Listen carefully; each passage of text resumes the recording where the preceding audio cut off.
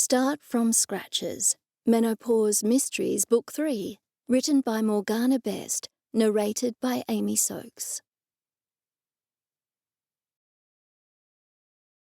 Chapter 1. I said good morning to the cat, and the cat said good morning to me. That was one of the strange things about JenniFur. She said good morning, while most cats said, "Do not greet me. You are not worthy of a hello. Feed me, or suffer my wrath." Also, she said good morning in English. "I want food," she said. A magical cat was still a cat, after all. Her manners only stretched so far. "I am feeding you," I replied, opening a can of tuna. "If you do not feed me this very second, I will vomit on the carpet." JenniFur ran in front of my slippers. "You know, you would get fed a lot faster if you didn't try to trip me up every time I walked towards your bowl." "How can I trust you won't forget to feed me?" JenniFur replied. She headbutted my calf. "I feed you every day," I muttered, emptying the can into her bowl. I stood, tossed the can into the recycling bin, and glanced in the mirror. I looked a mess. My hair was in the type of curlers my grandmother had worn every night for 70 years. I didn't mean the curlers looked the same. They were her exact curlers. I'd inherited them, while my cousin, the favourite, inherited her home, furniture, and savings. "Feed me," JenniFur said. I looked down at her. "I literally just fed you." "I don't recall," JenniFur said. "I feel as though I haven't been fed in 17 years. "You were fed 5 seconds ago," I said, even though I knew there was no point in arguing with her. JenniFur did not reply. Instead, she vomited on the rug.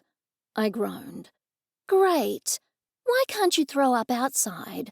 "It's cold outside," JenniFur said. "I would like my breakfast now." I cleaned up while JenniFur tried to trip me up. Then I fed her again, because I wanted 2 seconds of peace and quiet to remove the curlers from my hair. I didn't get the chance in the end, because there was a knock on my door. I lived above my bookstore, called A Likely Story. It was a cozy, quaint little apartment deep on Wild Lime Mountain. The man who ran the bookstore, Edison, was a small, wizard-like individual who sometimes knocked on my door with coffee and crumpets. After the stress of JenniFur, I was looking forward to the caffeine. I opened the door. "Edison, that's so sweet." But it wasn't Edison. It was Detective Caspian Cole. Caspian was ridiculously handsome. Seriously, no man had any business being that dashing. I scrunched up my nose, trying to keep out his cologne, which was warm and spicy and inviting. "Check out the buns," JenniFur said. If she was a person, I figured she would have wolf-whistled. "That is wildly inappropriate," I said. For a moment I had forgotten that Caspian had no idea I could speak to JenniFur. I was the only one who could hear her thoughts. "No," JenniFur said. She was purring now. "The finger buns." It turns out she was not talking about Caspian's bottom, but the bread covered in icing and sprinkles. "Why have you brought those?" I said, thinking the only place those buns would go would be straight to my buns. "A bribe." Caspian looked flustered. "I'm listening," I replied. "Oh, are you ever?" JenniFur said. I ignored her. "My niece is in town for a while." "I didn't know you had any siblings." I stepped to the side to let Caspian into the apartment. "Neither did I," he replied, "until 3 years ago. It turns out I have a half-brother who is 15 years younger than I am. We're not at all close, but he's asked me to look after his daughter, Harriet, for a few weeks. She's my niece." "Yes," I replied. "I'm aware how families work, Caspian. Is everything okay?" "Oh, yes. My brother's away on business. I don't know the first thing about kids, Nell." Caspian ran a hand through his hair. "You're a homicide detective. I would think taking care of a kid would be easy for you." "What do they eat?" he asked. "How old is she?" "I have no idea. She's so small. Tiny. A baby, really. with these beady little eyes like a shark. Where is she now? At home, he said. You left a baby at home alone? No, Edison's watching her. I called him before I popped over. He's watching her while I speak to you. Okay. Well, do you have anything at home for her? Like what? Oh, Caspian, like formula, teethers. He paled. Oh, no. That's no drama. We'll stop by the shops on the way to your house, okay? My brother's going to kill me, Caspian said.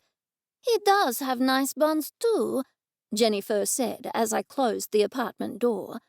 The day had already descended into madness, and it was not yet 9 o'clock. We bought formula, a teething toy, a rattle, 3 bibs, 3 onesies, and a breast pump.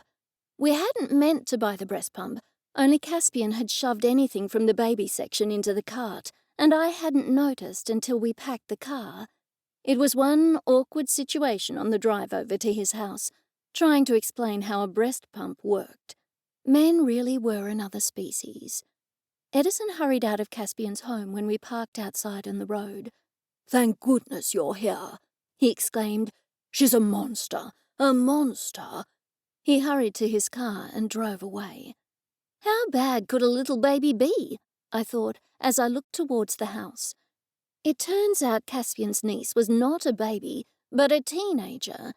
She stood on the porch, arms folded, glaring down at us. Her hair was brown, but with 2 chunky strips of bleach at the front, and her fingers were decorated with the kind of plastic rings my daughter had loved when she was Harriet's age. "You said she was tiny," I muttered to Caspian. "She is tiny. Look at her." "I'm Nell," I called out to Harriet. "Whatever." "You gave me the impression she was a baby," I hissed. "I said she was tiny," I exhaled.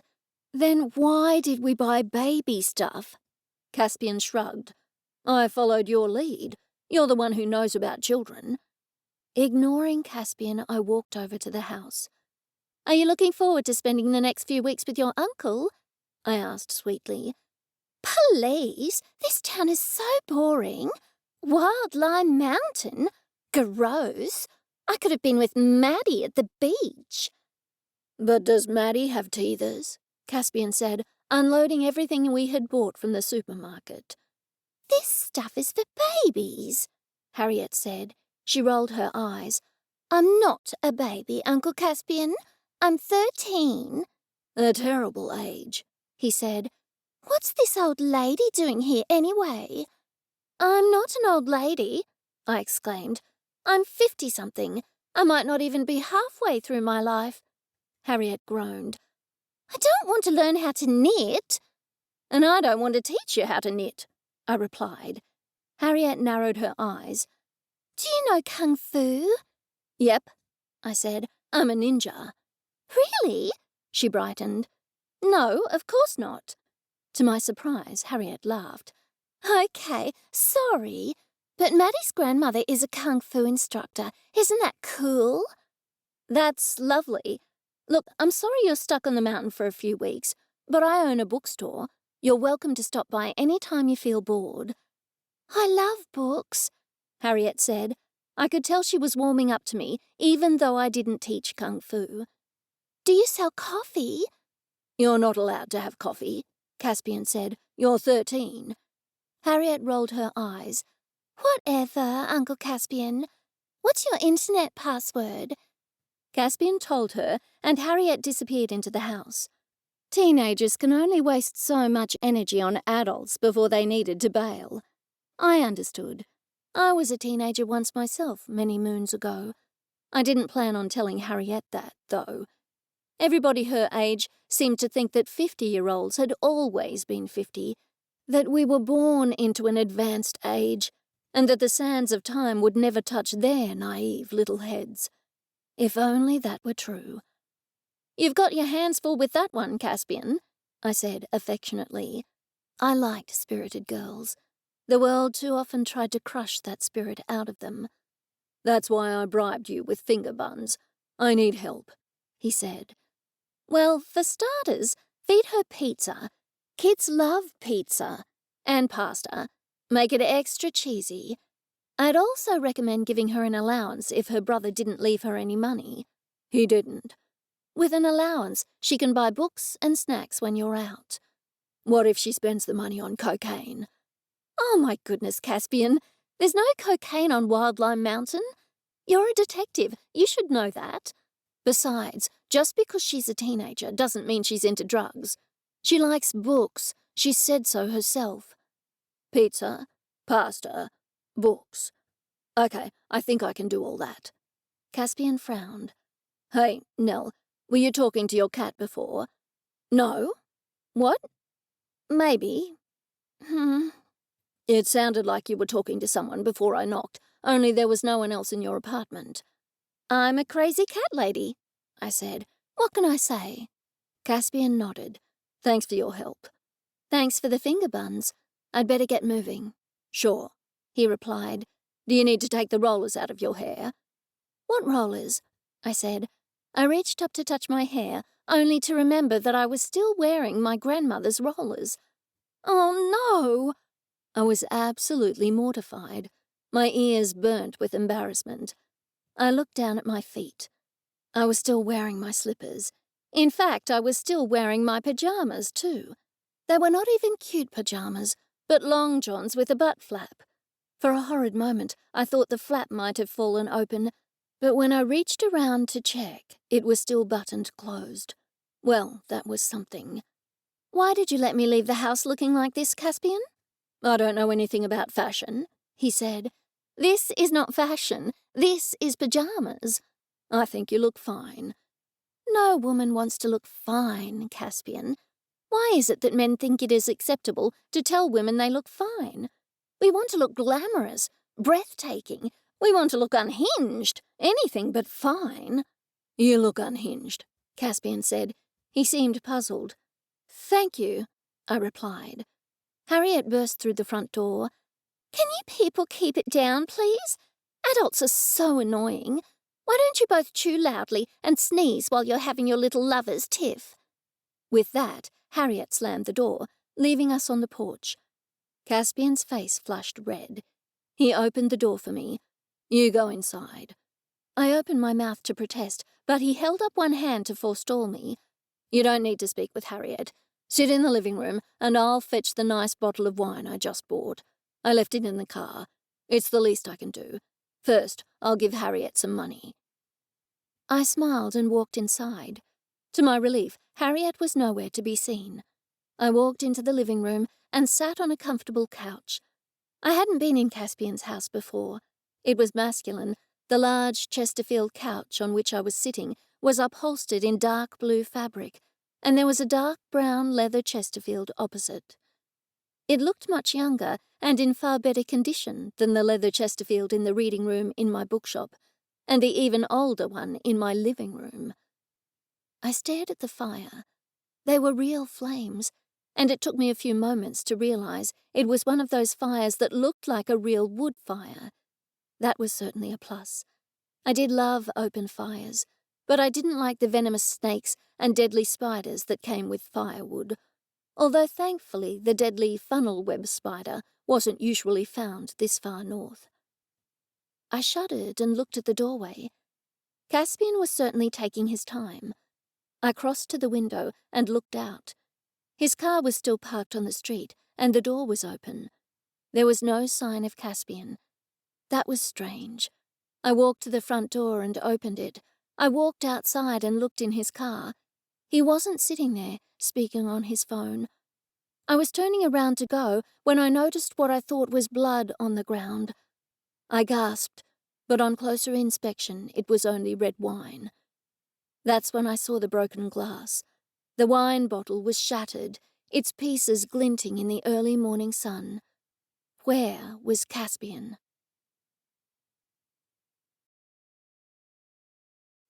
Chapter 2. My heart was beating out of my chest. I hurried back inside. "Harriet!" I called. "Harriet!" She appeared, a petulant look on her face. "What? Have you seen your uncle?" She narrowed her eyes. "Are you mad? Of course I have. I saw him a few moments ago when he gave me his credit card. I didn't mean then, I said tersely. He said he was going to the car to fetch a bottle of wine, but there's no sign of him, and the wine bottle is broken. Maybe he cut himself and came inside to treat it, she offered. I pushed past her. Caspian! Caspian! I called repeatedly, but there was no response. Harriet, I said urgently, hurry, search the house for your uncle. To my surprise, the girl did as I asked. I went back outside and looked up and down the street. There was no sign of Caspian. My mind ran through all the possibilities. Had there been a police emergency and somebody had collected him? No, because he would have had time to come back inside and tell me. I couldn't think of a possible single logical explanation for Caspian going missing like that. I walked down the side of the house and looked in the garage. He wasn't there. I made my way back to the front door. Harriet rushed through it. He's not in the house, she said. Has he been kidnapped? Who would want to kidnap him? I said, rubbing my forehead vigorously. You can tell me the truth. I'm not a child, she snapped. I don't have a clue what's happened to him. Maybe he has been kidnapped. My reply seemed to placate her somewhat. Should we call the police? I nodded. That's a good idea. I hurried back into the living room and fetched my phone from my handbag. I asked to be put through to Detective Sam Stevens. As soon as he answered, I said, Hi, this is Nell, darling. I'm at Detective Cole's house. He wanted me to meet his niece. He went outside to his car to fetch a bottle of wine, but he didn't come back. I went to the car, but the car door was open and the bottle of wine was smashed on the road. There's no sign of him. I walked out to the car and looked at the glass on the road as I was speaking. Detective Stevens took a while to respond. I'm not sure why you called me. But he's missing, don't you see? He vanished into thin air. I think he's been kidnapped. Kidnapped? Stevens' tone was incredulous. Yes, kidnapped, I said firmly. Maybe it's something to do with the case you're working on. He disappeared about 20 minutes ago. His niece and I have searched the house and he's nowhere to be seen. Have you called him? I planted my palm on my forehead. Why hadn't I thought of that? No, I'll do that right now. Without another word, I hung up on the detective and called Caspian's number. At once, I heard a phone ringing. The sound seemed to be coming from under the car. I leaned down. There, under the car, was a phone. I got down on my knees on the hard road, wishing I had a cushion to kneel on, and tried to reach for his phone. It was a little too far away. I struggled back to my feet and called the detective back. Please take this seriously, I said. His phone is under his car. I really think something has happened to him. If he doesn't turn up in a couple of hours, call me back, Stevens said. I pushed on, considerably annoyed. But why would his phone be under the car? Look, you're a detective, so it should be obvious to you that something's happened to him. He went to the car to fetch a bottle of wine, and he was coming back inside at once. The bottle is smashed, and his phone is under the car. Don't they say the first few hours are the most important in the case of a kidnapping? Stevens sighed again. All right, I'll drive up to Wildlime Mountain and check it out. Will you stay at his house until I arrive? I told him that I would. I turned around and almost walked into Harriet. What's happening? She asked. Your uncle's partner, Detective Stevens, is coming up here now, I said. She nodded. I heard. Do you want me to try to reach Uncle Caspian's phone? I shook my head. No, best to leave it there and let the police process it. This is the scene of a crime. Harriet's bottom lip quivered, so I quickly added, Try not to worry. Your uncle's very clever and he can look after himself. She narrowed her eyes again. I suppose it's good that there's no blood splattered around, she said. My breath caught in my throat. I hadn't thought of that. Yes, I sputtered. We had better get back inside and wait for Detective Stevens. With a shrug, she walked back along the garden path, with me following behind her. She opened the door and disappeared. I walked into the living room. I paced up and down, looking out the window at intervals in case Caspian returned. It was going to take Detective Stevens at least half an hour to drive up the mountain, and that was if he left as soon as I called. The waiting made me nervous. My phone rang, and I jumped. For a moment I hoped it was Caspian, but realized nanoseconds later that his phone was under his car. I looked at the caller ID. Edison. "Edison," I began, and was about to tell him what had happened when he interrupted me. "Where are you?" "I'm still at Detective Cole's house," I said. "But Edison, he's vanished. He ducked outside for a minute, and the bottle of wine is smashed, and his phone's under his car. I think he's been kidnapped." My voice rose to a high pitch. "I'm sure he's fine." Edison's tone was dismissive. "But Nell, something terrible has happened." "Terrible?" I repeated. "What do you mean?" "I'll have to tell you in person," Edison said, and then quickly added, "It's nothing to do with your family or anything like that. Can you come back to the bookshop straight away?" "No, I can't. I have to wait for Detective Stevens. He's coming to investigate Detective Cole's disappearance." "I'm sure he's fine," Edison said again. "A more pressing matter has arisen." "Edison, please tell me what's going on. I can't take the suspense." "All right. Emerson Mortcomb is dead." "Dead?" I echoed. "Oh, that's absolutely terrible. What happened to him?" "He was murdered, of course," Edison said.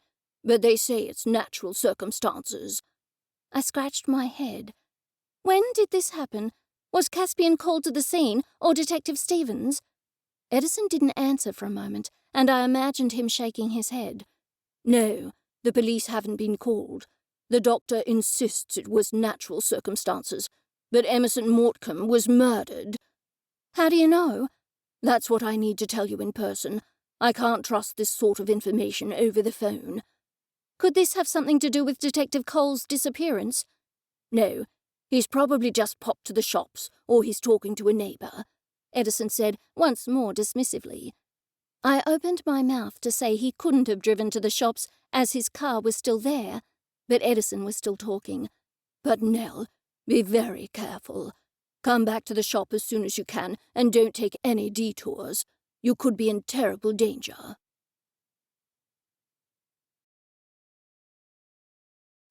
Chapter 3. Detective Sam Stevens took an hour to arrive. At least, it was an hour before I saw him. I just happened to look out of the window and saw him crouched down, looking under Caspian's car. I had no idea how long he'd been there. I hurried outside, but Harriet beat me to it. "Where is my uncle?" she demanded to know. Detective Stevens jumped, banged his head under the car, said a few rude words, and then straightened up.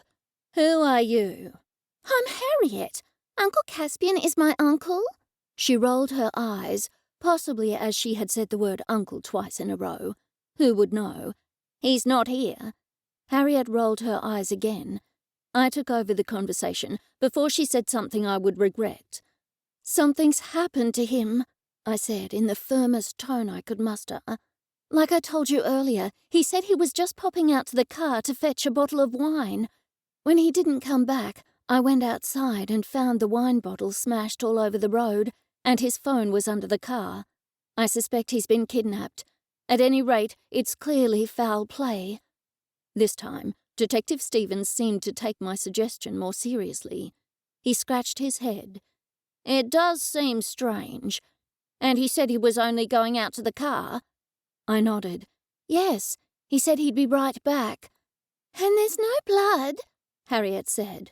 The detective scratched his head again. "Are you working on any particular case that would cause somebody to kidnap him?" I asked. I held up both hands, palms outwards. "I know you can't tell me the details, but something's happened to him." "We're not working on anything that could lead to a kidnapping." The detective bit his lip. "Did you touch anything?" "No," I said. "Are you going to process this as a crime scene?" The detective looked doubtful. It was a while before he responded. "I'll call the forensics team just to be on the safe side." He looked at Harriet. "But I'm sure there's no need to worry." Harriet planted both hands firmly on her hips. "Look, Sherlock, it's obvious that there is a need to worry. My uncle has vanished into thin air. She waved her arms expansively. The detective turned to me. I'll let you know if I find out anything. Meanwhile, if he contacts you, call me at once. He looked at Harriet. And you too. Of course. Harriet, you'll have to stay with me until your uncle turns up. Harriet crossed her arms over her chest, and her expression took on a darkened aspect. I'm not a child. I thought fast. Of course not. But if your uncle has been kidnapped, you might be next. And I'm possibly in danger as well, given that I'm a friend of his. We'll need to protect each other. Collect your things and come and stay with me at the bookstore. Harriet's expression relaxed a little, although she was still petulant. All right, if I have to. She turned on her heel and stormed inside the house. I followed her along the path and waited in the hallway for her to reappear. She did so presently, with a backpack and a large striped shopping bag. When she saw me looking at the shopping bag, she said, PlayStation and Nintendo Switch. I see, I said, although I didn't really. We should leave a note for your uncle. Do you have a pen and a sheet of paper? Harriet dropped her backpack on the floor unceremoniously, lowered her shopping bag with far greater care, and then stormed out of the room, only to return moments later with pen and paper. She thrust them at me. Here. Thanks. I walked over to the coffee table and left a note telling Caspian where we were, although I was certain he wouldn't come back, not without being rescued from someone or something. When I reached the front door again, I asked, We'll need to lock up the place. Could you lock the back door and all the windows? Can't you lock the windows? I nodded. Of course. I hurried around, checking all the windows, and was back at the front door before Harriet. You have a key to the front door? I asked her. She produced a key and waved it in front of my face. Okay then, let's lock up and go. The short trip to my bookstore was silent. Harriet stared fixedly out of the window. Tension emanated from her in waves. It was most uncomfortable, to say the least. I hoped she wouldn't be any trouble. As it was a Monday, the bookstore was closed. On the mountain, given that it was a tourist town, most storekeepers took their weekends on Monday and Tuesday, the quiet days. I did sometimes open on those days as well, but I had shut today. When I opened the door, Edison jumped in front of me. Thank goodness you're here, he said. He gasped when he saw Harriet behind me, and then at once smiled. Hello. Detective Cole is missing, I told him, so Harriet is staying here until he turns up. Edison nodded absently. I'm sure he'll show up. He looked around the room wildly, no doubt wondering how he could tell me what was going on now that Harriet was here. Caspian is missing, said a voice from under the couch. JenniFur stalked out and looked Harriet up and down. She's obviously a hardened criminal. Do you think she murdered him? Of course not, I said. This is his niece. Are you talking to the cat? I spun around. Yes, I stammered. Harriet hurried over to JenniFur. What a pretty cat, she exclaimed. A pretty, fat, ginger cat. I love cats. She picked JenniFur up and clutched her to her chest. JenniFur purred loudly. What a nice girl, JenniFur said. I liked her the minute I laid eyes on her. Harriet, can you call your father? I want to tell him what's happened. Harriet grunted, called her father, and thrust her phone at me. Thankfully, he answered. I explained the situation as quickly as I could. He was happy for Harriet to stay with me, which I thought a little odd, given that he didn't know me from a bar of soap. Please call me if you hear from your brother, I concluded. Edison, why don't you come with me to the kitchen, and we'll see if we can find some ice cream for Harriet, I said. To Harriet, I added, you can plug your PlayStation and, your other thing into the TV if they'll work on it. Harriet, still clutching JenniFur, hurried over to the TV and looked behind it. Yes, this is fine. I thought you might have one of those ancient TVs. She put JenniFur down gently and rummaged through her shopping bag. I gave Edison a significant look and hurried towards the kitchen. When we were safely in the kitchen, I asked in lowered tones, "What's all this about?" Edison leaned forward. "Emerson Mortcomb was murdered." "Yes, you told me that. But what makes you think he was murdered when the doctor said his death wasn't due to suspicious circumstances?"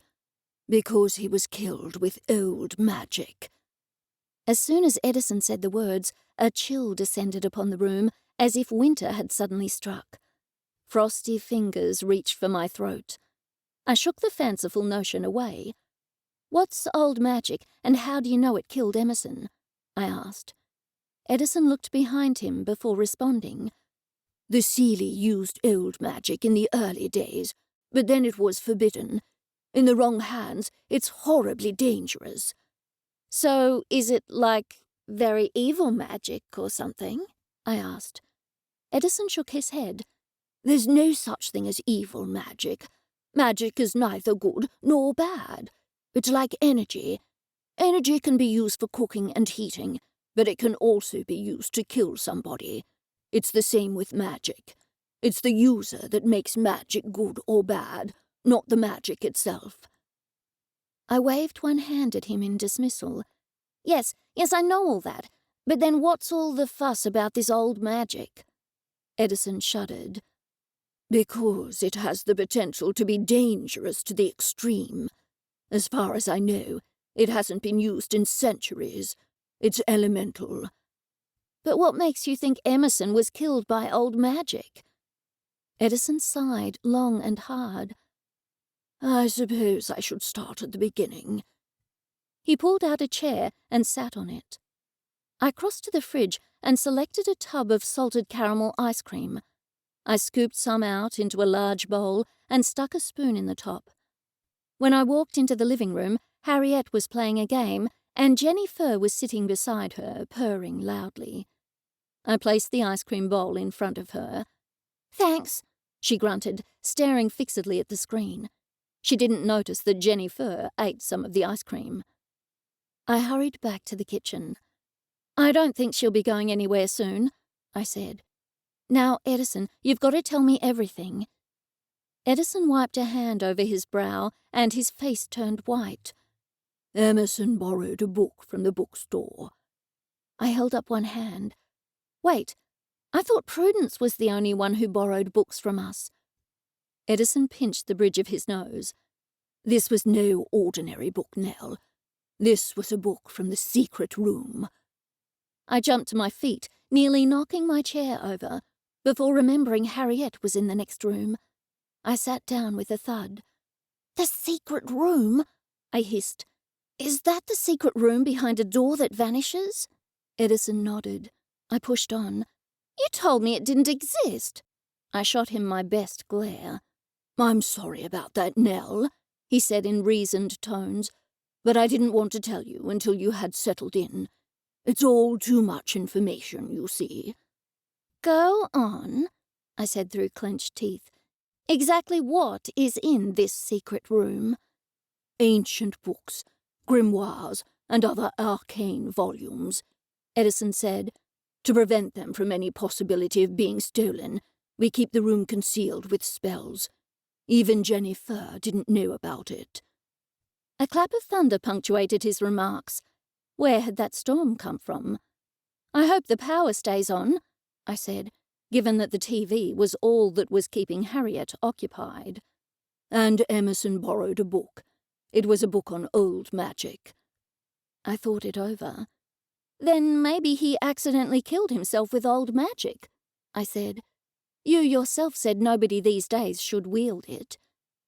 Edison shook his head. "He borrowed it because there have been rumors that an ancient power, an ancient organization is regrouping." He lowered his voice and whispered, "The Anvil and Reed." "I've never heard of it, but that doesn't mean Emerson didn't accidentally blow himself up, so to speak," I said. Edison shook his head once more. "The book is missing." I thought it over. "You don't think he hid it somewhere for safekeeping?" "He was clutching a piece of a page of it when he died. And what's more, there was a terrible sense of magic in the air. Old magic." Edison's hands trembled. I nodded. I knew Edison was a hierophant and sensitive to magic outbursts. Edison was still speaking. I felt it and hurried over to his house, but it was too late. And you called a doctor? Edison held up both hands, palms to the ceiling. Of course. Emerson was dead. I knew he'd been murdered, but the doctor said he'd had a heart attack. I could hardly call the police and say he'd been murdered with old magic, could I? No, of course not. I clutched my forehead with both hands. This must have something to do with Detective Cole's disappearance. Edison appeared puzzled. How could it? He doesn't have anything to do with old magic. But Nell, don't you know what this means? No. I was entirely perplexed. Whoever took the book from Emerson Mortcombe and murdered him might think we have other such books at the bookstore. The murderer might come here looking for them, and that means our lives are at risk.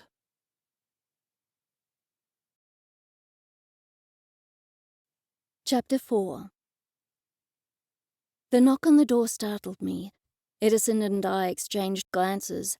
I stood up and made to move towards the door, but he put a restraining hand on my arm. What if it's the murderer? Murderers don't knock, surely. Edison dismissed my notion with a shake of his head. I'm sure many do. The knock came again. I have to answer it. Edison and I walked to the door. I opened it a crack and peeked around it. Daphne and Delilah? I said to Edison. I opened it, and Delilah tumbled into the room, followed by Daphne. A terrible thing! Poor Emerson murdered! Delilah shrieked. And next we'll all be murdered in our beds. Before I could tell her that Harriet was there, Harriet appeared by my side.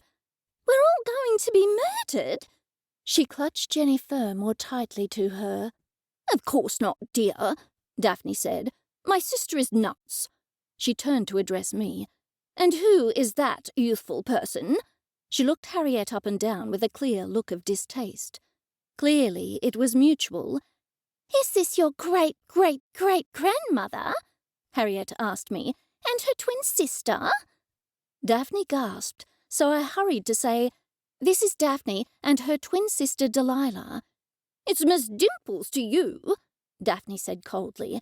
And who might you be? I might be lots of people, Harriet said, but I'm actually Harriet. Detective Cole is my uncle, and he's been kidnapped. I knew it! Delilah waved her arms around like a helicopter's blades, dislodging her tinfoil hat. She picked it up and put it back firmly on her head. I knew the aliens were likely to come back and kidnap somebody else. She turned to me. But don't worry, Nell. The aliens will return him to you. Harriet stared at Delilah with obvious interest. Aliens kidnap my uncle? There's no such thing as aliens. Delilah tut-tutted. Clearly you've been brainwashed. Here, take my hat and wear it for a while. That will help. She removed her tinfoil hat and shoved it hard onto Harriet's head. I thought Harriet would have a tantrum, but she didn't seem to mind. Thanks, she said, although her tone held doubt. Honestly, Delilah, you're scaring the poor child. I'm not a child, Harriet snapped. She narrowed her eyes at Daphne. And why are we going to be murdered? Of course we are not all going to be murdered, Daphne said. Delilah has a good imagination. She does believe in aliens kidnapping people, you see. Harriet had apparently lost interest in the conversation because she grunted and went back to the TV. Edison nodded towards the kitchen, and we followed him back in there. Who is that dreadful child? Daphne hissed at me. I quite like her, Delilah said. You would, Daphne snapped. She reminds me of you as a child. Delilah beamed, although I knew it wasn't a compliment. She's Detective Cole's niece, I told them. He's gone missing. Delilah's mouth fell open. Missing? I nodded and repeated the story for what seemed to be the millionth time that day. There's probably quite a normal explanation, and he will turn up at any time, Daphne said in bored tones. But who would have kidnapped him? Delilah asked me. Who said he was kidnapped? Delilah rounded on her sister. "Didn't you listen? Nell said he was kidnapped." "No, she didn't. And how would Nell know?" To me, Daphne said, "Did you see anybody kidnap him?" "No, but—" I began, but she interrupted me. "See? Nobody knows what's happened to him." "But he was kidnapped on the same day that Emerson Mortcombe was murdered," I pointed out. "There has to be a connection." "There can't possibly be a connection," Daphne said. Edison nodded vigorously in support. Delilah and I exchanged glances. Edison said, "We have to increase the protection for this bookstore and your apartment, Nell." "We don't have to move into Nell's apartment and camp here like the last time we were all in mortal danger, surely?" Delilah asked. "No, I'm thinking Nell and Edison should stay with us," Daphne said. "It's the bookstore that's the target."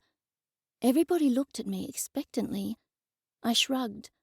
"That's very kind of you, but I will see how I feel when it gets closer to night time. At the moment, I feel I'll be safe, but it's easy to feel safe in broad daylight." Another clap of thunder made me jump. Well, maybe not broad daylight, but it's easy to be brave on the morning of even a stormy day. I realized I was rambling, but I was worried about Caspian, and I was also upset that Emerson had been murdered. I hadn't known Emerson well. I had only seen him once or twice. He had reminded me of Edison, a tall, slender man with a shock of white hair and a bushy white beard, looking for all the world like Dumbledore or Gandalf, although he looked considerably older than either of them. "I've explained to Nell about the secret room," Edison admitted. I gasped. "The two of you knew about it?" The sisters nodded. Delilah had the grace to blush. Daphne's face remained impassive. "Is the secret room sufficiently protected?" Daphne asked Edison. "Yes, of course," he said. "I'm concerned that the murderer, or murderers, will break in here and try to find other secret volumes." I cleared my throat. When I had everybody's attention, I asked, "Exactly what was in the book that was stolen from Emerson?" "I told you," Edison said. "It was about old magic." I shook my head. "Yes, I know that. What I meant was it a history of old magic, or was it a grimoire, a book of spells?" Once more the familiar chill descended upon the room. "It is a book of old magic spells," Edison said. "Luckily, it was written in the language of the Tuatha De Danann. There's nobody who can translate that." "Clearly, the murderer thought he would be able to translate it, or he wouldn't have stolen it," I pointed out. "The murderer must know something we don't," Delilah offered. Daphne rolled her eyes. "Really? You think?" She snorted rudely. "We need to increase the protection around the bookstore, and since the police can't help solve a murder by old magic, then we need to figure out who the murderer is as soon as possible." Something occurred to me.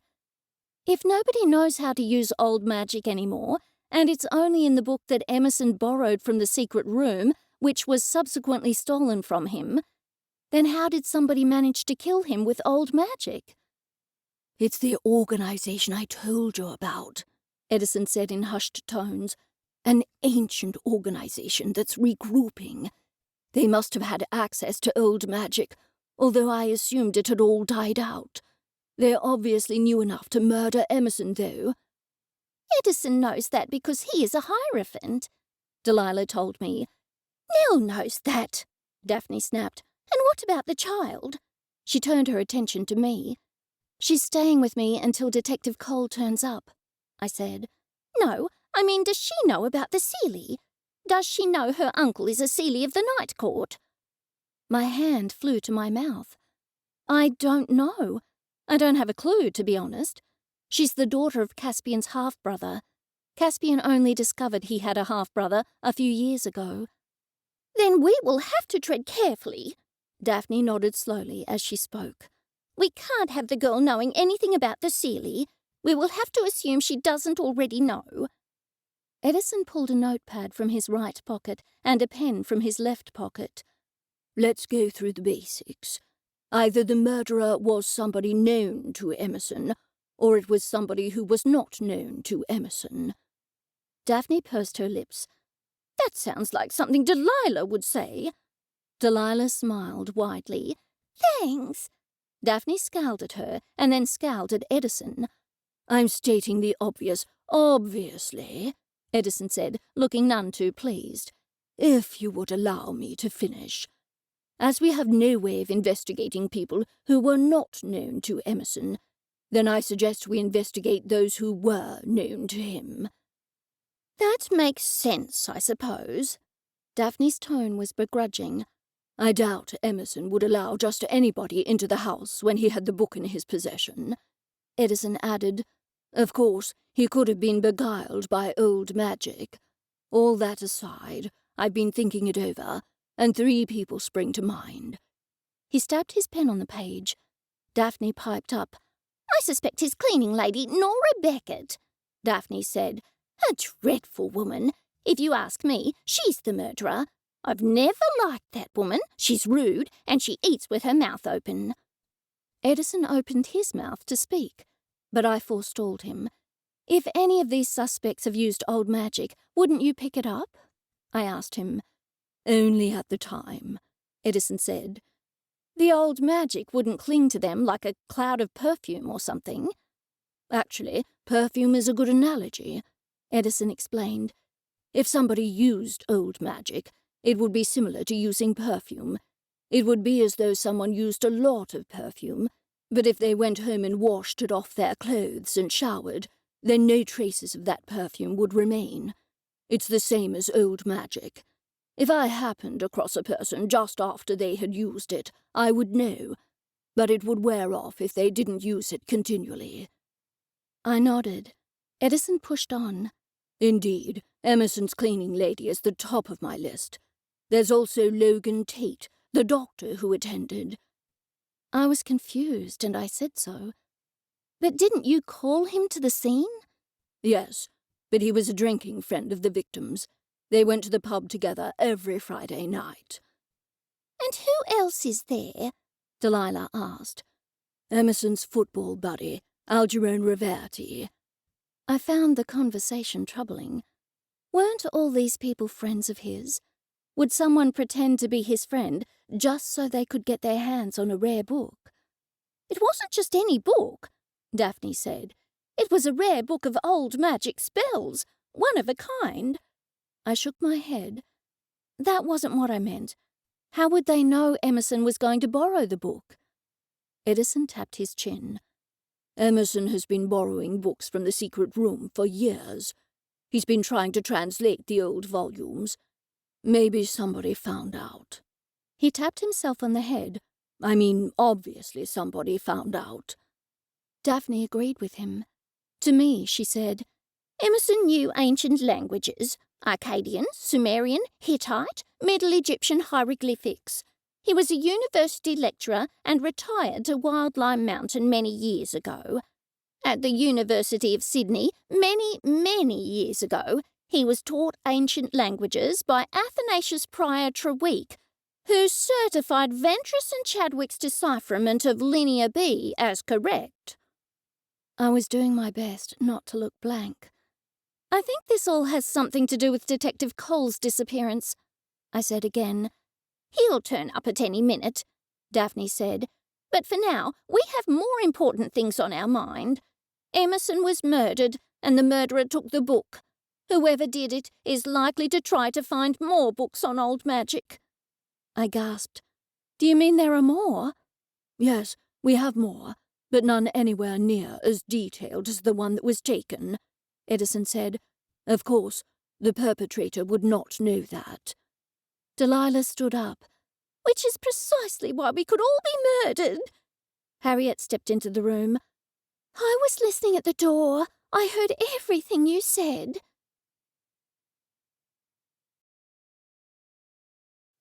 Chapter 5.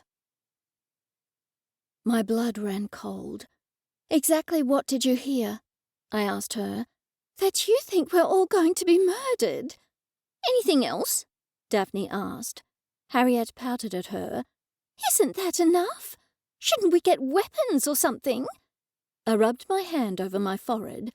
Thankfully, Harriet hadn't heard about the secret room, or if she had, she wasn't letting on. I figured it was the former, given that Harriet didn't seem to be the type of person to keep her thoughts to herself. She was nothing if not forthright. Daphne gestured to her sister. Delilah is as mad as a hatter, to be honest with you. She has an overactive imagination. Can't you see how she's dressed? All eyes turned to Delilah. I had been so caught up in Caspian's disappearance and Emerson's murder that I hadn't noticed what Delilah was wearing. It wasn't really anything out of the ordinary to somebody who was used to seeing her, but to Harriet, I imagined it was quite a shock. Delilah was wearing fluorescent lime green tights with fluorescent pink fur-lined boots halfway up her calves. A long silver shirt hung to just above her knees, and over it was a bright red, wide plastic belt. The effect was enough to give somebody a migraine. Plastic bracelets stretched from wrist to elbow on her right arm, and blue evil eye bracelets stretched from wrist to elbow on her left arm. Huge rings adorned all her fingers. "I like your look," Harriet said. "Thank you." Delilah beamed from ear to ear. "Do you feel much better wearing that hat?" Harriet simply shrugged and handed the hat back to her. Delilah wasted no time putting it on. "So we're not going to get murdered?" "Of course not," I said firmly. "I'll have to think about a bed for you in the spare room. There was one here when I moved in, but I gave it away. I use that room now for all my books. My personal books, that is. They have air beds, and you can get a little electric motor for them, so they inflate very quickly," Edison told me. I clasped my hands with relief. "Do they sell them up here on the mountain?" Edison's face fell. "No, but they sell them down on the coast." I didn't want to do a long round trip to the coast with Caspian missing and a murderer on the loose. "I really think you should stay with us tonight," Daphne said. "And then, if it's safe, I can lend you a good airbed for the rest of Harriet's stay." Harriet narrowed her eyes. "Do you think we'll be murdered if we stay here?" "Of course not," Daphne said, although her tone wasn't altogether convincing. "Nell comes for dinner once a week, and I always urge her to stay for a fun slumber party afterwards. As you're both coming to dinner tonight, I wanted you both to stay." "You can have my spare room," Delilah said. "It has a nice big TV in it." "Did you buy the TV in the last decade?" Harriet asked. "Yes, only a few months ago. It's twice as big as Nell's TV." Harriet brightened considerably. "Okay, that sounds like a good idea. Don't you both live in the same house?" I figured she was asking because Delilah had referred to the spare room as hers. "You'll understand when you see the house," I told her. To Daphne, I said, "Then that's settled. Thanks so much for the offer of dinner and a sleepover." Harriet walked back into the living room. I tapped Edison on the shoulder. "I want to see that secret room, and right now," I hissed. Edison frowned. "What if Harriet sees us?" "Delilah and Daphne can keep an eye on her," I said. "And where's JenniFur? She should have warned me that Harriet was listening in to our conversation." Daphne did not look pleased in the least that she had to mind Harriet, but she pursed her lips, shot me a glare, and walked into the living room. I grabbed Edison by the elbow and I guided him into the bookstore. "I need to see what this is all about," I said. He sighed long and hard. "All right, but don't be cross with me, Nell. It was for your own good." "All will be forgiven as soon as I see what's in there," I told him. I made a shooing motion with my hands. "Go along now. No time like the present." We stopped alongside a wall to my right. It looked like just any other wall in the bookstore. Edison muttered an incantation and waved the fingers of his right hand. A door appeared. I gasped. "How come I saw it once or twice when it was hidden behind an incantation?" Edison shrugged. "Possibly as you're a bookmarker," he said. "You only saw it on and off, didn't you?" I nodded. One minute it was there, and the next minute it wasn't. Edison did another incantation and opened the door. I stepped inside. I hadn't known what I expected to see, but this room resembled an ancient library, or maybe an office from Hogwarts. My attention was caught by the only source of natural illumination, a grilled window high on the far wall. Edison followed my gaze. "That's hidden behind an incantation too," he said. "From the outside, it looks like a solid wall." Edison switched on a light, and the room was at once illuminated, not by an electric light overhead, but by dozens of electric candles. I expected the room to smell musty, but instead there was a smell of something I couldn't quite identify, possibly mugwort with a hint of rosemary. The shelves were filled with books, mostly leather-bound volumes with gold embossing. I turned to Edison. "This room is climate-controlled." "It's necessary for these ancient volumes." I nodded. "Of course." I walked around the room, marvelling at the ancient tomes. I stopped at a parchment sheet in a glass case. "It's a page from the Picatrix," Edison told me, "an 11th century manuscript of astrology and magic." "Do any of these volumes contain old magic?" I asked him. Edison pointed to a set of volumes high on a shelf. "Do you think the murderer will break in and try to steal those?"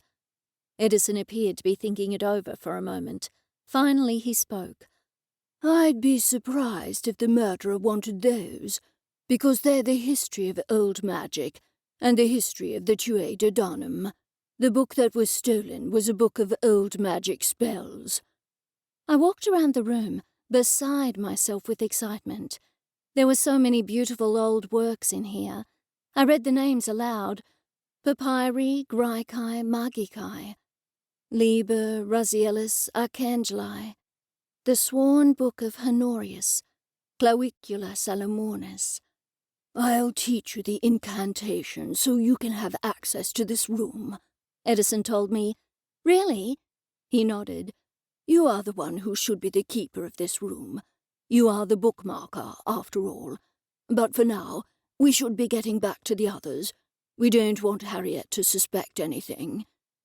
As I turned around to walk out, JenniFur ran between my legs, almost tripping me up. "I didn't see you in here," I exclaimed. "That is because I didn't know if I was allowed in here," she admitted. "Yes, of course you're allowed in here." JenniFur ran into the living room, and I followed her more slowly, with Edison behind me. I needn't have worried. Harriet was staring fixedly at the TV, playing some sort of video game. Delilah was sitting on the floor beside her, clearly enthralled by what Harriet was doing, and Daphne was sitting on the sofa, reading a book and muttering to herself. I was worried about Caspian. Where was he? Detective Stevens hadn't called. Caspian himself hadn't come to my apartment. The knock on the door flooded me with relief. "Caspian," I said aloud. I hurried to the door. Edison put a restraining hand on my shoulder, but I shook it off. I flung open the door, but to my dismay, it was not Caspian who was standing there, but Prudence. She was wringing her hands nervously, and her face was white and drawn. "Nell, I have a message for you," she said. "It's from a new ghost." All the blood ran from my head. "Caspian!" I squeaked.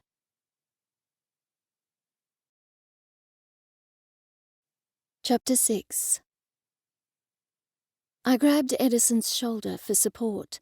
My knees buckled. "He said his name was Emerson," Prudence said. Relief washed over me in waves. "You haven't heard from Caspian?" Prudence appeared puzzled. "Detective Cole?" I nodded. She pushed on. "No? Why?" "He went missing earlier today," I told her.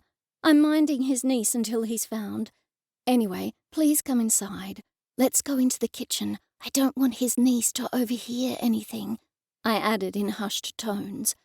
Daphne and Delilah looked up, but I signalled to them to stay where they were. They both nodded, although Daphne did not look pleased at all. Once in the kitchen, Prudence said, "I'm sorry, I should have brought you all some coffee. I was just so shocked when the ghost appeared." I waved her concerns away. I can make you some coffee if you'd like some, but it won't be anywhere near as good as yours. Prudence nodded weakly. Yes, that would be good, thanks. She clutched her stomach. It was quite a shock. I looked in the fridge and took out a plate of cupcakes Daphne and Delilah had given me the day before. I put them on the table. You might need carbs and sugar after your shock. I never say no to carbs and sugar, Prudence said with a chuckle. I was relieved to see some colour was returning to her face. While the coffee was brewing, I popped into the living room. I'm making coffee. Would anyone like some? Or maybe tea? Coffee, please, Daphne and Delilah said, but Harriet did not respond. I took that as a no. When everybody, apart from Harriet, had coffee, and everybody, including Harriet, had a cupcake, I took my seat at the table opposite Prudence.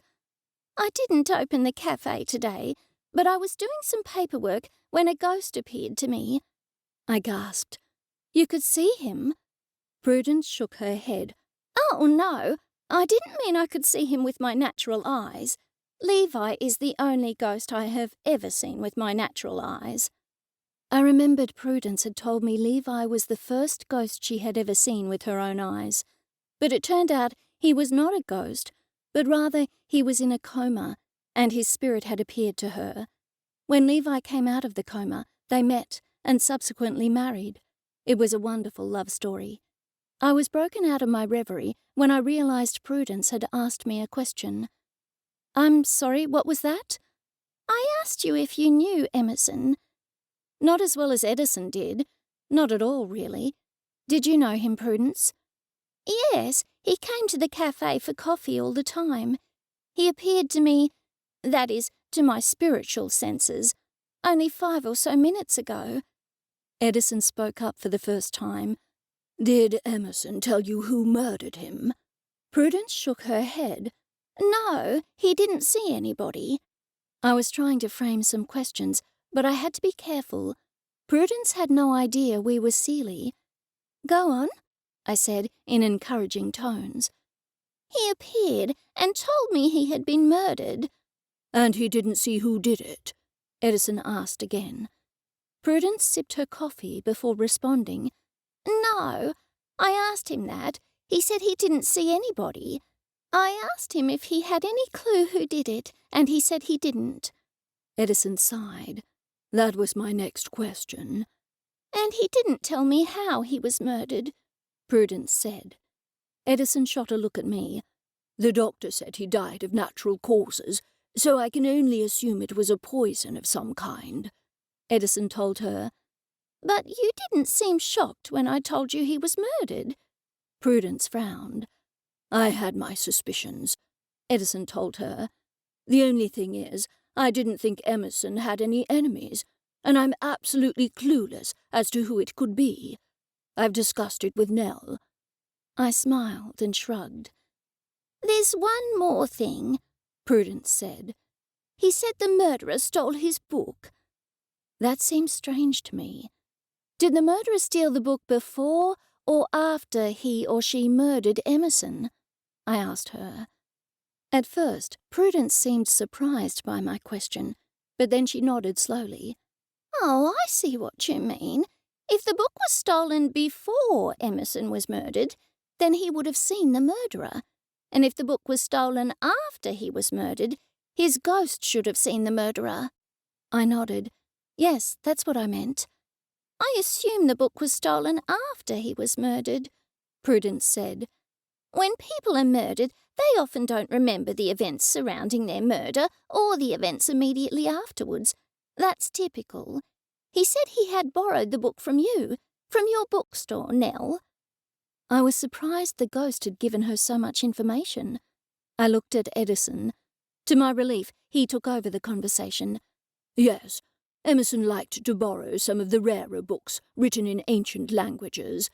They wouldn't have been of any real value, though, and certainly wouldn't be worth a fortune. I'm sure that couldn't have been the motive for murder. The main thing Emerson wanted to tell you, Prudence continued, was that he had the strong impression that the murderer didn't want any other books in your bookstore, Nell. He didn't want you to worry that you were in danger too." "That was kind of him to think of me at such a time," I said. Prudence stood up. "I had better get back to Levi. He doesn't like me having anything to do with murder investigations, you see. It's put my life in danger in the past." "Thanks so much for your help. I really appreciate it." I stood up too. "One more thing," Edison said. "I know Emerson didn't see the murderer, but if his ghost turns up again, could you ask him if he let anybody into his house this morning?" Prudence plated her palm on her forehead. "Oh, I forgot to tell you that.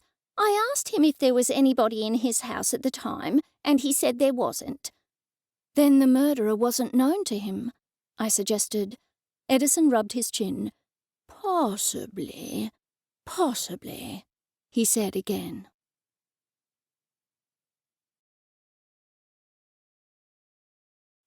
Chapter 7. It had been a long day. I had called Detective Sam Stevens, but he had not been at all forthcoming. He simply told me that he didn't know where Caspian was, and that he would call me as soon as he had any information. My attempts to press him were futile. Harriet had played games all day. She was reluctant to speak to anybody, no doubt upset by the disappearance of her uncle. To make matters worse, Edison remained convinced that Caspian's disappearance had nothing to do with Emerson's murder. The day was dreary, cold, and overcast with drizzling rain. It did nothing to improve my mood, which was one of melancholy. It was with relief that I showered and dressed, ready to go to Daphne and Delilah's for dinner and to stay the night. When I emerged from my bedroom, Harriet was still playing a game. "We should leave now," I told her.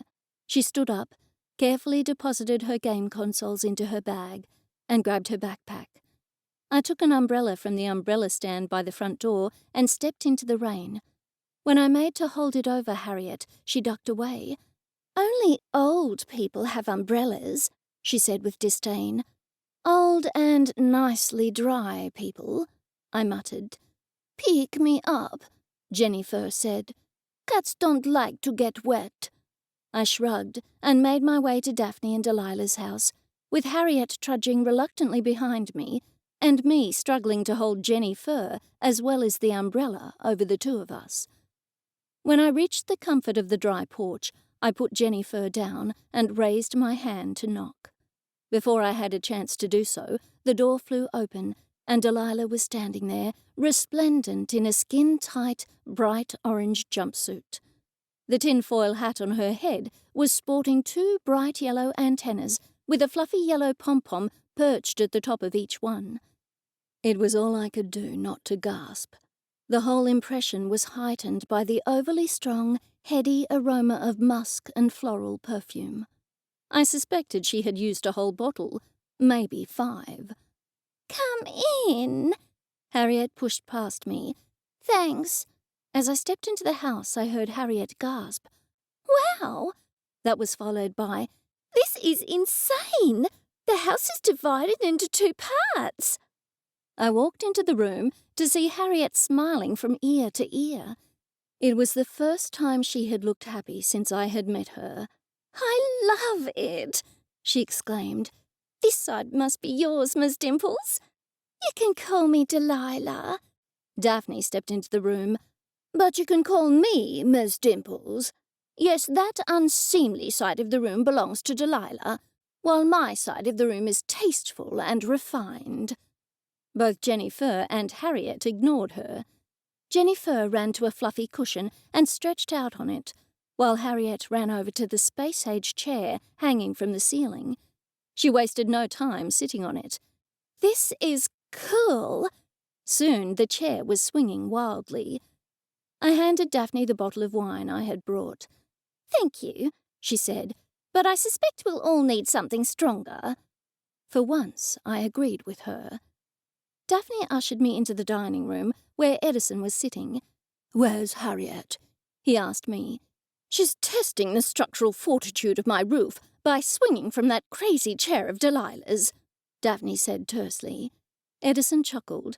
As soon as dinner is over, Delilah could maybe show Harriet to her room, and she could play games while we discuss the case. His suggestion was met with a murmur of agreement.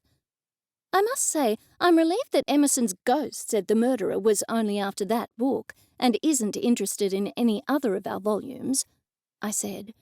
Edison nodded. We don't have any other old magic spell books, but the murderer wouldn't know that. Still, it does seem as though the murderer was only after that one book, which of course is such an incredibly rare find, being filled with old magic spells. But it's of no use to anybody who can't read languages that are millennia old, I protested. Precisely. If you'll excuse me, I'll fetch dinner. With that, Daphne left the room. I looked up at Delilah. Why don't you sit? She was standing there, hovering over me. I can't possibly sit down, she said. This jumpsuit is far too tight. I had to put on my strongest shapewear to get it on, and it hasn't really helped. Why don't you change into something else for dinner? I suggested. Delilah appeared doubtful. But fashion isn't meant to feel good. It's only meant to look good. But it will be hard for you to eat dinner standing up, I pointed out. And it will be easier for you to give us your valuable input into the case if you're sitting down. The flattery seemed to work. I take your point. I'll be right back. Daphne reappeared, clutching a large plate. Where is Delilah? I wanted her to help me bring out the food. She's changing into something that will enable her to sit down, I said. Daphne rolled her eyes, deposited the plate on the table, and walked back into the kitchen, muttering to herself. I couldn't hear what she was saying, but I figured that was for the best. Delilah appeared moments later, this time wearing a flowing gown covered with peacock feathers. When she saw me staring, she said, This is made from discarded peacock feathers, not feathers plucked from the poor peacocks themselves. She went into a lengthy explanation of how, when, and why peacocks drop their feathers, but I wasn't listening. I was consumed with worry for Caspian. Where was he? Why wasn't anybody doing anything about it? Or did Detective Stevens know what was going on and simply wasn't telling me? And that's why peacocks make that strange sound, Delilah concluded. Did you hear everything I said, Nell? Yes, I lied. Daphne was looking for you. Delilah hurried into the kitchen, her peacock feathers rustling behind her. Soon the table was laden with crispy, aromatic garlic bread, a huge platter of lasagna, and every type of salad imaginable. Daphne filled the adults' glasses with wine and another glass with lemonade for Harriet, who was presently summoned to the table. I hope you like lasagna, Daphne said to her. It seems she did, as she wasted no time piling it onto her plate. I noted she didn't touch the salad, although she appeared fond of the garlic bread. I thought she would complain that she had to drink lemonade and not wine, but it seemed I had misjudged her. Harriet finished her meal when I was only about 1/3 of the way through mine. Can I go to my room now? She asked Delilah. The one with the big TV? But there's ice cream, Delilah protested. Harriet's face fell, but Delilah soon added, Come on, I'll show you to your room and you can set up your games. I'll bring in your ice cream when it's ready. Harriet beamed from ear to ear and followed Delilah out of the room. Thank goodness we're rid of the kid, Daphne said. Now we can discuss the murder case over dinner like civilized people. Shouldn't we wait for Delilah to get back? I asked her. I suppose so. As soon as Delilah returned, the conversation at once turned to Emerson's murder. Since our cakery was shut for the day, Delilah and I have discussed it at length, and we have come up with 3 suspects, Daphne said. First and foremost, Nora Beckett, the horrible cleaning lady, a most abominable woman. She's so rude. When she buys cakes from the shop, she simply grunts at us. She has the most appalling manners, or rather no manners at all. But that doesn't mean she's a murderer, Edison pointed out. Daphne ignored him and kept speaking. And then there is Dr. Logan Tate. He and Emerson were close. They went to the pub every Friday night. Edison shook his head. That is, unless Emerson was going to a football game that fell on a Friday night. Daphne nodded. Precisely. And that leads me to my last suspect, Algerone Reverti. Emerson and Algerone went to football games together on a regular basis. Now, Edison, do you have any suspects to add to that list? Edison shook his head. He pulled a notebook from his pocket and placed it on the table. Those are the very 3 suspects I myself came up with today. Nora Beckett had access to Emerson's household.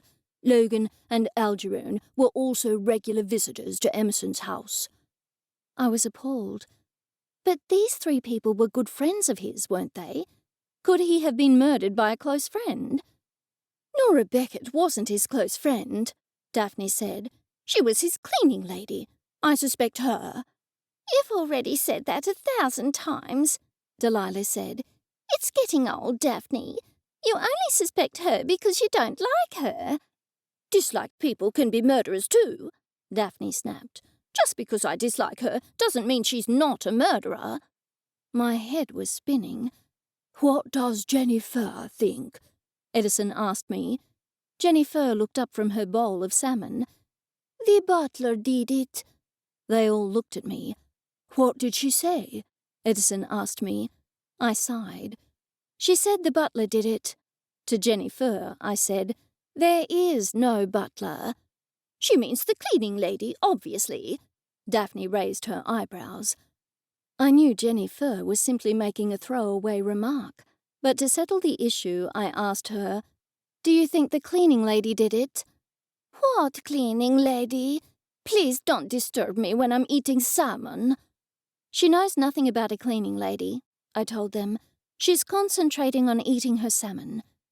Daphne's eyes narrowed. She looked most displeased. JenniFur, when you've finished your salmon, would you mind going to Harriet's room to keep an eye on her? I asked her. And run out and tell me if she leaves her room. We don't want her listening in to our conversation again. JenniFur was licking her paw, but immediately stopped and trotted off in the direction of Harriet's room. What if it was somebody else entirely? I asked. Edison stroked his long, white beard. I've given that a lot of thought.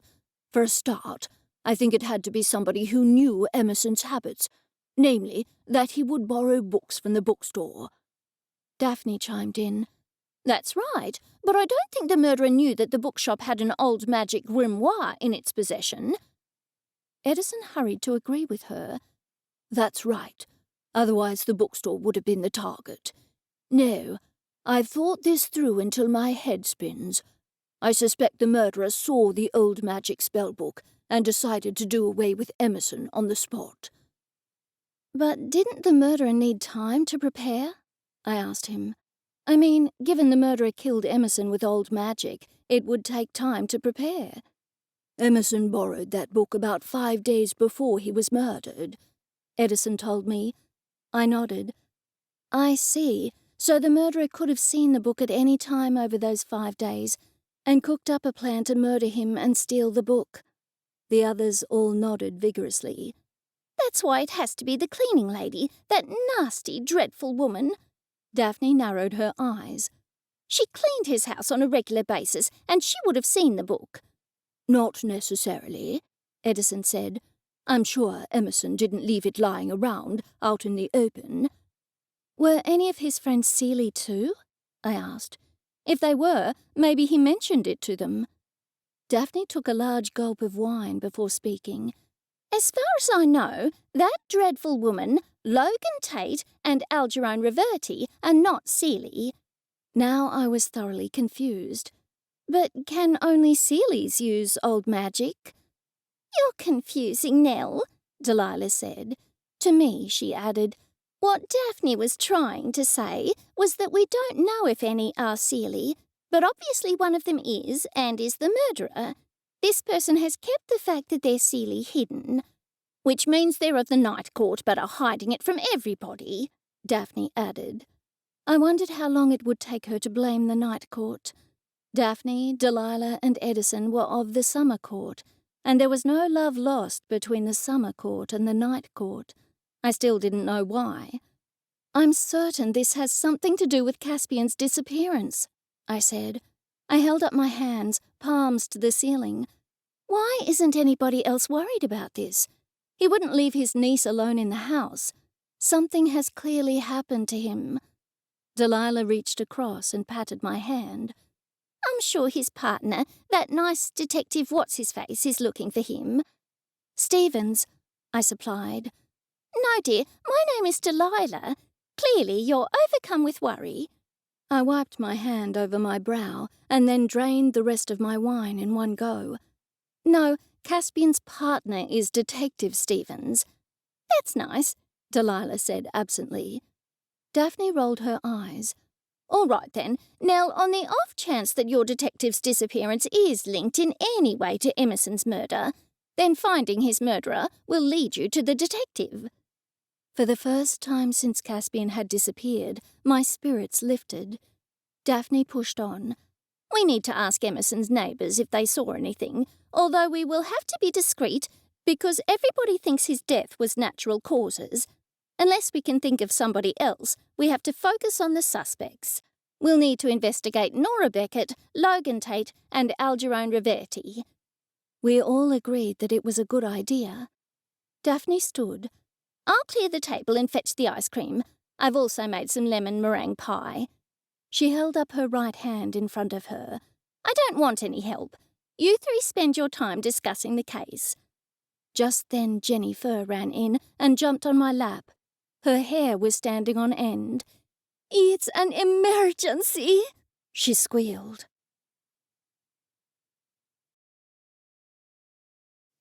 Chapter 8. What is it? I jumped to my feet.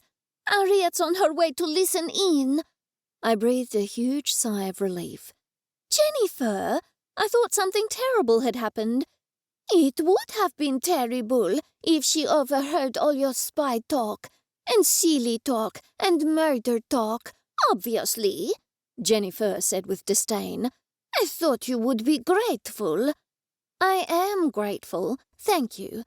To the others, I said, Harriet is on her way to listen in. I'll thwart her with ice cream and lemon meringue pie. Daphne hurried to the kitchen. Edison, Delilah, and I made small talk. We tried to make it as boring as possible. We spoke at length about the weather, about how we always had too much rain or not enough. It was enough to bore anybody, and hopefully it was boring Harriet right now. Daphne returned with a bowl filled with lemon meringue pie and ice cream. Would you take this to Harriet, Delilah? She shoved the bowl at her sister. I heard footsteps hurrying in the other direction and bit back a smile. JenniFur, would you check on Harriet again? I will, if you will be grateful. Thank you, I will be ever so grateful. With that, JenniFur stalked off in the direction of Harriet's room. Then the first person we need to investigate should be Nora Beckett, since she obviously did it, Daphne said. But we will have to be careful questioning her in case she's still on a murderous rampage. I think Nell should be the one to interrogate her, Edison said. My hand flew to my throat. Why me? I squealed. I believe my reasons are quite sound, Edison said. If she is a Seeley and the murderer, then she would know that Daphne, Delilah, and I are Seeley. She will be suspicious of our questioning. However, you haven't been in town for long, and I doubt she would know you are Seeley. I made to protest, but Edison pushed on. You can go there and tell her that your book is missing. Tell her that the police say Emerson's death was of natural causes, but you can't understand what happened to the book.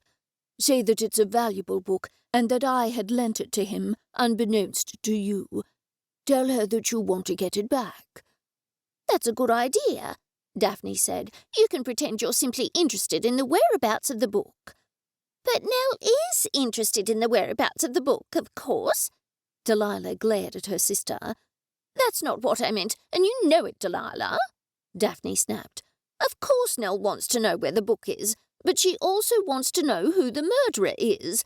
The where will tell us who, as we already know the why. Do you think she kidnapped Caspian? Before anyone could answer, I continued hurriedly. But why? Why would she kidnap him? There have been no ransom demands. Not as far as I know, anyway. And Detective Stevens said Caspian wasn't working on any particular case at the moment. Maybe Detective Stevens was lying to you, Edison suggested. I nodded. Yes, I had considered that possibility.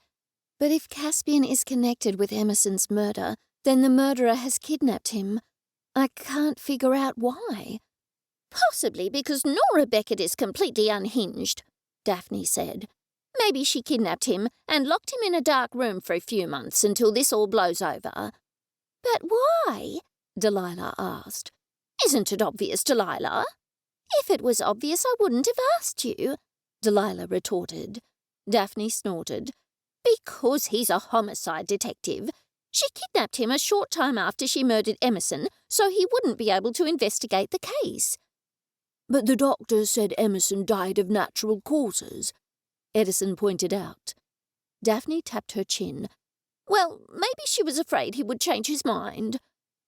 I ate a huge mouthful of lemon meringue pie. Junk food made everything seem better. I didn't know if lemon meringue pie could be technically considered to be junk food, but it was certainly a dessert absolutely filled with fat and sugar. That had to be a plus. And there's another reason I think Nora Beckett is the murderer. Daphne paused, no doubt for dramatic effect, and looked at each one of us in turn. Finally, I could stand it no longer. Why? I asked her. Daphne allowed herself a small smile of satisfaction. Because she's a house cleaner. She would have access to many houses on Wildlime Mountain, and she could snoop. If she was an undercover agent, she could bide her time for years cleaning people's houses and snooping, waiting for something to turn up that she could use to her own advantage. After all, Wildlime Mountain has a higher Sealy population than any other town in Australia. Most of what she said made sense to me, but one thing didn't. I voiced my concerns. What do you mean by undercover agent? The anvil and reed, Edison said. Remember, Nell, I told you about an ancient organization that was supposed to be in the midst of time, but rumors have said it has currently restarted. Yes, but I'd almost forgotten it. It's my belief that the murderer is part of this sect. What do they want? I asked him. He shrugged. Who would know? But they certainly want to cause chaos and disruption. The anvil and reed used old magic centuries ago. Yes, it has to be them, Daphne said. This is a lot for me to take in, I admitted. Now, this book of old magic, how long would it take somebody to translate the spells in it? The three of them chuckled. Possibly never, Edison said. That is the language of the Tue de Danum. Nobody has spoken that language for millennia. But if it is impossible to translate, why did the murderer steal the book? Because it seems that it is not impossible to translate. Daphne's tone was solemn. Maybe the murderer thought there was a chance of translating it. I'm afraid that must be the case, Edison said. I have no idea how, but nobody would murder a man to steal a book that was worthless to them. It only stands to reason that the murderer thought there was a way to translate the spells. That can't be good, I muttered. Not good at all. Edison gasped and jumped to his feet. It happened just then, a burst of it. We all stared at him. Daphne's long, bony fingers closed around his arm. What happened? Old magic.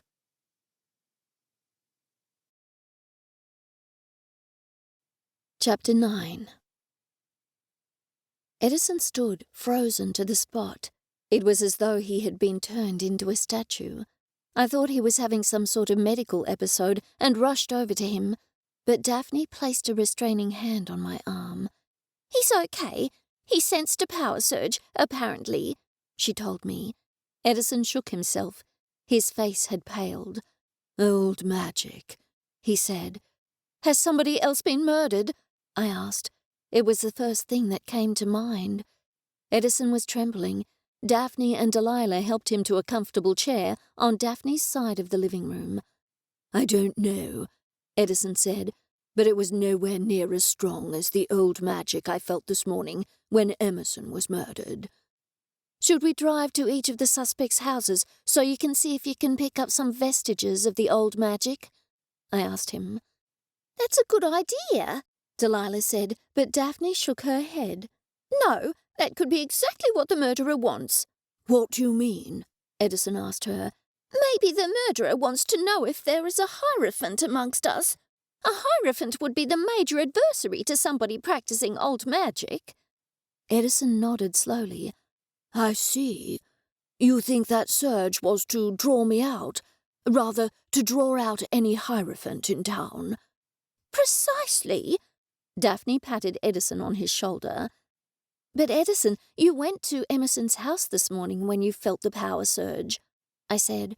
"If the murderer wanted to get rid of a hierophant, wouldn't they have stayed around to see who turned up, watching from a distance?"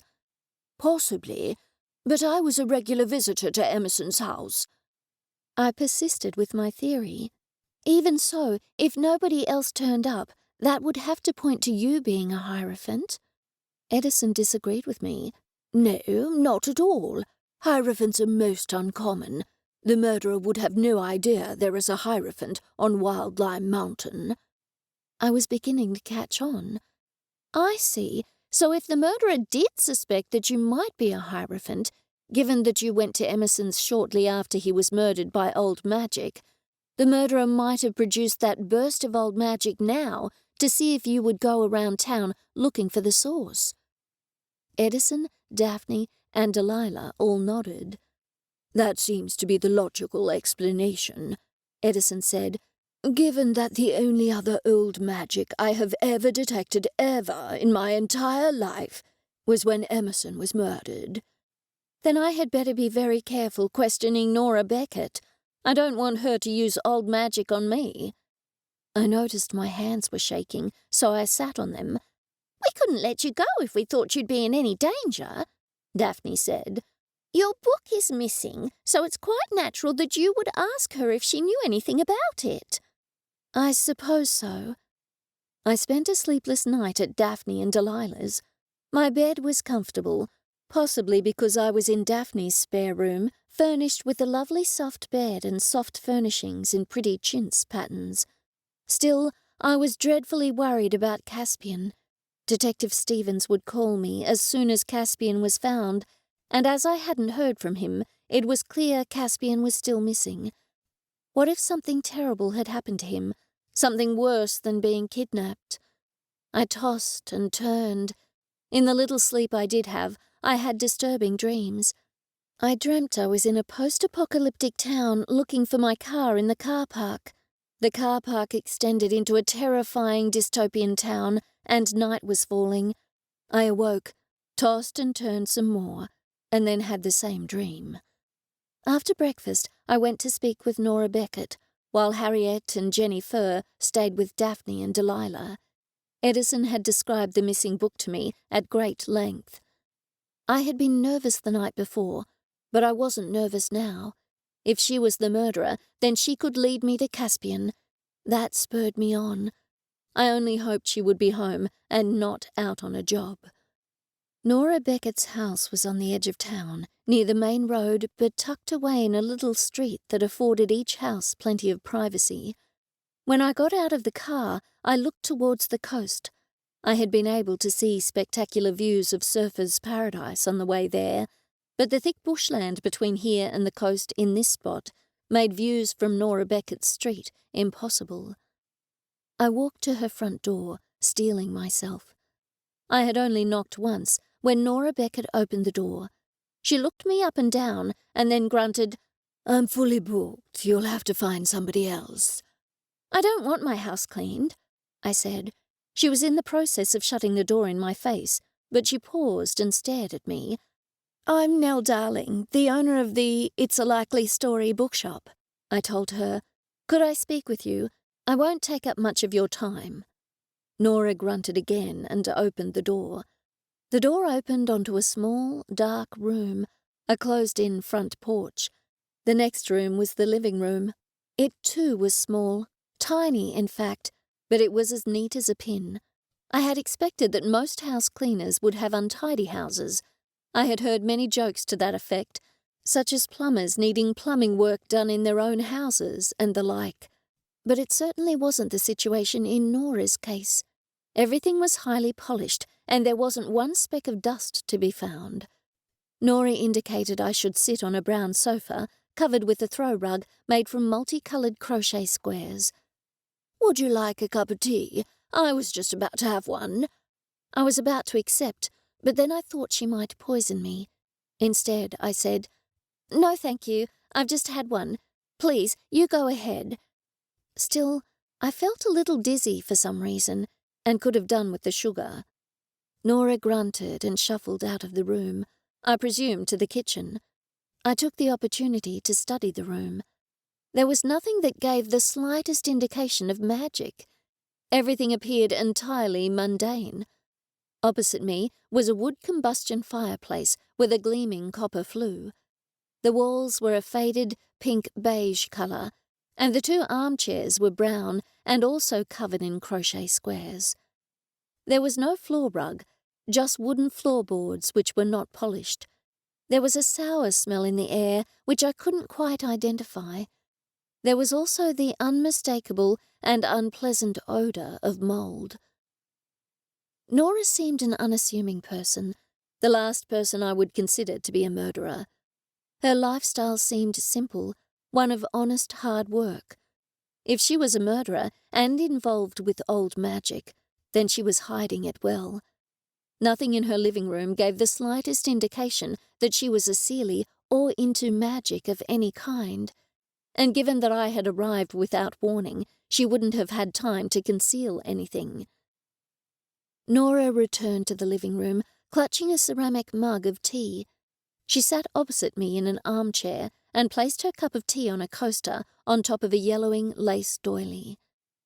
She looked at me expectantly and then asked, "What did you want to speak to me about?" All at once, a pang of nervousness hit me. I rubbed my forehead. Did I have a migraine coming on? I swallowed loudly and said, "I suppose you know that Emerson Mortcomb died yesterday?" She nodded. I pushed on. He had borrowed a valuable, rare book from my bookshop. I didn't even know he had borrowed it. My manager, Edison, only told me yesterday. I didn't even know anybody borrowed books from my shop. I mean, Prudence, the lady who owns the cafe next door, borrows books in exchange for coffee, but I had no idea anyone else borrowed books. I realized I was rambling, so I took a deep breath and let it out slowly before continuing. Edison went to Emerson's house to fetch the book back and found Emerson had passed away, but he didn't see the book. "Well, I didn't steal it," Nora snapped. A malevolent look passed across her face. "I don't steal things." She looked at me with glittery eyes, which had formed into slits. "Only last week that new rich woman who has moved to town got me to clean her house. I found $20 in a drawer. I knew she had put it there just to test me to see if I would steal it. The nerve of her." I hurried to reassure her. "Oh no, nobody stole it, least of all you. Nobody thinks that."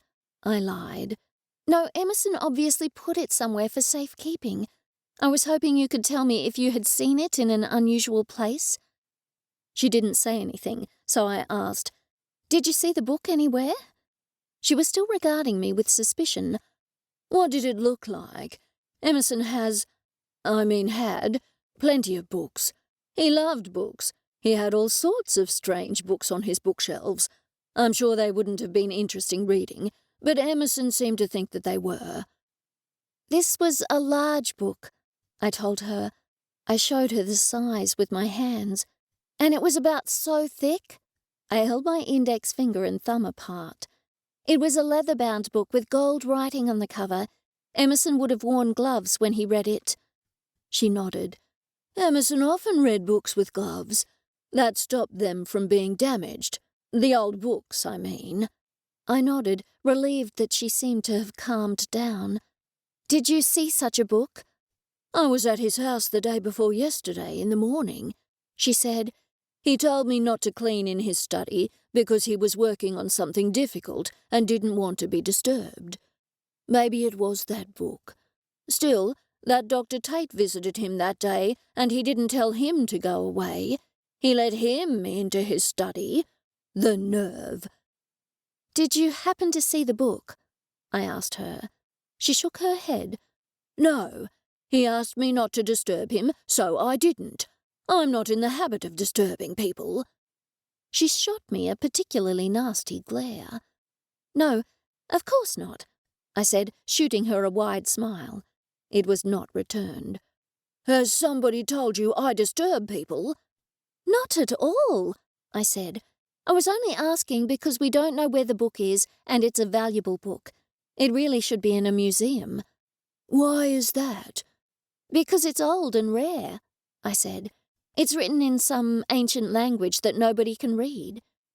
She seemed to have lost interest in what I was saying and slurped her tea rather noisily. I waited for her to finish before asking, did he keep his rare books hidden? Maybe in a safe or something? If he did, he didn't tell me, she said. Why don't you go to his house and have a good look around? I wouldn't like to do that, I told her. I'll have to wait until the person who inherits everything comes to town. But Emerson told me he didn't have any living relatives, she said. Who could possibly inherit? I shrugged. I don't know. Surely he left a will. Maybe he left his house and the contents to his friends. Academics, she spat. They never have any common sense. They can't make it in the real world, my mother always said. He didn't have any money, nothing to leave, only that old house of his and all those old books of his. All he was interested in were people who lived a long time ago, and who cares about them? I didn't know what to say, so I simply nodded. I tried to think of more questions I could ask, but my mind went blank. The real murderer would surely try to find out if I was interested in the book because it was magic. That is, if I was Seelie or knew what the book really was. But Nora didn't ask me any questions at all. Not about the book, at any rate. She seemed entirely defensive. Do you know Detective Cole? Why, do you think I'm a criminal? I shook my head. Nora was a most unpleasant woman. No, but he's a local and he's gone missing. A friend of yours, is he? I was about to say he was, but thought the better of it. No, but I wanted to tell him about the missing book. As he's a local, I thought he might do something about it. He's gone missing, you say? Yes. If he's a cop, why aren't the cops looking for him? I shrugged. Maybe they are. I didn't want to give too much away. A heavy silence fell upon us. I thought I should take my leave. Emerson's dead. It's a sad thing, isn't it? Nora said after an interval. Yes, very sad. I didn't know Emerson. Her eyebrows shot skyward. You didn't know him? Why did you lend him the book? I had already explained that, but I hurried to explain it again. I didn't lend him the book. Edison did. She nodded vigorously. Oh, yes, you told me that. I didn't really know him, I added for good measure. You already told me that. This time her tone was accusatory. I stood up. Well, thank you for your time. I'm sorry about Emerson. Why are you sorry? Well, because he's dead. But you said you didn't know him. No, but I'm sorry when anybody dies. She simply glared at me. I smiled at her. I stood up and headed for her front door. I didn't see the metal chair in the way and tripped into it heavily, inadvertently pushing it along the floor for a distance. The noise it made as it scraped across her polished floor was ghastly, like fingernails on a blackboard. I'm so dreadfully sorry, I began, but when I looked down, there was not so much as a scratch on the floor. I stared in disbelief. The metal chair should have left deep scratches on the floor. I hurried to the door before she could berate me. Nora opened the front door and slammed it behind me. I walked to my car. When I looked back, I could see her looking through the curtains at me. She quickly pulled them closed. I drove away, and once I was out of sight, I pressed the Bluetooth on my car dashboard to call Edison. "I was about to call you," he said by way of greeting. "Hurry back. Detective Stevens is here, and he wants to speak with you."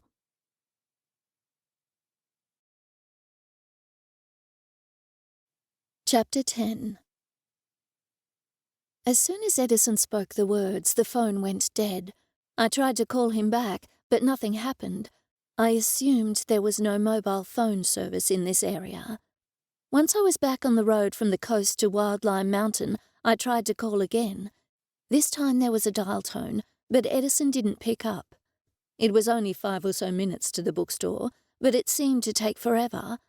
I parked in my allocated parking spot and charged to the bookshop. Edison at once opened the door.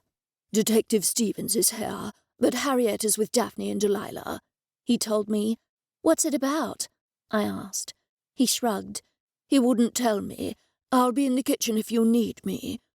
I hurried to where Detective Stevens was, in the reading room. He was standing in front of the fireplace, although the fire had gone out. "Have you found him?" I asked. He shook his head. "No, I've come here to tell you that he's now officially missing.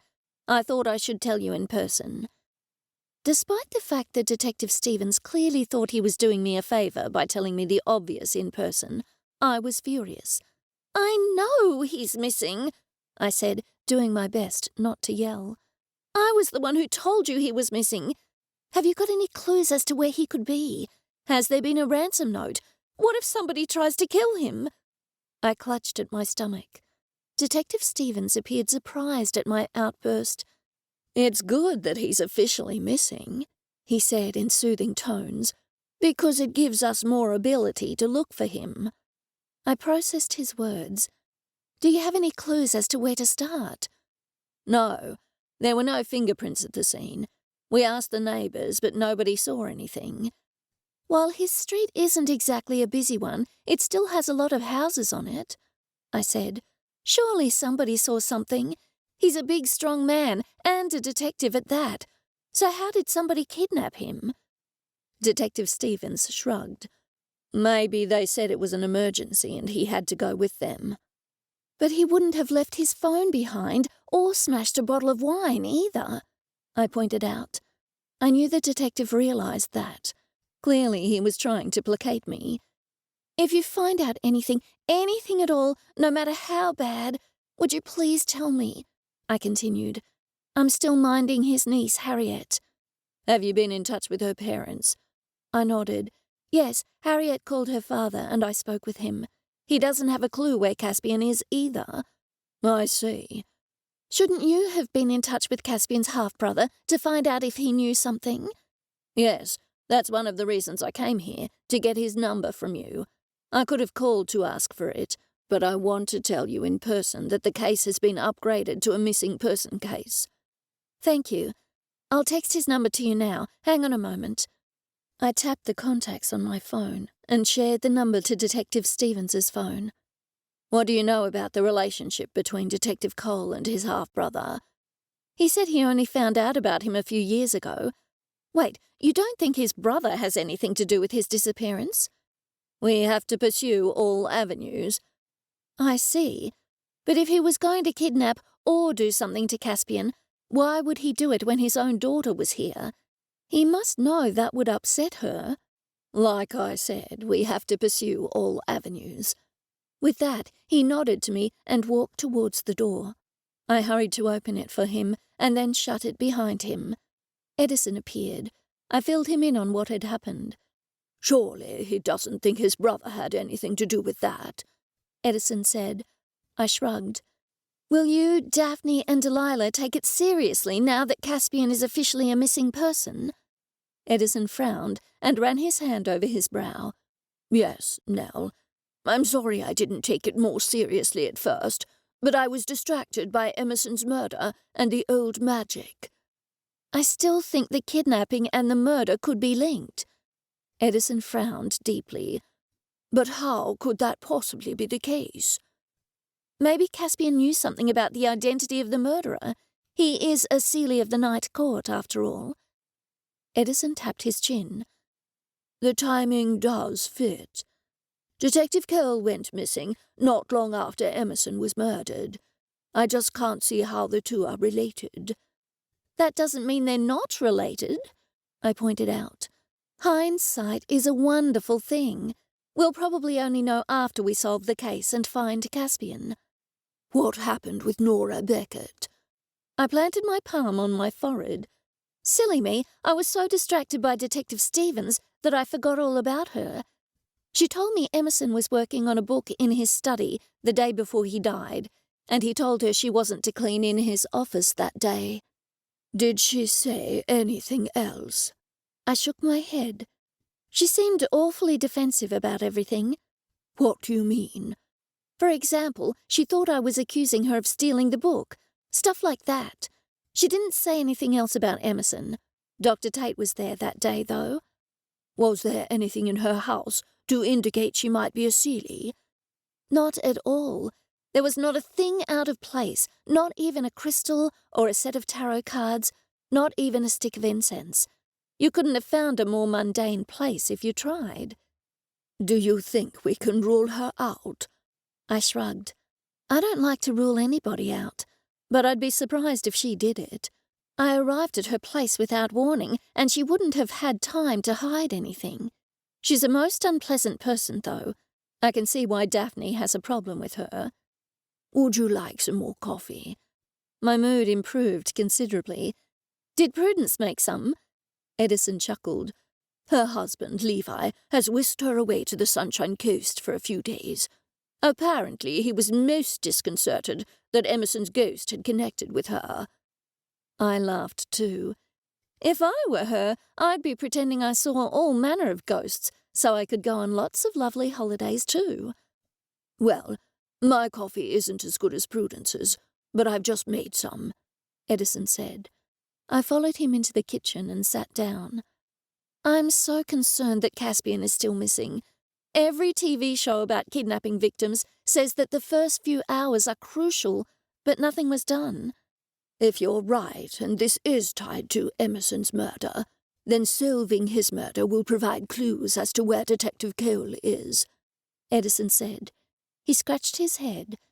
Though I can't possibly see the connection. Still, that doesn't mean we won't see it with time. I slurped the coffee noisily, enjoying the feeling of my caffeine levels rising. What do we do next? Next on our list is Dr. Logan Tate.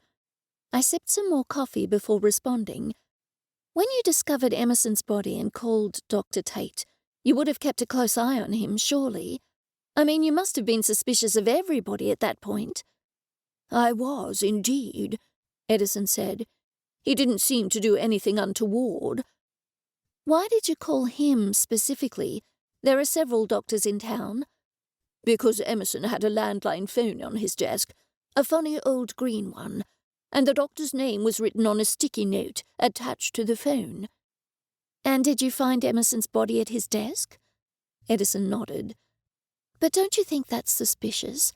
What if he murdered Emerson and then put his number on the sticky note next to Emerson's body to make sure you'd call him? Edison appeared to be thinking it over. But I don't think it would have made a difference, really. Any doctor in town would have said it was natural causes. None of them are Seelie, to my knowledge. I finished the coffee and poured myself another one. I sat back down at the table before voicing my concerns. But what if he wanted to know who the Hierophant was? I mean, what if he wanted to find out if there was a Hierophant in town? He knew any Hierophant would sense that old magic was used to kill Emerson, so he put his phone number next to Emerson's body, knowing that whoever called him was likely the Hierophant. Edison scooped a spoon of sugar into his coffee, even though he had already drunk half of it, and stirred it in well. Oh, dear, I see what you mean. Still, I did tell him I was there to pick up a book from Emerson. That was clever, to cover your tracks. I wasn't thinking of covering my tracks at the time, Edison admitted. I was worried about the book being missing, and I thought the doctor would have seen it. But obviously he hadn't seen it, I said. There was a knock on the shop door, even though the sign was flipped to closed. Edison and I hurried to the door. There, standing on the step, was none other than Dr. Logan Tate. "Dr. Tate," Edison said with obvious surprise. "Did you want to buy a book?" The doctor chuckled. "No, I was coming to see you about the funeral arrangements." "I'm Nell Darling, the owner of the bookstore," I told him. Edison's hand flew to his mouth. "Oh, how rude of me. Sorry, I didn't realize you two haven't met." The doctor and I smiled at each other. Edison pushed on. "Who is organizing the funeral? Emerson said he didn't have any relatives." "His lawyer contacted me, as I was the attending physician. He said there were no provisions in Emerson's will for a funeral." "But what does that mean?" I asked him. "Emerson has to have a funeral." The doctor turned his attention to me. "Was he a particular friend of yours?" I shook my head. "No, I'd never met him, but that doesn't mean he shouldn't have a funeral." The doctor chuckled. "Quite so, quite so. The community will rally and provide a funeral for him. He will be buried in the local cemetery." "But surely there will be a service," I persisted. The doctor nodded. "Most certainly. Edison, will you help?" "Of course I'll help," Edison said. "But there's something I wanted to ask you, Dr. Tate. I had lent Emerson a very valuable book owned by the bookstore, and it is missing." The doctor looked shocked. "Missing, you say? Valuable?" "Yes, it's a rare book. I went there to fetch the book, but found poor Emerson dead, and there was no sign of the book. Nell, of course, is quite concerned." "It was kind of you to lend him such a rare book in the first place," Dr. Tate said to me. Edison and I exchanged glances. "I'm afraid Nell didn't know anything about it. I was the one who lent him the book," Edison said. "He borrowed many books over the years. You know what he was like with ancient languages." The doctor nodded slowly. "I do, indeed. It was a passion of his. Well, if you'll excuse me, I'll be on my way. I'll be in touch about the funeral. We're going to take up a collection. It will be on the Wild Lime Mountain community page on Facebook." Edison and I looked at each other. "Do you suspect him?"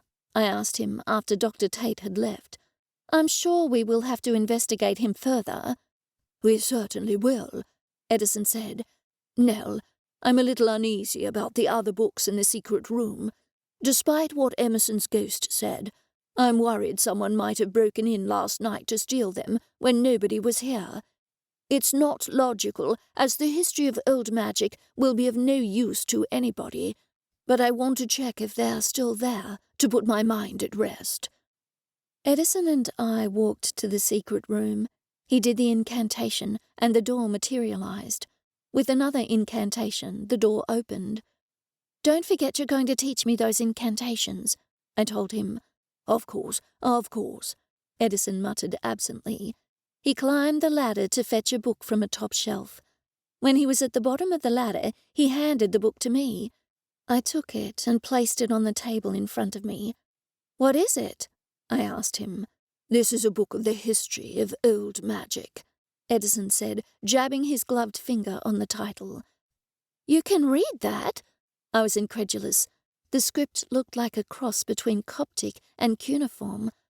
Edison chuckled. No, of course not. We were able to make a guess based on the illustrations." "Is it safe to open the book?" Edison waved one hand at me. "Of course." He handed me a pair of white gloves. I put them on and opened the book. It was beautiful, with gold leaf edges along with illuminated illustrations of brilliant colours and intricate designs. Some pictures were in miniature. "The gold here is both leaf and powdered form," Edison told me. "Plus, this one also has silver, and silver was rarer than gold in illuminated manuscripts." "How old is it?" "This book is likely a 17th century copy of a far earlier work. In fact, there were probably numerous copies over the centuries," Edison told me. Illuminated manuscripts were produced between the 12th and 17th centuries. It was monasteries that first produced them. It's beautiful. I was about to say more when I noticed Edison's face had turned white and he was staring past me. I spun around. Harriet was standing in the doorway. I gasped. Before I could do or say anything, she put JenniFur down and walked over to the book. "An ancient history book about old magic," Harriet exclaimed. She proceeded to read aloud. "After the Chuy de Tarnum defeated Dagda Moor at the Second Battle of Moytura, Leah expected to receive the kingship. However, the kingship was granted to Bob Gearag, leaving Leah enraged. To placate Leah, King Bob Gearag offered his eldest daughter to Leah in marriage. Their marriage was happy, but she died after having 4 children. Bob Gearag sent his other daughter Aoife to marry Leah. Aoife had a reputation, for she was known to use dark powers. Aoife became jealous that Leah lavished all his time upon his 4 children. Aoife took the 4 children of Leah to swim in the lake. She used her dark magic and turned them into swans. When the children of Leah transformed into swans, their voices remained, and so Leah discovered the truth. He used magic to turn Aoife into a spirit of the air, and she was never again seen. Her spell kept them swans for 900 years. I was struck speechless. How was Harriet reading a book of ancient magic? How did she know what old magic was? I looked at Edison. He appeared to be thinking the same thing. A polyglot, he muttered, and then promptly fainted.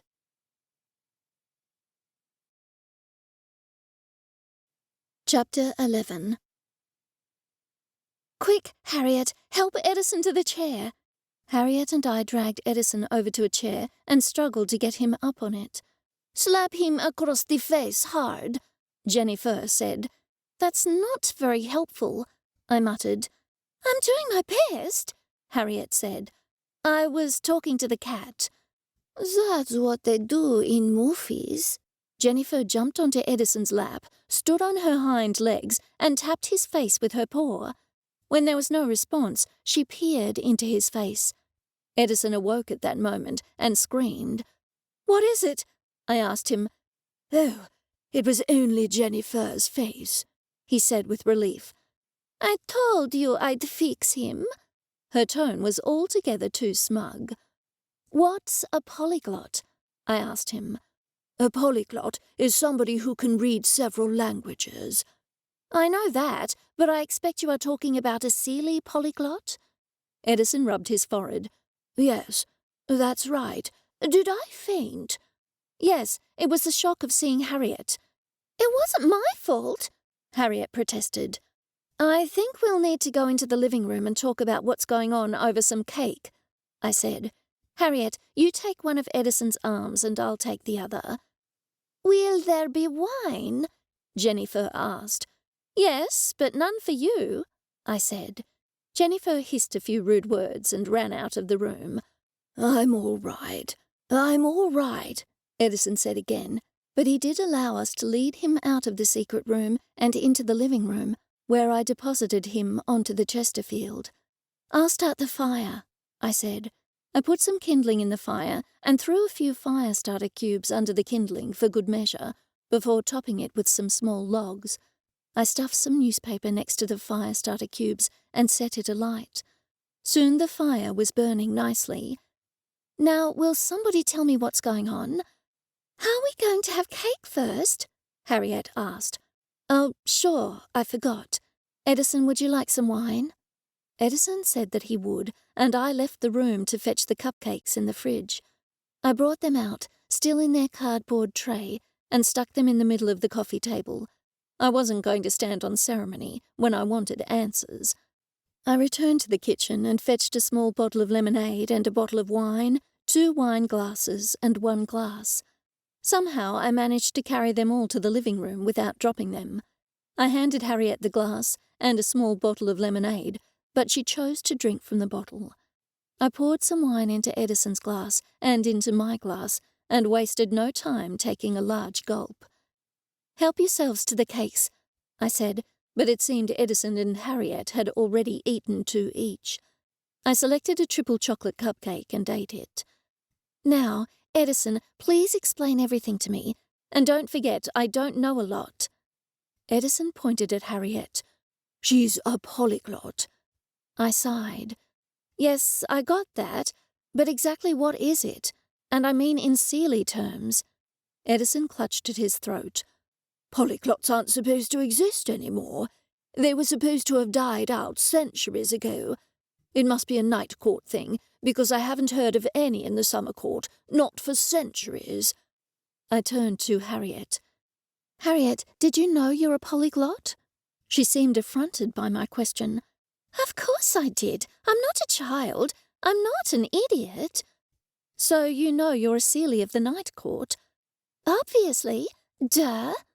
I rubbed my temples hard and drained half of my wine. Edison took over the questioning. So, who else knows you're a polyglot? My parents and Uncle Caspian. He's a polyglot too. Edison gasped, and I was worried he would faint again. Edison, are you all right? Yes. No. Yes, but Nell, don't you know what this means?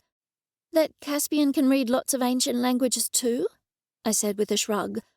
That's why he was kidnapped, so he could read the stolen book. Harriet jumped to her feet.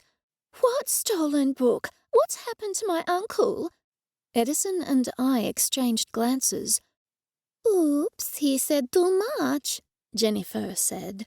You humans can't hold your drink. You can hardly talk, I reminded her. I'm not a human anymore, in case you hadn't noticed. I hold my drink better than most cats. That's probably true, I conceded. You need to tell me what's going on, Harriet said, her face growing redder by the minute. You tried to keep the fact that you were all Seelie from me. It's obvious you're a bookmarker because you can speak to JenniFur, and she's obviously Seelie too. And Edison, you're obviously Seelie, and so are Daphne and Delilah. All you summer court Seelies stick together. I think we should tell her, I said. I think it would be safer. Edison appeared to be hesitating, so I took the initiative. We had a book of old magic spells. Harriet gasped. Old magic spells? She appeared horror-stricken, and I wondered if I should be telling her all this after all. Nevertheless, I pushed on. We think somebody by the name of Emerson Mortcomb was murdered. He borrowed the book from us, and the book was stolen. That was a short time before your uncle disappeared. Harriet spoke more calmly this time. So, the murderer kidnapped my uncle to make him translate the book. Edison and I both nodded. Yes, it would seem that is the case, Edison said slowly. But who could possibly know your uncle is a polyglot? I don't know. I just got to town. That's just it, isn't it? I said. The $60 million question. Somehow the murderer knew that Caspian was a polyglot, and so they have kidnapped him to make him translate the spells. And he hasn't translated the spells yet, because I haven't felt any old magic, apart from Emerson's murder and that little burst of it, Edison said. Harriet gasped. You're a hierophant. They're so rare. Nowhere near as rare as a polyglot, it seems, I said. Harriet, you can't tell a single soul that you're a polyglot, as it could put you in terrible danger. Apart from Daphne and Delilah, of course, Edison said. But Nell said not to tell anybody, Harriet protested. They will need to be in on it to keep you safe, Edison countered. Harriet shrugged and popped another cupcake into her mouth. I reached for my wine, only to see JenniFur's head in my glass. JenniFur? I said. Her head was stuck firmly, and it took me a while to extract her head from the glass. I couldn't drink much out of that glass, JenniFur complained. It's a weird, narrow shape. She hiccuped. I poured myself some more wine and put my hand over the top of the wine glass. Is there more? Harriet asked after draining the last of her lemonade. You need to tell me everything to make sure I'm safe. We have 3 suspects, Edison said. Nora Beckett, Emerson's cleaning lady. Emerson was the murdered man, right? Edison nodded at her. And then there was the doctor, Dr. Logan Tate, who attended the death and said it was natural causes. Harriet nodded. If he's not silly, he wouldn't have known it was old magic. That's right, Edison said. And the only other suspect we have is Algernon Reverti.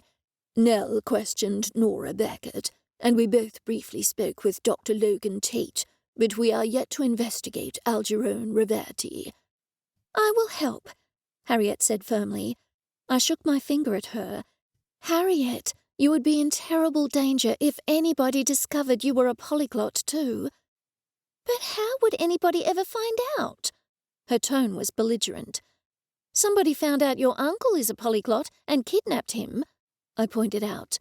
Whoever kidnapped him probably had no idea you were staying with him, and we have to keep it that way. If they know you're his niece, they might think you could be a polyglot as well. Edison agreed with me. It isn't worth taking any chances. But how could anyone possibly know Detective Cole was a polyglot? He didn't tell any of us. But you, Daphne and Delilah aren't particular friends of his, I said. Edison shot me a pointed look, so I added, and I only met him recently. Edison nodded. Point taken. I wonder if Emerson knew, I asked him. Edison shook his head. Surely not, because he would have asked for Detective Cole's help to translate the book.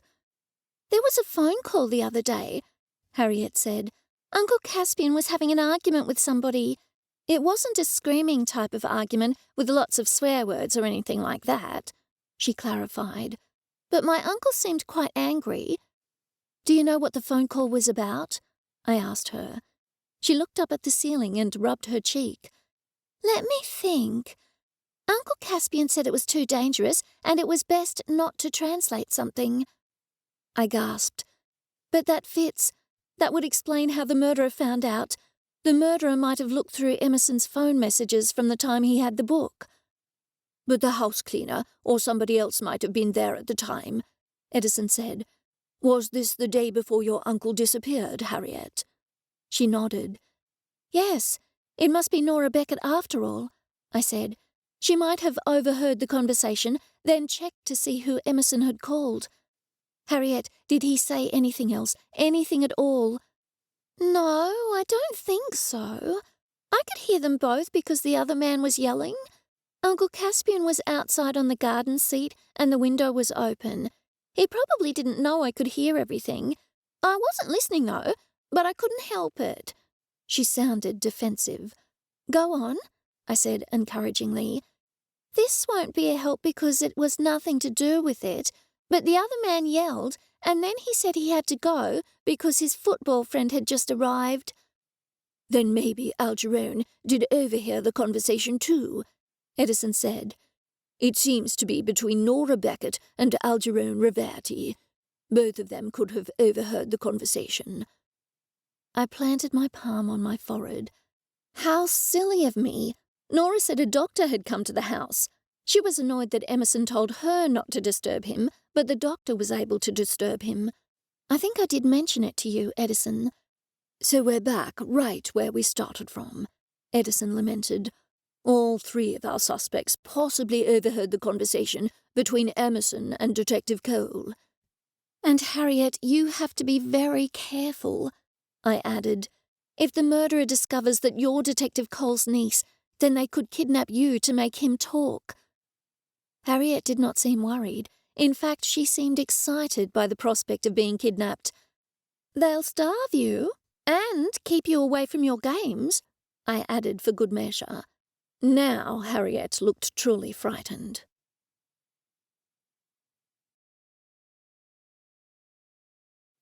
Chapter 12. I'm bored. Harriet scratched JenniFur under the chin. Can I go chuck some rocks at someone? Sure, I replied, resting my head in my hands. We still had no idea where Detective Caspian Cole was, and I worried about him. I worried about his strong, strapping shoulders, and his smile, and also his safety. I worried about his safety. After I chucked some rocks at someone, I was thinking of buying a 6-pack of beer, Harriet added. Great, have fun. And I was going to drink it while I smoked a pack of cigarettes. It's always nice to have hobbies. Nell! Harriet thumped a book on the table in front of me. We were hanging out at my bookstore while I tried to think of all the people who might have kidnapped Caspian. Huh? I sat up. Rocks, beer, cigarettes. Right, I said, finally thinking about what Harriet had said. All of those things are bad. All right, we need to think of something to do. No, Harriet said with a twinkle in her eye. We need to think of the most likely suspect to investigate. I rubbed my chin. We've already investigated Nora Beckett and, to a lesser degree, Dr. Tate. Who did you have in mind? Harriet reached into the pocket of her yellow raincoat, a raincoat I suspect she stole from Paddington the bear, and pulled out 4 tickets. Algerone Reverti. We haven't investigated him yet. He used to attend the footy with Emerson Mortcombe. Harriet nodded. Edison told me that the pair always sat in the VIP seats at Metricon Stadium, so I used my uncle's credit card to buy us tickets. His friend supports one of the teams playing today. I thought Daphne and Delilah could come with us too, just because they seem to need the socialization. They're not kids, Harriet. They act like it. At least Delilah does. I took the tickets. The game was that night. Luckily, Metricon Stadium was on the Gold Coast, which was just down the mountain. These tickets were $75 each, I exclaimed. Caspian was going to kill me when he checked his credit card account. If he checked his credit card account. If he wasn't already... Harriet's voice snapped me out of my reverie. Algerone might know something about the victim. He might know something about where my uncle is, Nell. So we just follow him? Yep. We see if he talks to anyone. We see if he does anything strange. It's a long shot, but we need to investigate each suspect in turn, and you haven't investigated him yet, have you? No. I considered there was nothing else to do at the moment, and Harriet really was bored. She needed the distraction too. We both needed the distraction. Okay, I said. Harriet squealed. Yes, thank you. I don't know what you hope to find out by observing a suspect at a football game, though. I've given it a lot of thought, Harriet said. Algerone might have stolen the book to sell it for a fortune to somebody else. If that's the case, it would be wise for him to meet the buyer or his fence somewhere other than the mountain. A crowded footy game would be as good a place as any, I guess. A place he could go to without arousing suspicion, but a place he could disappear into a throng of people. I was impressed. Wow, you have given it a lot of thought. An hour later, we were on our way to Metricon Stadium. The Gold Coast Suns were playing, which made sense since Metricon Stadium is their home ground, and so were the Geelong Cats, a team not made up of cats, but of people. I should sue, JenniFur had replied when I had told her about the Geelong Cats. That's feline appropriation. That's not a thing, I had told her, and then I hurried out of the house because you never ever want to disagree with a cat. I'm bored, Harriet said in the car. She tapped her fingers against her knee. Are we there yet? No. Are we there yet? No. Are we...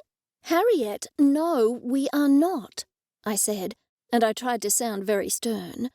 Well, Delilah said, poking her head into the front seat, are we there yet?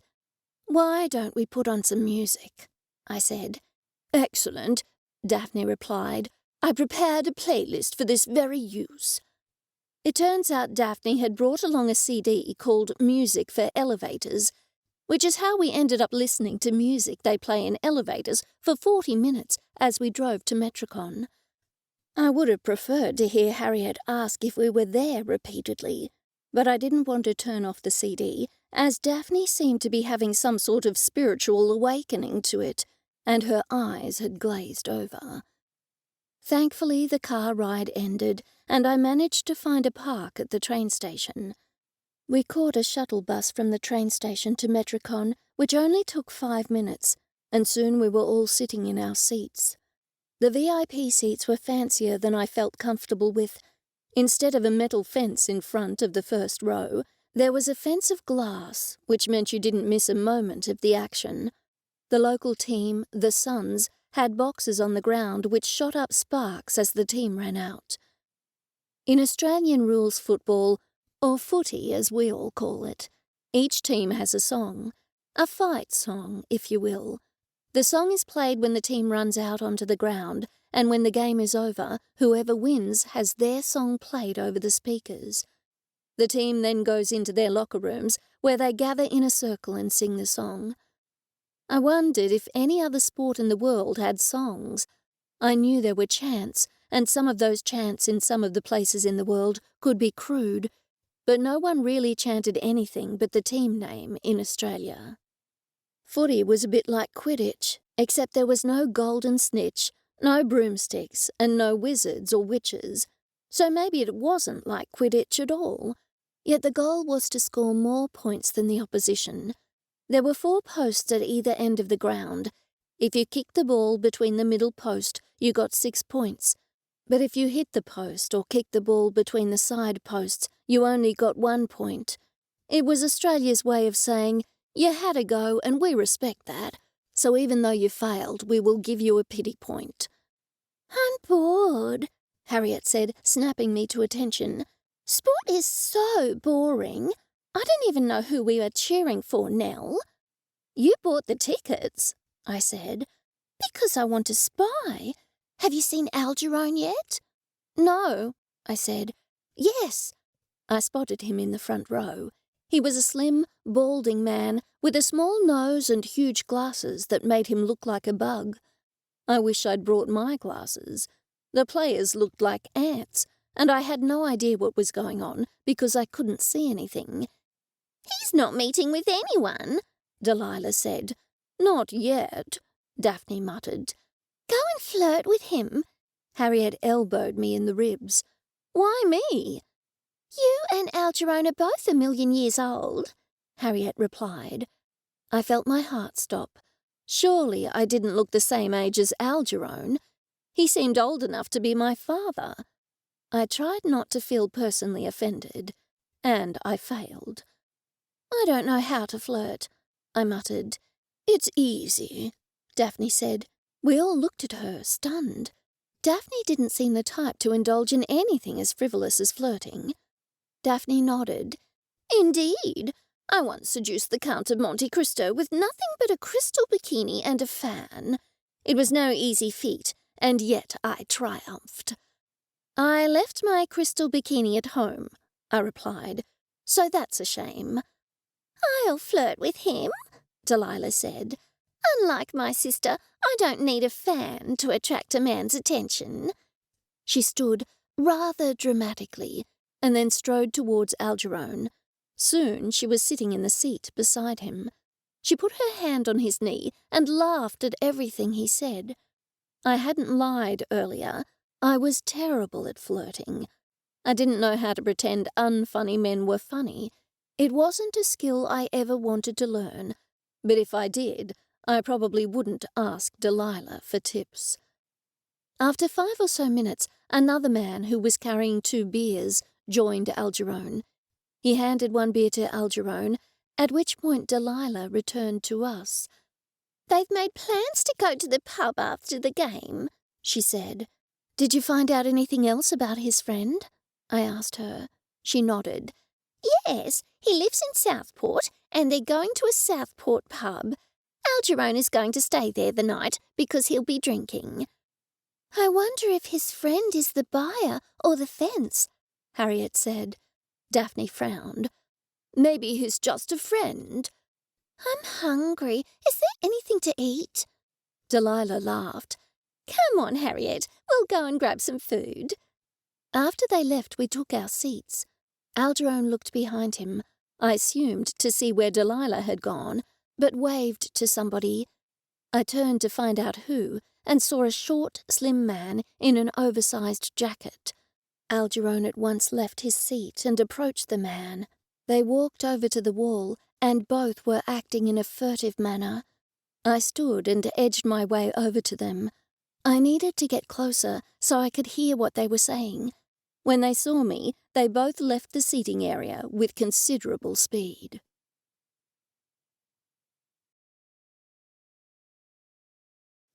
Chapter 13. I pulled Daphne aside. "Algernon is going to the pub with his friend directly after the game," I said. "We need to leave the game a little early.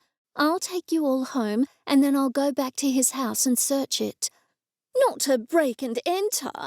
Daphne clamped both her hands over her eyes. I hurried to reassure her. "No, nothing like that. I'll just skirt around the outside of the building and look in the windows. I'll call out for Caspian. That is, unless Algernon has close neighbours." "It sounds too dangerous to me," Daphne said. "What if he comes home early?" "He's made definite arrangements to go to the pub and then home with his friend," I said. "Even if I only search his place for half an hour, that will give me plenty of time if he changes his mind and goes home, and that's highly unlikely." "Then I should come with you," Daphne said. "Edison and Delilah can mind Harriet." I had been hoping she would volunteer. "Thanks, that would be wonderful," I said with enthusiasm. The game started, and soon the crowd was vocal. Algernon returned, minus the furtive man, and sat next to his friend in the front row. I looked around for the furtive man, but didn't see him anywhere. I continued to watch Algernon, but he didn't do anything out of the ordinary. He didn't do anything suspicious at all. At quarter time, I walked around the aisles of the VIP seating section looking for the man. There was no sign of him anywhere. I walked inside to the bar areas and searched. Again, there was no sign. It wasn't a terribly big place, so I should have seen him. He must have had a ticket because people weren't allowed in without tickets. Did he pay $75 just for a brief meeting with Algernon? There could be no other explanation. The question was, why? I searched on my phone for Algeron's address, but came up blank. I texted Edison and told him about our plan and asked if he happened to know where Algernon lived. Edison got back to me 15 minutes later and, to my relief, supplied Algeron's address. The second quarter had started, so I searched for the address on the Maps app on my phone. It didn't take long to locate the house in a somewhat remote area across from paddocks and on the edge of town. That would certainly be a good place to hide a kidnapping victim. My excitement grew. Would I be able to find Caspian that very night? It seemed too much to hope for. Yet, if Algernon had kidnapped Caspian, would he stay overnight at Southport with a friend? At first I thought not, but then considered that he would need to go about his usual routine so as not to throw any suspicion onto himself. At half-time, Harriet was complaining that she was bored. "But I thought you wanted to come here to spy on Algernon," I said. "We've been spying on him all this time, and he hasn't done anything," she countered. "I don't think anything is going to happen for the rest of the night." I wasn't so sure, but then again, I was keen to snoop around his house. "All right then, we'll leave now." We crossed the road and walked to the shuttle bus. I was relieved that we weren't the only ones leaving the grounds, and although the shuttle bus didn't have many passengers, it took us back to the train station. From there, it was easy to find our way back to the road and then back to the M1. "You're back early," JenniFur said. "Just in time for my dinner." I was certain Edison had already fed her, but I fed her again just to keep her happy. It wasn't a good idea to make a cat unhappy. Edison walked out of the kitchen. "You're really not going to go through with this plan, are you?" "It will be perfectly safe. Algernon is staying in Southport overnight with his friend because he's drinking," I said. He nodded. "I saw that in your text. Nell, if Algernon is the murderer, he might have security measures around his house. Are you willing to take the risk?" "Yes. I said firmly. "Even if he gets a security alert that somebody is snooping around his house, I'll be gone by the time he gets back. And if he's the murderer, he's not likely to call the police." "I agree with Nell," Daphne said, surprising me. "This investigation is going nowhere. We have to take it to the next level." Edison frowned so hard that his brows met in the middle. "All right, but make sure you take your phones and call at the first sign of trouble." "Hopefully there won't be any sign of trouble," I said. "If you see anything suspicious, get out of there fast," Edison persisted. "Sure. I wonder if I can find something to disguise my appearance." "Just wear dark clothes and something to cover your hair," Edison said. "Okay, I'll be right back." I had only gone a few paces when Daphne said she'd go home and find something suitable to wear.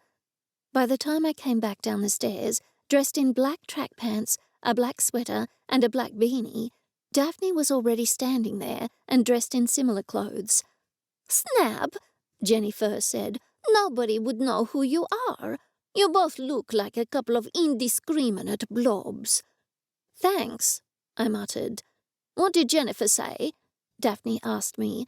"She said we look nice." "I did not," JenniFur said. "I said you looked like a couple of horrible blobs." I ignored her. "We had better go," I said.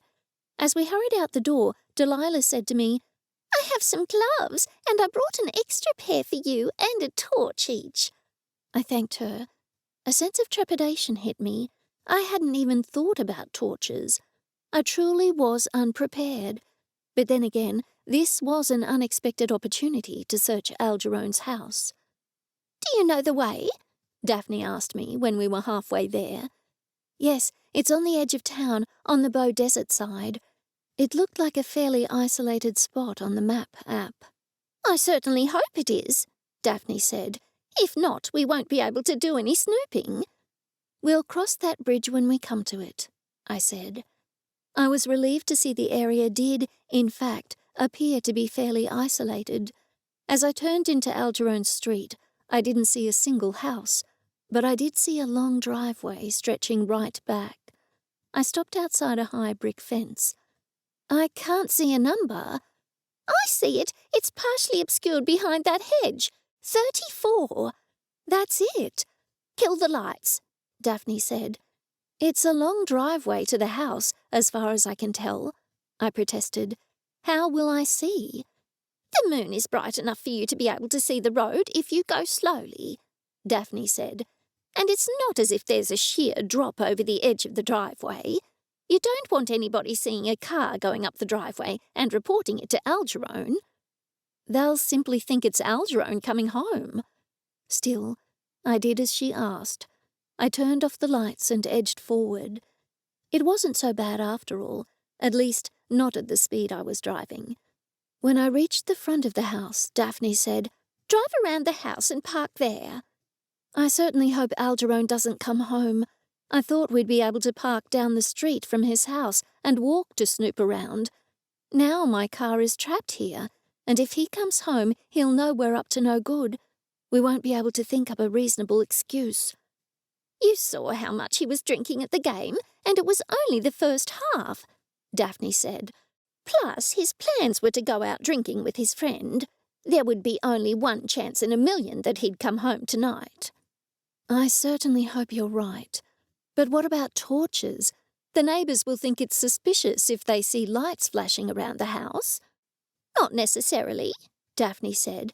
"They might just think Algerone was at home." I broke out in a cold sweat. "Okay, let's get this over with." I hurried over to the house with Daphne behind me. "You go to the left and I'll go to the right. We'll meet at the front door," Daphne said. I hurried away, my fear tempered by the fact I was hoping to find Caspian. I shone my torch in the first window. To my surprise, the curtains were not drawn, and I was able to see inside. It was a kitchen. I moved on to the next room, which was a bedroom. Once more, the curtains were not drawn. It looked like any other bedroom. I continued on until I met Daphne at the front door. "None of the curtains were drawn," I said. He doesn't seem to be hiding anything. Daphne waved her finger at me. That is precisely what somebody would do if they were hiding something. She tried the front door, but it was locked. Do you know how to pick locks? I asked her. She didn't answer, but hurried off to the left. I followed her. She tried the back door, and to my surprise it was open. It's open, I exclaimed. People often don't lock their doors in the country, she said. Come inside and we'll have a good snoop around. Whatever you do, don't take off your gloves. With that, she turned on a light. I gasped with horror. Daphne, why did you turn on the light? Because it won't seem at all suspicious, she said. Nobody finds house lights suspicious, but they might find torch lights inside the house suspicious. I had to admit she had a point, and it was certainly easier to search with the lights on. What should we search first? You take the living room, and I'll take his bedroom. Sure. The living room was fairly sparse. There was a big chest of drawers, on top of which was perched a large TV. Every drawer was filled to the brim with all manner of paperwork, mostly faded receipts, some many years old. I searched through them as quickly as I could, and then turned my attention to the large chest that served as a coffee table. There was a coffee mug sitting on it, alongside a box of pizza. I opened the lid and saw several old pizza slices still inside. Ooh, I said. I carefully removed the cup and the pizza box from the chest and looked inside. There was nothing of any note. Against one wall stood a walnut credenza, complete with a marble top. I looked inside it, but it had a collection of old ornaments. I figured Algerone had inherited them, possibly from his mother. At that point, Daphne emerged from the bedroom. There are huge posters of Brisbane Lions and Fitzroy players from back in the day, and framed signed Guernseys in there. Did you find anything? She asked me. Not a thing. I came up blank. You? She shook her head. We should call out for Caspian now. The neighbours won't hear us. She said that was a good idea. You call out for him, and I'll look on the floors to see if there's maybe a trapdoor to a basement where he could be keeping Detective Cole. I didn't need telling twice. Caspian! Caspian! I called, hurrying through the house. I looked under every bed, calling Caspian's name as I went. I was thoroughly discouraged by the time I returned to the living room. There's no sign of Caspian or the book or anything to suggest Algerone is the murderer, or even Seeley, I said. And all the floors are timber, so it's easy to see if there are any trapdoors, Daphne said. The only outbuilding I saw was the garage. Let's look inside it. She turned off the light, and we hurried out of the back door and headed to the garage. We slipped in by the creaky side door, and once more Daphne turned on the light. The garage was absolutely crammed full. There was no room for a car. Several lawnmowers in various states of disrepair sat in the middle of the garage. Yellowing pages tumbled out of cardboard cartons. An old green couch sat against one wall, covered with various types of saws and other tools. We can't take this at face value, Daphne said. Let's have a quick look around here and watch out for redback spiders. I shuddered. I walked forward and promptly fell over something. I picked myself up, bit back the rude word I was about to say, and rubbed my shin. Ouch, I said finally. I'm glad there aren't any close neighbours, as they would have heard all those paint cans fall on the concrete floor. Caspian! Daphne shrieked. My blood ran cold. What is it? I asked urgently. Daphne turned to face me. I thought we should call out to Caspian here as well. My stomach churned. I thought something had happened. Oh, sure. Daphne continued to call out to Caspian while I walked around the garage looking for anything incriminating. I doubt he would keep a rare book here because it's absolutely full of dust, I said. Maybe he told that secretive man at the game where it was and he's gone to fetch it, Daphne suggested. I shrugged. Maybe, or maybe it was all innocent. My spirits fell. We'd had a golden opportunity to search Algerone's house and garage. If Algerone was the murderer and kidnapper, then surely we would have found something. Where was Caspian? And was he okay? I was sick to my stomach.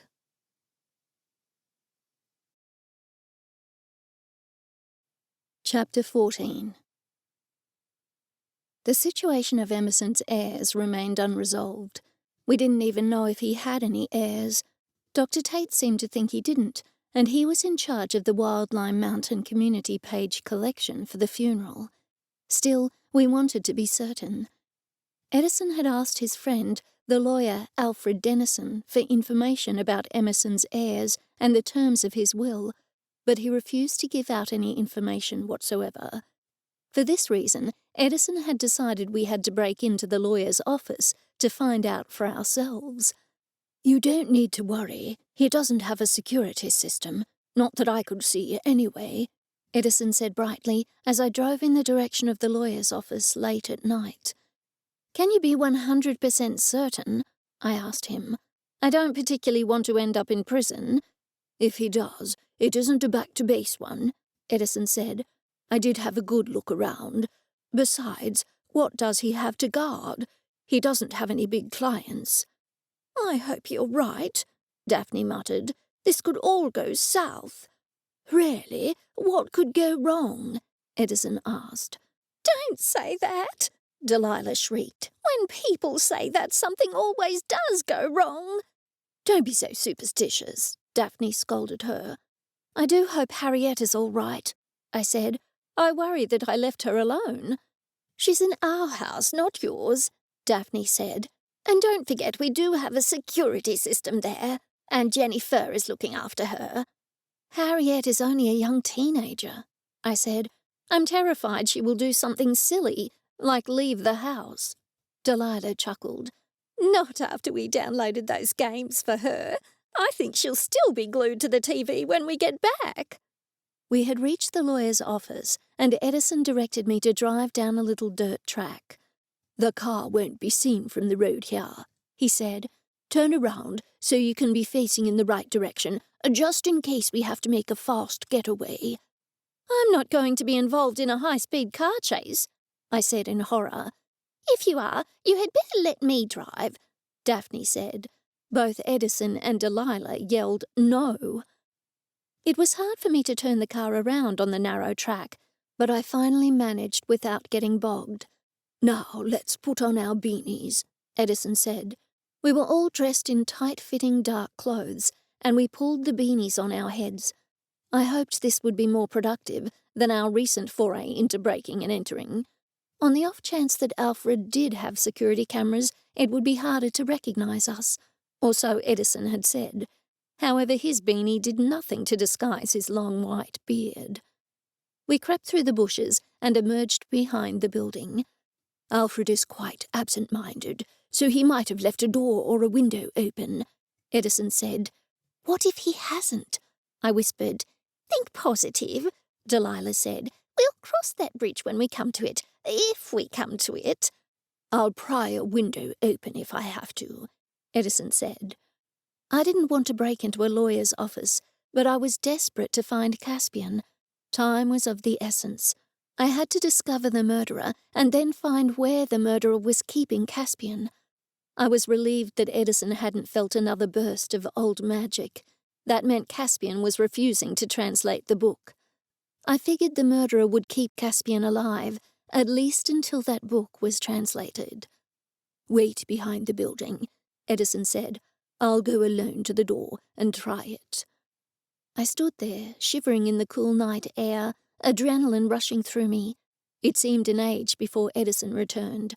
"Unfortunately, it's locked," he said. "Let's try these windows." We tried the windows in the building, but they all appeared to be locked. "It looks like you'll have to smash a window, Edison," Delilah said. "Not so fast," Daphne rattled the window. "These are old sash windows, and this one hasn't been latched properly. I think I can get it open." She continued to wriggle the window, and finally it opened. "Maybe you should go in first, Edison, since it was your idea." Edison seemed quite happy to be the first to break and enter. but he got stuck halfway through the window. Daphne grabbed his legs and pushed them hard. He fell on the floor with a thud.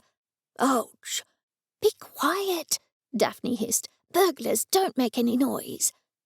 Daphne pushed Delilah through the window, and then I pushed Daphne through the window. That meant I was left alone on the other side of the window. I looked around for something to stand on and found a plastic crate. I picked it up and carried it to the window, but when I stood on it, my legs went through it. Maybe I shouldn't eat so many cupcakes, I lamented, checking my legs for scratches. After much huffing and grunting, and with help from Edison and Daphne, I managed to get through, although I also landed heavily on the floor. I was sure I would have plenty of bruises later. I was already looking forward to a long, hot bath and a glass of wine, and the adventure had only just started. I wonder why he left the lights on, I asked. Delilah chuckled. You know, I hadn't even noticed that. Maybe for security reasons, Edison offered. Delilah continued to chuckle. Well, it certainly hasn't helped. We all climbed in. Where should we start looking? I asked Edison. I'll look on his desk, and you three search through the filing cabinets, Edison said. There were 3 filing cabinets, so we took one each. The files are not in alphabetical order, I lamented. I suspected that, which is why I suggested we should all come, Edison said. Otherwise, only 1 or 2 of us would have sufficed. Have you found anything yet? Daphne asked him. No, but I'll tell you when I do. Oh, look, Alfred has left his glasses here. He's as blind as a bat without them. Maybe he has another pair, Daphne said. Otherwise, how would he have driven home? He doesn't drive anymore, Edison told her. He always gets a taxi. I looked up from urgently thumbing through mismatched files. His air conditioner is noisy. Delilah agreed with me. I think it sounds like it's broken. It sounds like a pig looking for something to eat in the bushes. Then, to my abject horror, the large wingback chair in the corner of the room turned to face us. I bit back a scream. Who's there? The figure in the chair said. It took me a moment to realize it was indeed the lawyer, Alfred Dennison. He stretched and yawned. I could only assume he had fallen asleep. I wondered what to do. Should we all jump out of the window, run for the car, and hightail it out of there? Edison grabbed Alfred's glasses and put them in his pocket. Daphne stepped forward. You're having a dream, she told him. I am the ghost of Christmas past. She gestured to Delilah. This is the ghost of Christmas present, and this one is the ghost of the Christmas yet to come. I'm dreaming? Alfred asked. Yes, Daphne said firmly. But aren't there 4 of you? Who's that other one? That's Ebenezer Scrooge, Delilah told him. Alfred scratched his head. But the ghosts of Christmas appeared to Ebenezer Scrooge. Why am I dreaming about you and seeing Ebenezer Scrooge as well? Because it's a dream, Delilah told him. Aha! Alfred smiled and nodded. I was glad it made sense to him, because it certainly didn't make any sense to me. Still, I was happy that he was swallowing this whole bizarre story. His next words dashed my hopes. But it's not Christmas. He frowned deeply. But it's winter, Delilah said. And in the Northern Hemisphere, it's winter at Christmas. We can't be everywhere, you know. Daphne elbowed her hard in the ribs, but Alfred appeared satisfied by her explanation. If he wasn't, he didn't voice his concerns. What do you want with me? We all looked at each other. Daphne was the first to speak. We are visiting you so you can help us with Emerson Mortcomb. But he's dead. He died only the other day. We know that, Delilah said. We're spirits, after all. We need you to tell us who his heirs were. Who will inherit his house? Alfred rubbed his eyes. This dream seems so real. answer our questions, and you can go back to sleep and maybe dream about cats." Alfred smiled. "Emerson didn't have any heirs. His will left everything to the classics department at the university where he was a lecturer many years ago." "Then who is the executor of the will?" "I am." "And who will pay for his funeral and his service? Was there a provision for that left in the will?" Alfred shook his head. "No, there wasn't. But Dr. Tate kindly came to see me after Emerson died and asked me if there were any heirs. He offered to help raise money for his funeral." "Then he will be blessed," Delilah said. In lowered tones she whispered to me, "That is, if he isn't the murderer." "I didn't know I left the window open," Alfred said. "Did I do that in my dream?" I hurried to shut it. "We should leave now," I whispered to Edison. "Continue with your dream," Edison said slowly and in a monotone as he set Alfred's glasses back on his desk. "Shut your eyes and do your best to go back to sleep. Have pleasant dreams, and thank you for assisting the ghosts of Christmas past, present, and what is yet to come." "You're welcome," Alfred said. His head dropped back, and once more the loud snoring sound emanated from him. I grabbed Edison's arm. "The front door," I said. We hurried to the front door. Thankfully, it had the type of latch that could be locked and then pulled firmly shut from the other side. We all sprinted to my car. I got there first. I jumped inside, shaking. "I can't believe he was still in his office," I said when the others climbed in the car. "Do you think he'll be all right?" "Maybe he sleeps there a lot," Edison said. "It was warm in there, at any rate. At least we found out for certain that Emerson didn't have any heirs." I drove back to my apartment. "But how does that help us in our investigation?" I asked him. "I don't know, to be honest," he admitted. "Maybe we'll discover something at the funeral." "Like what?" My question was met with silence. I was disheartened. We were no closer to discovering the identity of the murderer or to finding out where Caspian was. For all I knew, he could be imprisoned in a cold, dank cell. Or worse.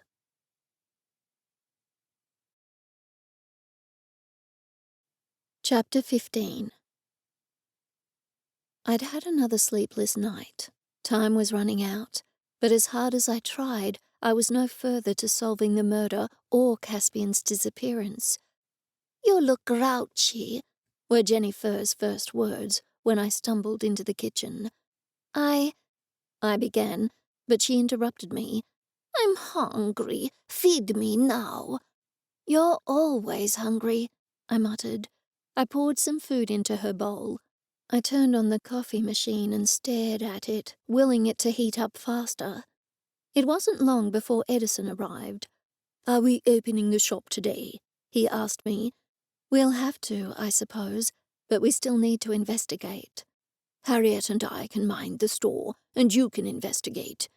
"But we're all out of suspects," I said.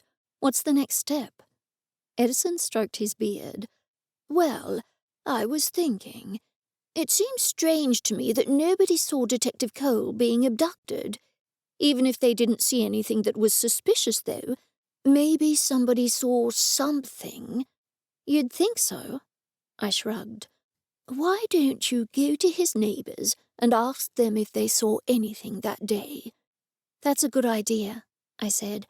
I half suspected Edison wanted me out of the shop so I wouldn't pace up and down and stress, but it was a good idea nonetheless. "Is Harriet awake yet?" I shook my head. If she was, she'd be playing games.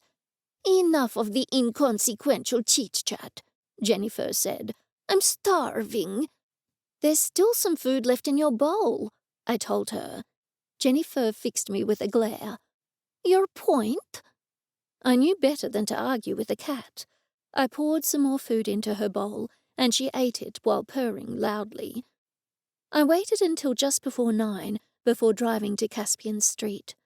I assumed the police had questioned the neighbours, but I didn't think Detective Stevens had been as thorough as I would be. After all, he hadn't taken Caspian's disappearance seriously at first. I started with the house next door to Caspian's. There was a sign on the door asking people not to knock, but I couldn't see a doorbell. With no other option, I called out. "Hello?"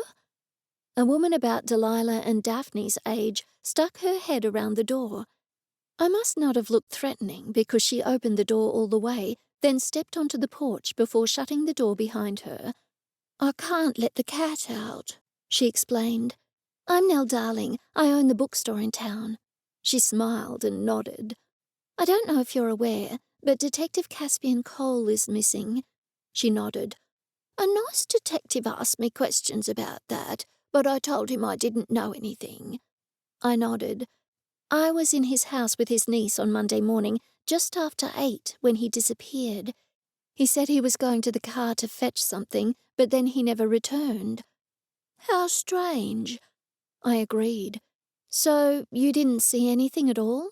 She shook her head. I pressed on. "Did you hear anything?" "No, I was in my garden around that time, and I thought I would have seen something. I did see you arrive and another man leave." "That would have been Edison, the bookstore manager," I told her. "Detective Cole went missing only about 5 minutes or so after that." She scratched her head. "That's very strange. I think I would have been out in the garden at that time." "Did you happen to see a car in the street that you hadn't seen before? I mean, anything at all, even if it seems entirely inconsequential, could be a help." She scratched her brow. "No, I didn't see anything out of the ordinary. Isn't that strange? I was trying to fix my hydrangeas. They're not doing well, you see.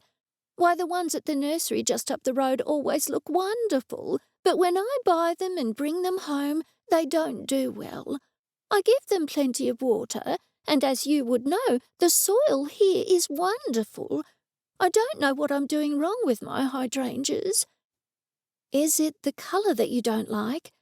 I didn't know much about hydrangeas, only that you could change the colour with certain minerals.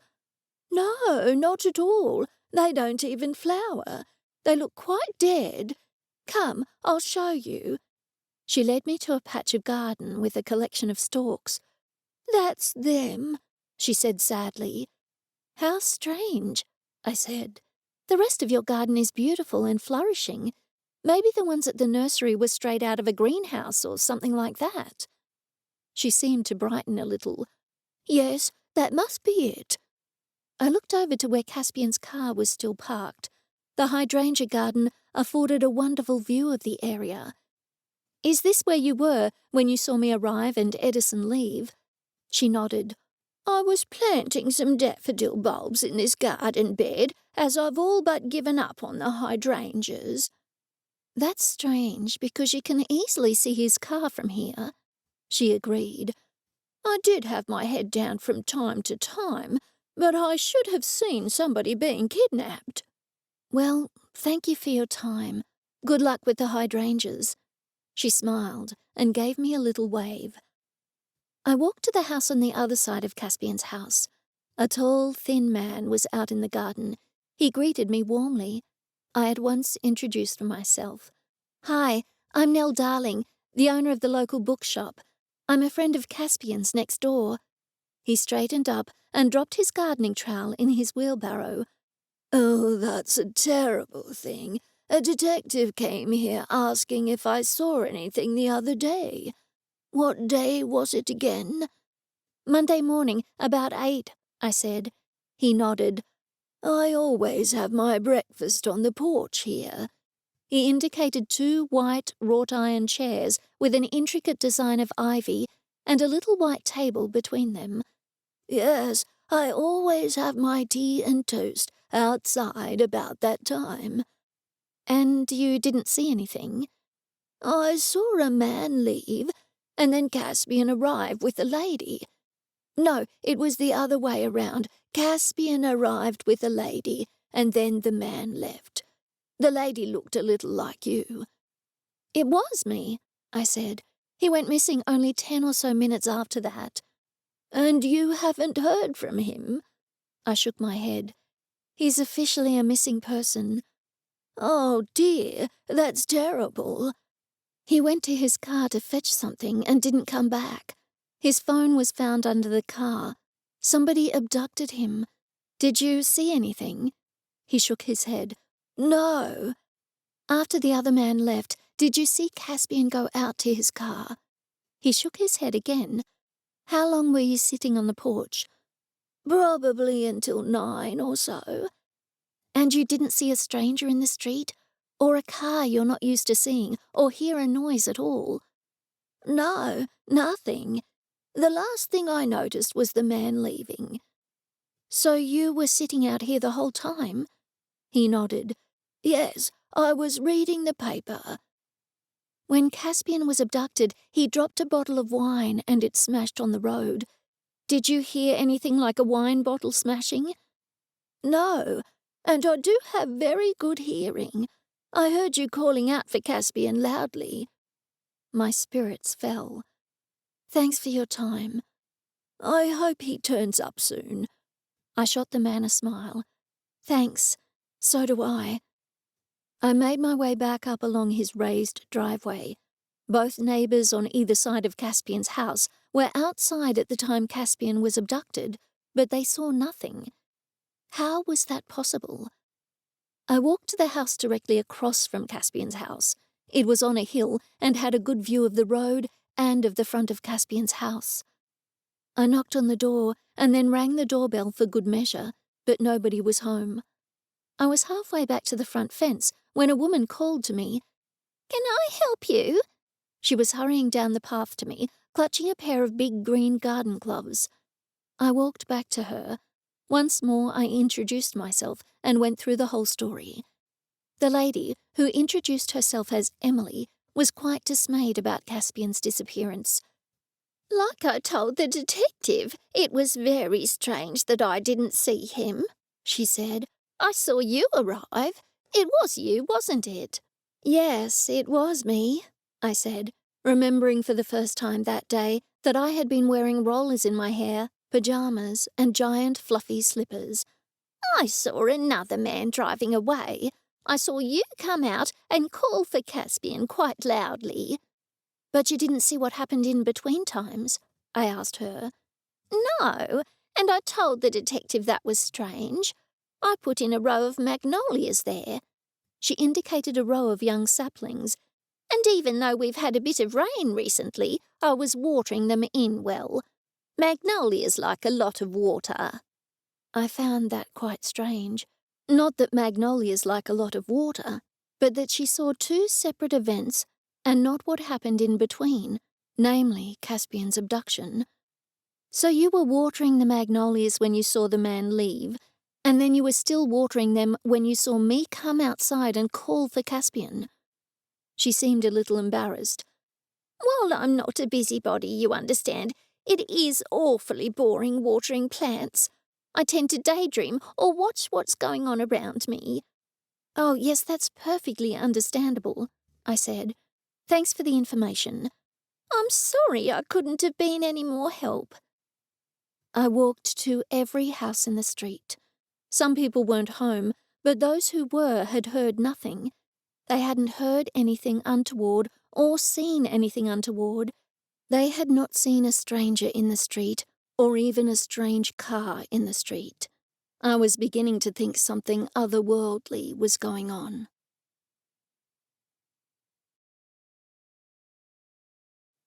Chapter 16. I hurried back to the bookshop. Edison was finishing up with a customer. When she left, I asked him, "Where is Harriet?" "She and JenniFur are in your apartment. I keep checking on her from time to time, but I thought it's best that she's not seen in public." "But I took her to a football game," I said. "I meant not seen here on Wildlife Mountain with us," Edison said. "How did you go?" I told him everything that had happened. "And what's even stranger," I said, "you saw what I looked like that day when I arrived at Detective Cole's house." Edison chuckled. I glared at him and continued. But all 3 of his closest neighbours recognised me when I spoke with them today, even though I looked completely different now. Yet they didn't see Caspian abducted. Edison narrowed his eyes and stared off at the ceiling. I pushed on. 1 or 2 of them saw me go out and call for Caspian, and they saw me arrive. But they didn't see him abducted, which happened in between me arriving and me calling out for Caspian. And the lady opposite, who was watering her garden, said she was in the yard the whole time. Edison, do you think somebody used old magic to conceal the abduction? Edison shook his head. It is strange, to be sure, but that would have taken a lot of old magic, and I would have felt it. What, then? There must be something magic or otherwise supernatural involved. All 3 people could see the road outside Caspian's house, but not one person saw him abducted or saw anything out of the ordinary. There's something in the back of my mind, but I can't quite figure out what it is, Edison told me. Never mind. I'm sure it will come to me at some point. Nell, why don't you ask Emerson's neighbours if they saw anything? The police haven't checked with any of those neighbours because they don't know it was a murder. I clasped my hands. That's a great idea. Of course the police wouldn't have asked around. I can tell the neighbours that someone stole my book. Edison nodded encouragingly. Well then, off you go. It's not a big customer day today, possibly as it's raining heavily down on the coast. It might be heading this way, I told him. When I arrived in Caspian Street, the sky was clear, but clouds are gathering now. I walked towards the door and then walked back again. Oh, I don't even know Emerson's address. Edison wrote it on a piece of paper and handed it to me. Don't take any chances, Nell. At the first sign of trouble, come straight back here. His words alarmed me. Do you think there'll be trouble? Edison shook his head. No, not at all, but better to be safe than sorry. Emerson's street branched off another street in the southern part of town. When I arrived there, I was dismayed because there were only houses on one side of the street. On the other side of the street was a steep hill covered with trees and shrubs. Emerson's house was not overlooked like Caspian's was. My spirits fell. There was even less chance here of somebody seeing something. But then again, the street was narrow and one way, so a strange car was more likely to be noticed. There was nowhere safe to park on the street, given it was so narrow, so I parked in Emerson's driveway. The neighbour on the boundary fence was pruning his roses. Are you looking for Emerson? He began in gloomy tones, no doubt thinking he would have to break the solemn news to me. I at once put his mind at rest. No, I know he passed away on Monday morning. The man breathed a sigh of relief. For what seemed to be the umpteenth time that day, I introduced myself. I'm Nell Darling, and I own the bookshop in town. Emerson borrowed an old rare book from me, but nobody knows where it is. I don't have a key to his house, but his lawyer might. I shook my head. Thanks, but my bookstore manager was the one who discovered the body. He looked for my book, but couldn't find it. It's old and extremely valuable. We think it might have been stolen. In case he thought I was accusing him of theft, I hurried to add, on Monday morning, did you see any strangers in the street, or any strange cars? No, I didn't. Did you hear anything? Anything at all? He shook his head. Maybe his cleaning lady, Nora Beckett, saw something. Do you remember if she was there the day that he died? No, but she was there the day before. Or maybe it was the day before that, I can't quite remember. And that doctor was there too. He took off his hat and scratched his head. And no one was here on Monday morning? No, nobody at all. Were you inside the house or outside the house then? I was worried about asking too many questions, but he didn't seem to mind. I was painting my fence, he said, indicating the white picket fence at the front of the house. It's lovely, I said. I've always wanted a picket fence. I can give you the name of the builder if you like, he offered. Thank you, but I live in an apartment above my bookstore, so I don't have anywhere to put a fence. His face fell. That's a shame. I agreed. It is. Do you remember what time you started painting the fence? It was just before 7 in the morning, he said. They forecast rain for the afternoon, and I thought I heard some thunder in the distance. I wanted to get the first coat on as soon as possible, so I started quite early. And when did you finish painting? About 9 or so. Actually, I'm not sure, but I stopped painting when the doctor came over to tell me that Emerson had passed away in his sleep. I nodded.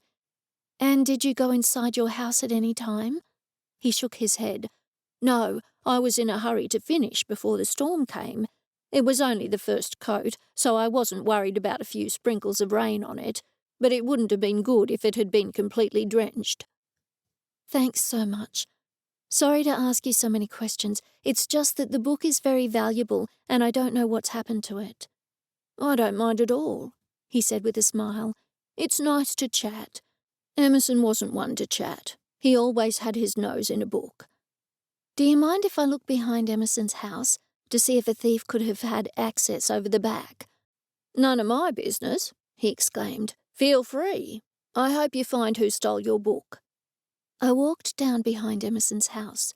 There was a high chain-link fence along the rear with an unkempt hedge in front of it. I stuck my head through a gap in the hedge and saw a house directly behind Emerson's. If somebody had gained access to Emerson's house without the neighbour seeing, then they would have had to go through the house's yard. As I was watching, 2 large dogs ran at me, barking ferociously.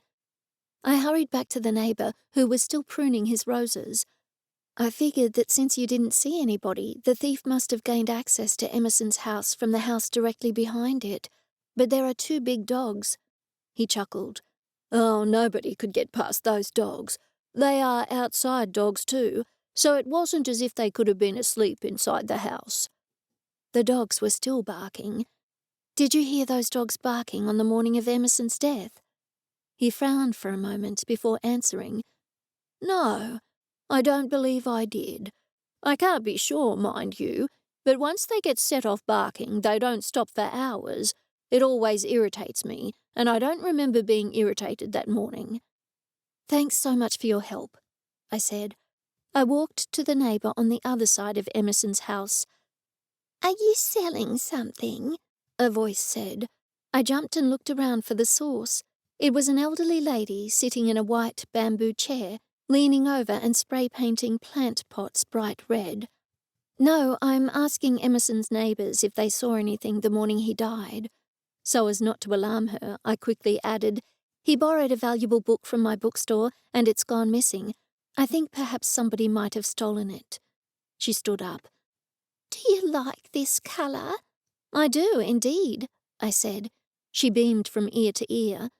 Were you home the morning Emerson died? I asked her.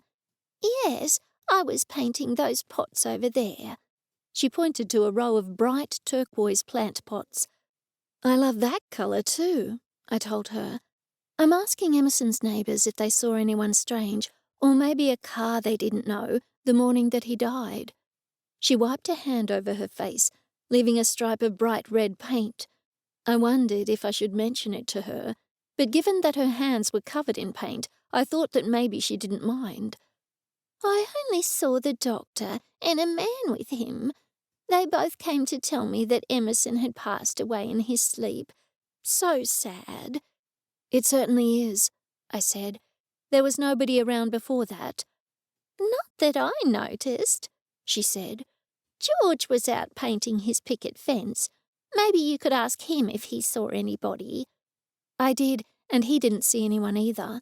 I was wondering if somebody could maybe get around to the back of Emerson's house and slip in unnoticed. She chuckled. Do you hear that noise? She cupped her hand to her ear. You mean the barking? Yes. Once something sets off those dogs, they bark for hours. Nobody could get past them. They're completely ferocious. I thanked her and left. This was exactly the same situation as at Caspian's house.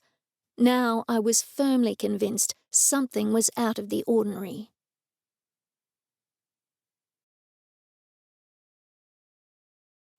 Chapter 17. And it was exactly the same with Emerson's neighbours as it was with Caspian's neighbours, I concluded. Strange, very strange indeed. Edison tapped his fingers on the countertop. As strange as it sounds, somebody managed to abduct Caspian, slipped into Emerson's house to murder him and steal the book, and nobody noticed anything. This will sound really strange, but do any Sealies have the power of invisibility? I asked him, followed quickly by, "Don't laugh." I'm not laughing at all, Edison said. It's a perfectly reasonable question, but the answer is no. Besides, even if the person who abducted Caspian was invisible, Caspian certainly wasn't, but nobody saw him. It's a puzzle, that's for sure, I said. What's a puzzle? JenniFur asked me. You were sitting right there, weren't you listening? I'm a cat, she said. We only listen when it benefits us. I took a deep breath and let it out slowly before repeating everything I had told Edison. When I looked up, JenniFur was asleep. That was a waste of my breath, I said to Edison. What was a waste of breath? I spun around. Harriet was standing there. What happened? She asked me. I told her everything I had told Edison and JenniFur. There must be a logical explanation, Harriet said. That's what my father always says. I'm certain there is, but what is it? I threw both hands up to the ceiling. And Harriet has a little secret she neglected to tell us, Edison told me. It wasn't a secret, Harriet said. I just didn't tell anyone, that's all. JenniFur awoke and said, Humans, honestly. Before I could ask, Edison told me, It's Harriet's birthday today. I didn't know that.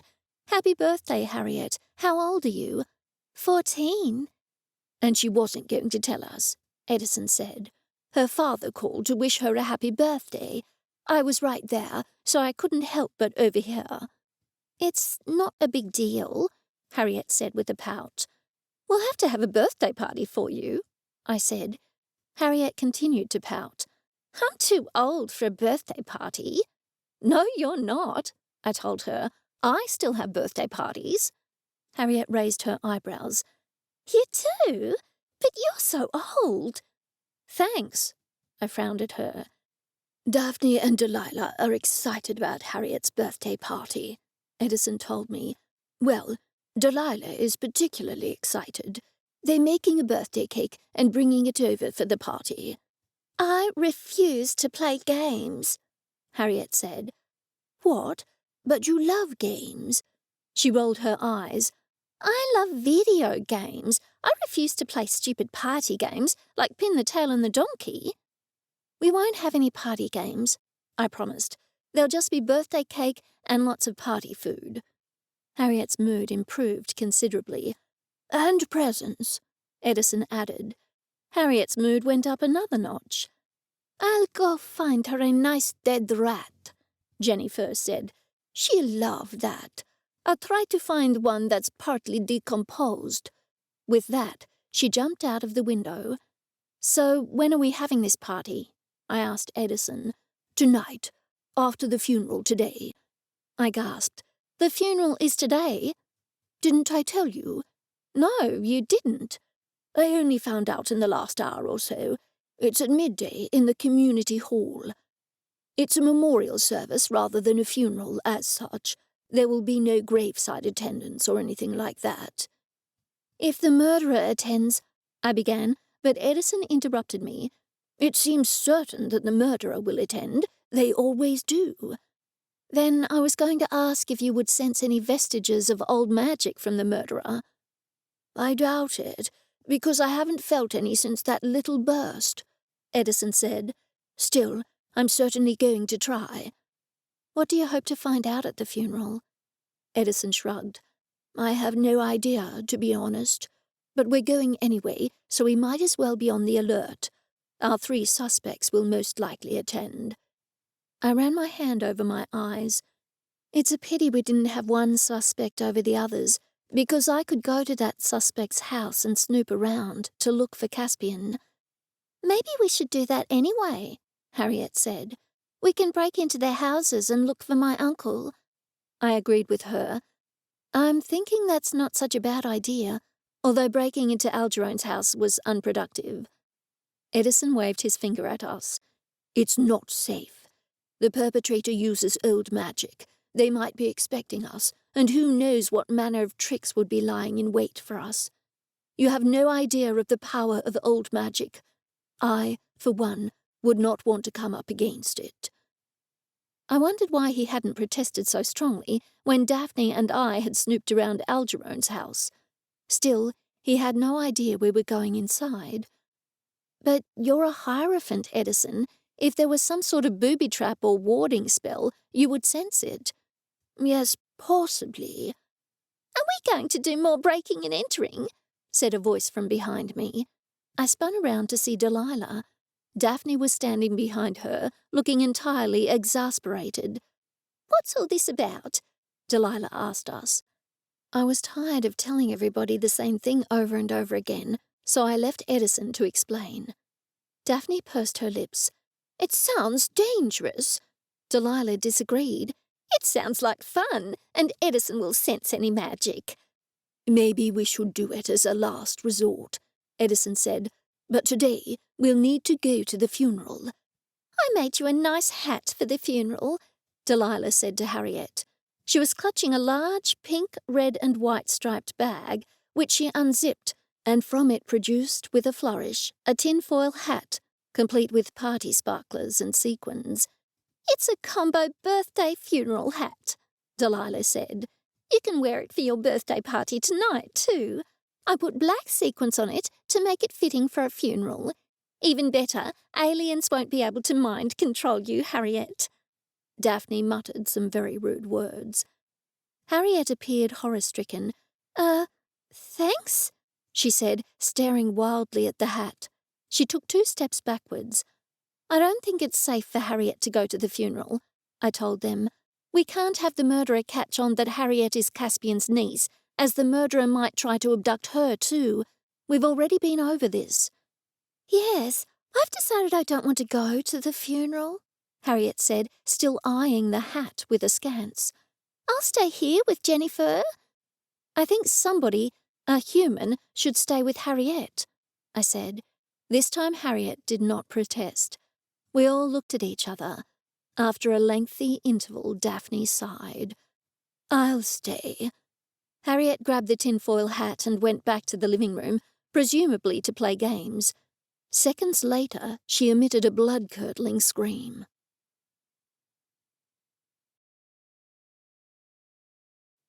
Chapter 18. We all rushed into the living room. I half expected somebody would be dragging a protesting Harriet out of the window. However, she was standing there, her mouth open in a continual loud scream, and she was pointing to something on the ground. "I've never had anybody so excited over a gift before," JenniFur said, looking entirely pleased with herself. "It's a rat," Edison exclaimed. "Not just any rat. A long-dead, half-decomposed rat," JenniFur said with pride. "Isn't this smell delightful? Just what any girl would want for her 14th birthday. She will never forget that." "That's for sure," I said. "Harriet, JenniFur says that rat is your birthday gift." Edison quickly removed the rat from the room. "Quick, stop him!" JenniFur screamed. "He's trying to steal Harriet's rat and eat it." "It was a gift for me?" Harriet asked. At least she had stopped screaming. "Yes, sometimes JenniFur likes to give rats to people as gifts," I explained. "She is a cat, after all. She was especially delighted to find this particular rat for you." Harriet forced a smile. "Oh, thanks. That's nice of you, JenniFur. But don't worry, we won't give you rats as gifts," Delilah said. Daphne rolled her eyes. "Obviously." I hurried around checking all the windows so JenniFur couldn't fetch another rat. I looked to see if she was offended, but she had curled up in a comfortable chair and had fallen asleep. Edison returned to the room. I've put the rat in a safe place for Harriet, he said with a big wink. Thank you, but JenniFur has fallen asleep. Edison heaved a huge sigh of relief. When we walked out of the room, leaving Harriet to her games, we discussed Harriet's gifts in whispered tones. What does a girl of that age want? Daphne asked. They all looked at me. I shrugged. It's a long time since my daughter was 14. I don't have a clue, to be honest. I know she likes games. Surely we shouldn't encourage her to indulge in such unseemly activities, Daphne said, a terse expression on her face. But we're not her parents, and she won't be staying here for long, I pointed out. She will be going back to Caspian's once we find him. If we find him, I silently added. Knots once more formed in my stomach. Where was he? And was he okay? I decided the answer to the latter must be no. Nobody would be okay if they were kidnapped. Edison patted my shoulder. Maybe we'll find out something of use at the memorial service. I didn't know what to expect from the service.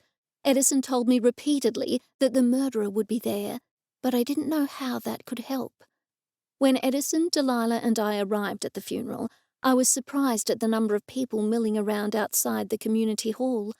I drove past it, looking for somewhere to park. There was a big collection taken up on the community Facebook page, Edison told us. That was good of everybody, I said. We got out of the car and I locked it, and then we walked up the slight rise to the building.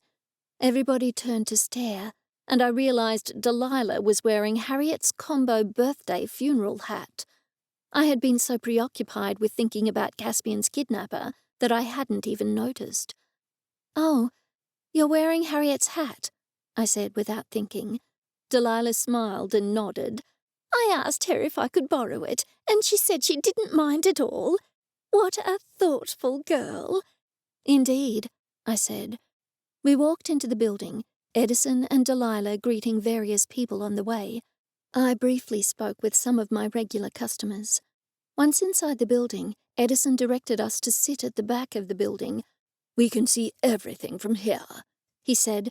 "But what benefit will that be?" I asked him. "It's not as though the murderer will throw themselves on Emerson's coffin and make a public confession." "But his coffin won't be here, will it?" Delilah asked, apparently confused. "I was speaking in general terms," I said. Delilah continued to look confused. "But detectives always attend funerals of murder victims," Edison said. "There's a reason that they do that."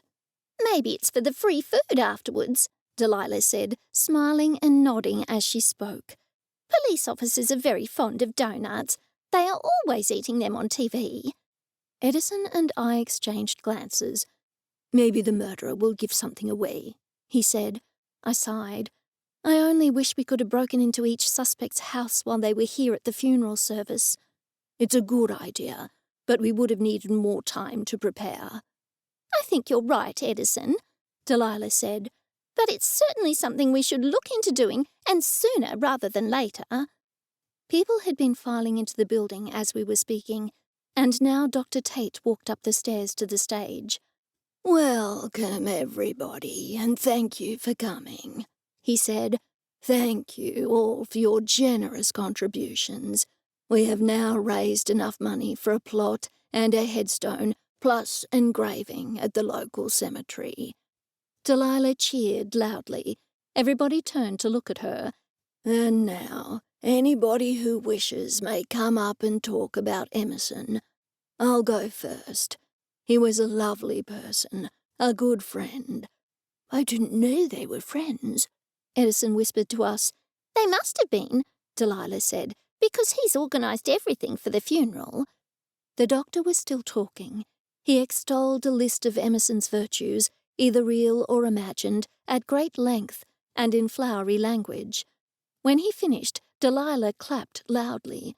This time nobody turned around to look at her, but a polite round of clapping did go up around the room. "Has anyone seen the other two suspects?" I asked. "There's Algernon Riverti." Edison pointed to a man covered in football gear. He was wearing a Brisbane Lions signed Guernsey, a Brisbane Lions beanie, and a Brisbane Lions scarf. Delilah tut-tutted.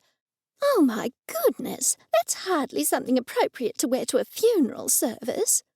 You can hardly talk, I thought, amused, looking at her brightly coloured tinfoil hat, complete with antennae. Aloud, I said, "And where is Nora Beckett?" "Down there." Edison pointed to the front row, over to my right. "I'd love to be able to search her house right now," I said, "and the doctor's as well." "You and me both," Edison said, "but it would be too dangerous to do it without careful preparation." I sat there, my stomach churning, listening to people speak about Emerson. Or rather, I wasn't listening. I was wondering what to do next. The 3 suspects were not giving anything away, and what's more, not one suspect stood out amongst the others. I was at a complete loss. The service seemed to drag on forever, and then Dr. Tate took the stage once more. "We have booked a room at the cafe next door, the back room, for refreshments. It's all free, but please leave a coin donation at the door." "If you have to make a donation, then it's not free," Delilah said rather loudly. This time the people in several rows turned to look at her. She smiled and waved to them. "After all that, we didn't find out anything," I lamented to Edison. "It was just as I feared." "Maybe we'll find out something at the cafe," Edison said. "Keep your eye on the suspects." "What exactly are we looking for?" I asked him. "We'll watch to see if they speak to anyone in particular, or maybe to each other." "Do you think 2 or more people were in it together?" Edison shrugged. "Anything is a possibility." An eerie, rumbling sound drew my attention, at once unnerving me. Was it an earthquake, or was something evil brewing?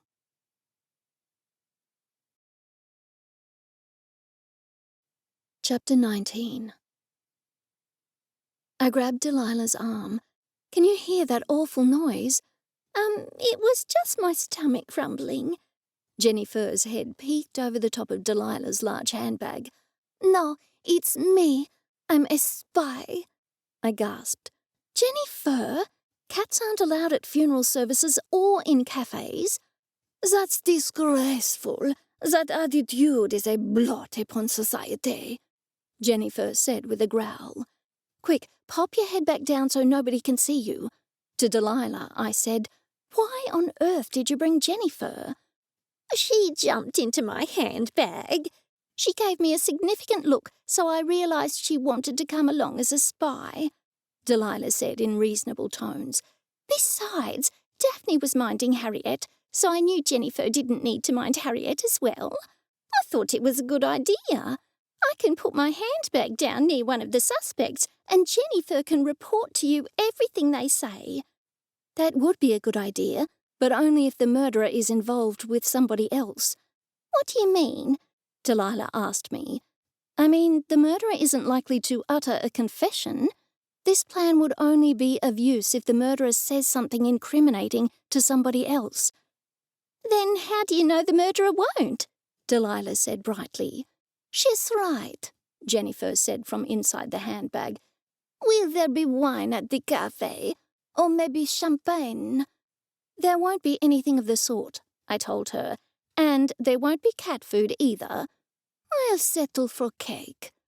"Delilah, please take JenniFur home at once, and then come straight back." Both Delilah and JenniFur sighed. Everyone by now had left the building, so I walked behind the others into the cafe next door. I hadn't been to that cafe before. Well, I had gone once, and that was why I hadn't gone again. The barista had given me a cold latte, and when I had asked her simply to heat it in the microwave, she had been quite rude to me and refused to heat it. Consequently, I had never gone back to that cafe. The back room of the cafe was large, a long, narrow rectangle. The walls were painted black, and paintings by local artists covered most of the walls. There was a long table in the middle of the room, or rather, several long tables pushed together. Edison charged ahead of us and sat opposite Nora Beckett, who was sitting with a scowl on her face. We were in luck. because Algerone Ravetti was sitting only 2 people away from her. There was no sign of the doctor. When Delilah came back, Algerone's face lit up. "Hello again," he said with a big wink. "Imagine seeing you again so soon." Delilah winked back. I wondered what I could say to engage the suspects in conversation, in the hopes they would incriminate themselves. I came up blank. Nora had her head down, sipping something, tea or coffee. I couldn't tell because it was in a styrofoam cup. "Hello again, Nora," I said. "Hello." She looked at me from under her brows. I fancied she looked like a troll hiding under a bridge.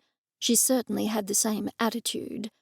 "These are my friends, Edison and Delilah," I told her. "Hello," she said again. "You knew Emerson, didn't you?" Delilah said. "Yes." She bent over her cup. Well, that wasn't going well. Once more I tried to think of something to say, and once more came up blank. Just then, the man sitting next to Delilah made a strange, strangled sound. "I think he's choking on a peanut," Algerone said. "Quick, somebody help him." Delilah jumped to her feet, grabbed the man around the middle, and squeezed. He made an even more horrible sound, and the next thing I knew, Nora Beckett clutched her face and fell to the ground. Thank you ever so much," the man who was choking said to Delilah. "I swallowed a peanut the wrong way."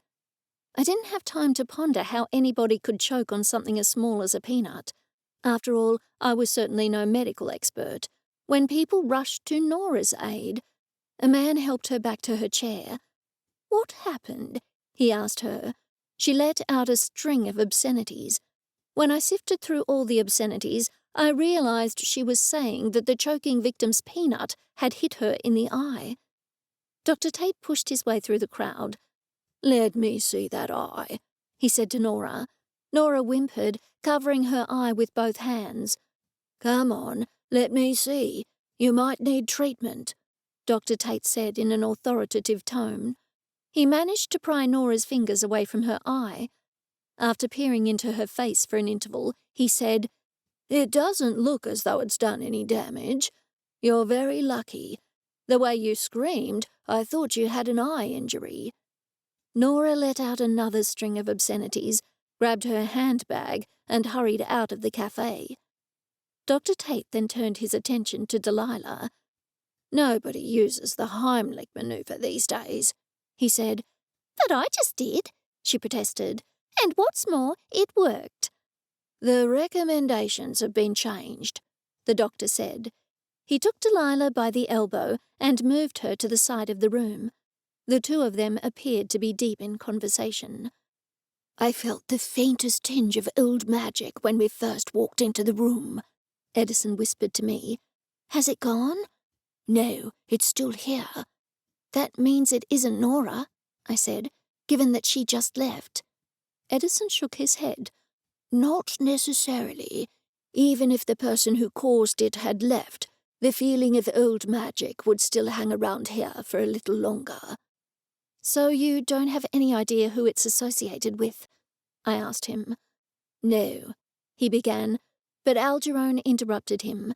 "How do you both know Emerson?" Edison was the one who answered. "He often borrowed books from the bookstore. This is Nell Darling, who owns the bookstore." Algerone shot me an appraising look. "You look familiar. You're new to town, aren't you?" "Yes, that's right," I said. "Were you a good friend of Emerson's?" "Oh, yes. We went to all the games together at the Gabba and Metricon if Brisbane was playing." I already knew this, but I feigned interest. "You must have been a close friend, then." He nodded vigorously, causing his beanie to fall over one eye. He pushed it back. Yes, he will be sorely missed." "Emerson borrowed a very rare and valuable book from the bookstore a few days before he died," Edison told him. "It's missing." "Missing?" Algerone repeated. "Did you look for it when you found him?" "How did you know I was the one who found the body?" Edison asked him. Algerone seemed surprised by the question. "Everybody in town knows." "When you last visited him, did you happen to see a book?" I described the book and its dimensions. "What was the book's name?" Algernon asked. "I have no idea," I told him. "It was in an ancient language." He nodded slowly. "Emerson loved those ancient languages." "Did you see the book?" I persisted. "Possibly. I'm not interested in books. No offence, you being a bookshop owner and all." "None taken," I said. "It's strange that it's gone missing." "I don't remember seeing a book like that, but he was always working on something. Have you asked Nora Beckett about the book? She only just left. She was Emerson's cleaning lady for years." "I did, and she didn't see it either," I told him. "What was the book about?" I looked at Edison. "We don't really know because we couldn't translate it," I said. "Did Emerson translate any of it?" "No," Edison said firmly. "He couldn't make head nor tail of it." "Maybe he called someone and asked for their help." Edison appeared disinterested. He was certainly a good actor. "Maybe he did. He didn't tell me. Besides, I think it's one of those ancient languages that nobody has translated yet." "There's a first time for everything," Algernon said. "Do you know anybody else who is able to translate ancient languages?" Edison shook his head. "No, Emerson was the only person I knew." A man I didn't know walked over and slapped Algernon on the back. "Hey, how's that fishing cabin of yours?" What? Algernon sputtered. "Look, I'm in the middle of a conversation. I'll catch up with you later." "You have a fishing cabin?" Edison asked. "Where is it?" "Near Jacob's Well," the man supplied. "It's in a remote location. Great to get away from the wife." He laughed heartily. "When are you going to invite me again, Algernon?" "I'll catch up with you later." Algernon was clearly trying to end the conversation. Edison elbowed me in the ribs. Edison and the man continued to talk, but I tuned out. I'd heard enough. I had an idea. I didn't know if it was an idea of any substance, but I needed to get back to the bookshop, to the secret room, and do some research. Something was niggling at me, lurking just out of reach in the recesses of my mind. Sure, a cabin would be a good place to hide Caspian, but something else had occurred to me, if only the idea was fully formed. But first, there was Harriet's birthday.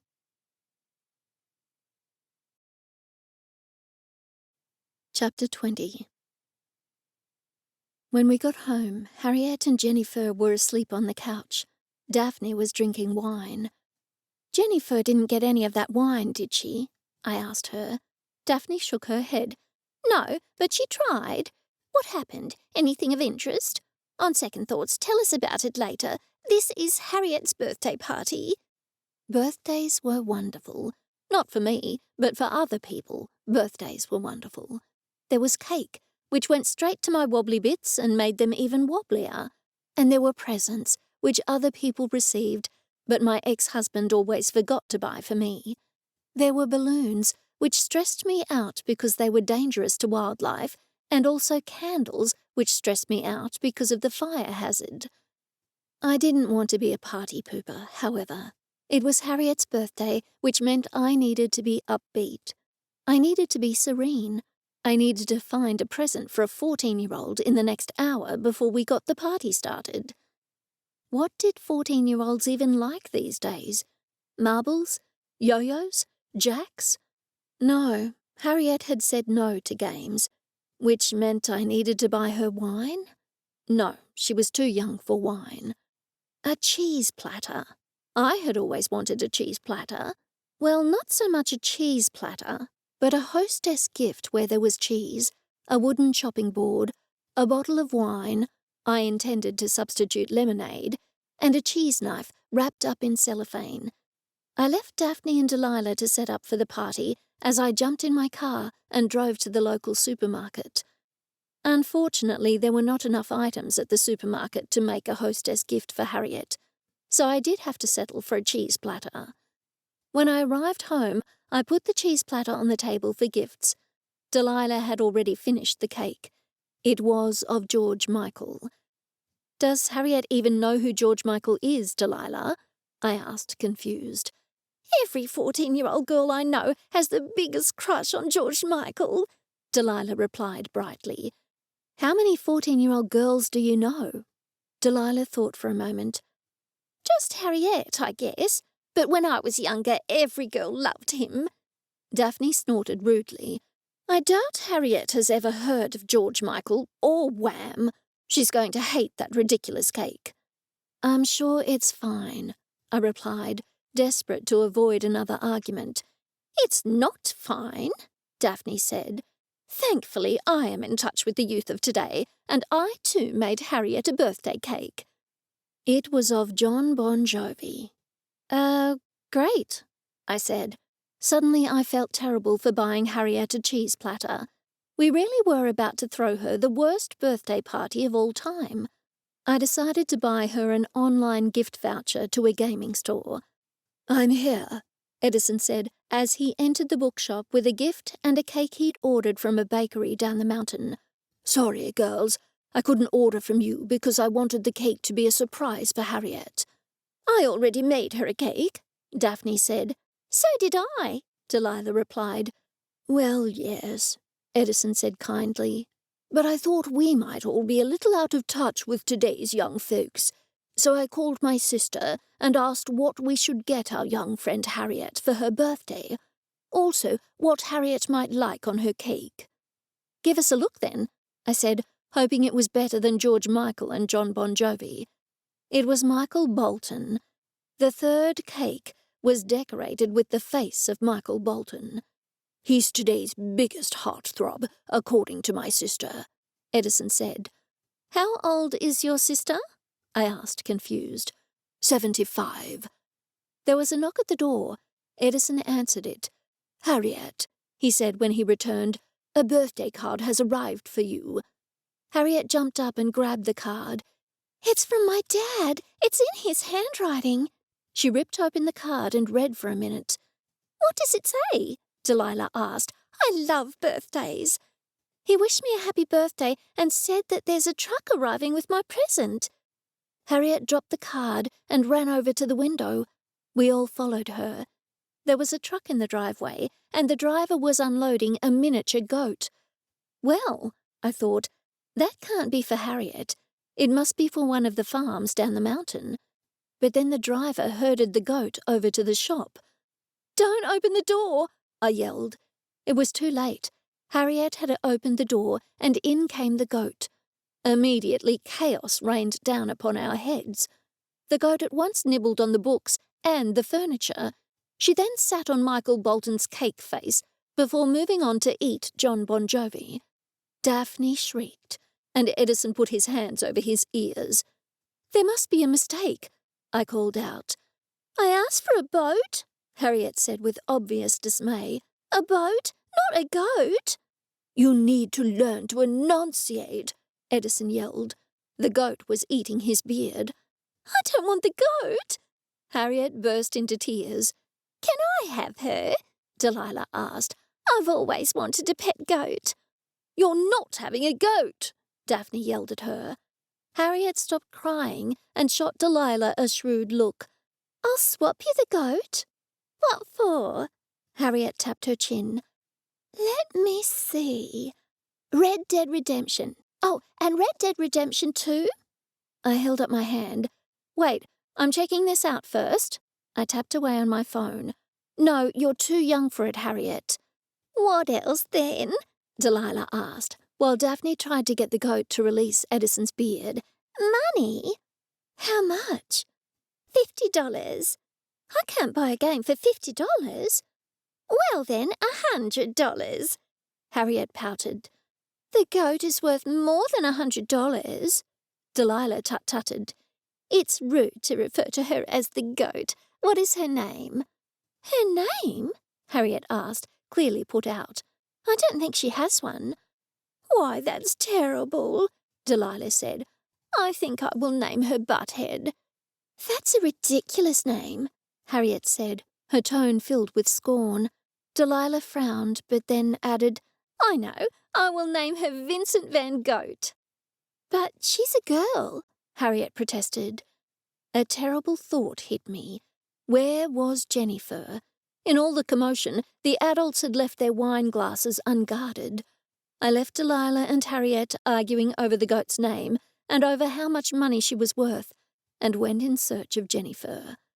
I found her passed out on George Michael. It seems she had eaten half his face first. "JenniFur!" I exclaimed. She opened one eye. "The goat made me do it." With that, she fell back to sleep.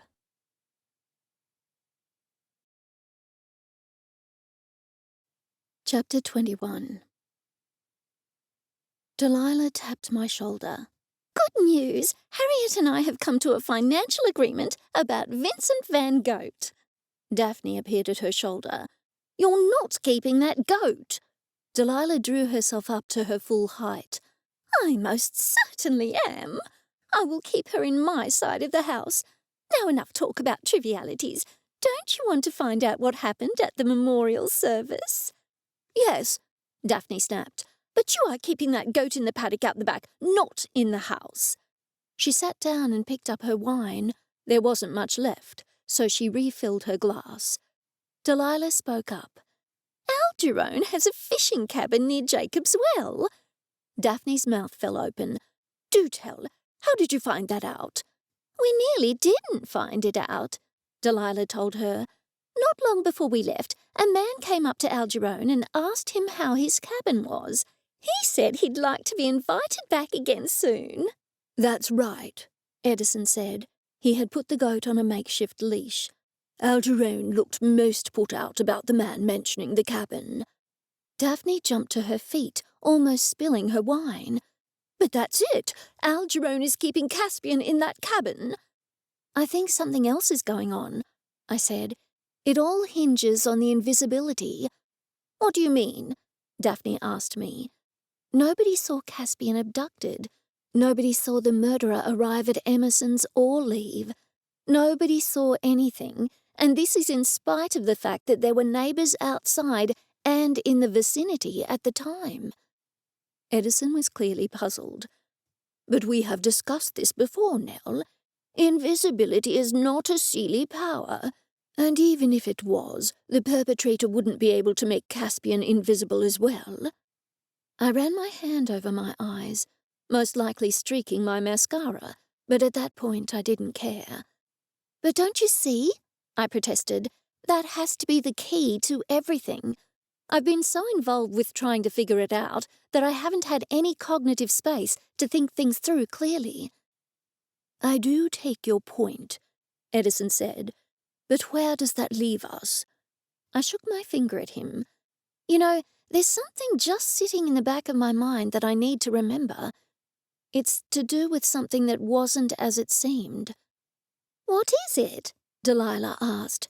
"Nell just said she couldn't remember what it was," Daphne said. To forestall the inevitable argument, I asked Edison, "We haven't mentioned the Anvil and Reed lately. What do you know about them?" "A terrible, evil organization," Daphne spat. "Daphne is right. For once," Delilah muttered. "They are evil. I already said that." Delilah glared at her sister. "I was agreeing with you. You should be grateful." "Edison?" I asked. "Let me see. The Anvil and Reed was supposed to be around centuries ago, and then there is no record of them from Roman times until the Middle Ages." "What did they do in the Middle Ages?" I asked him.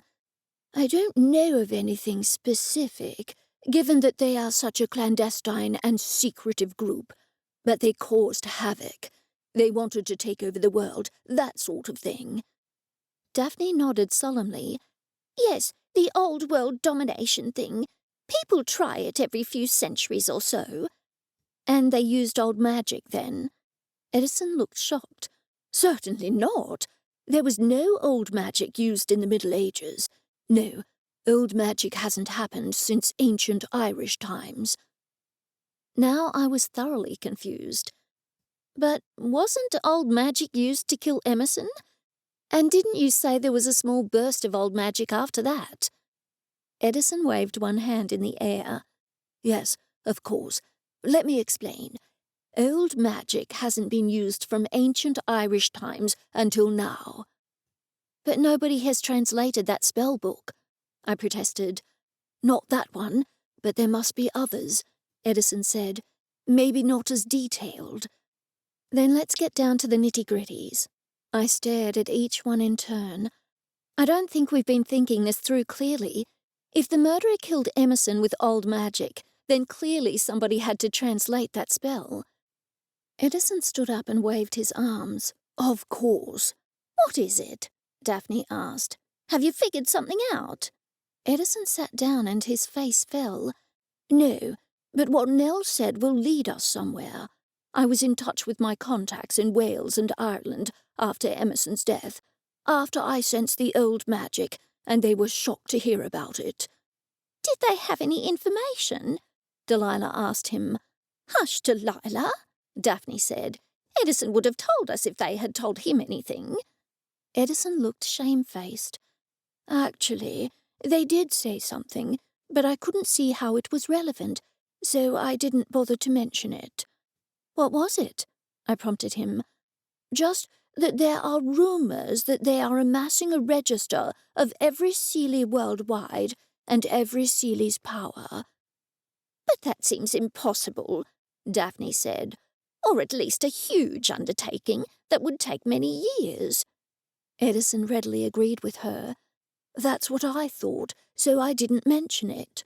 But my contacts said they started some years ago.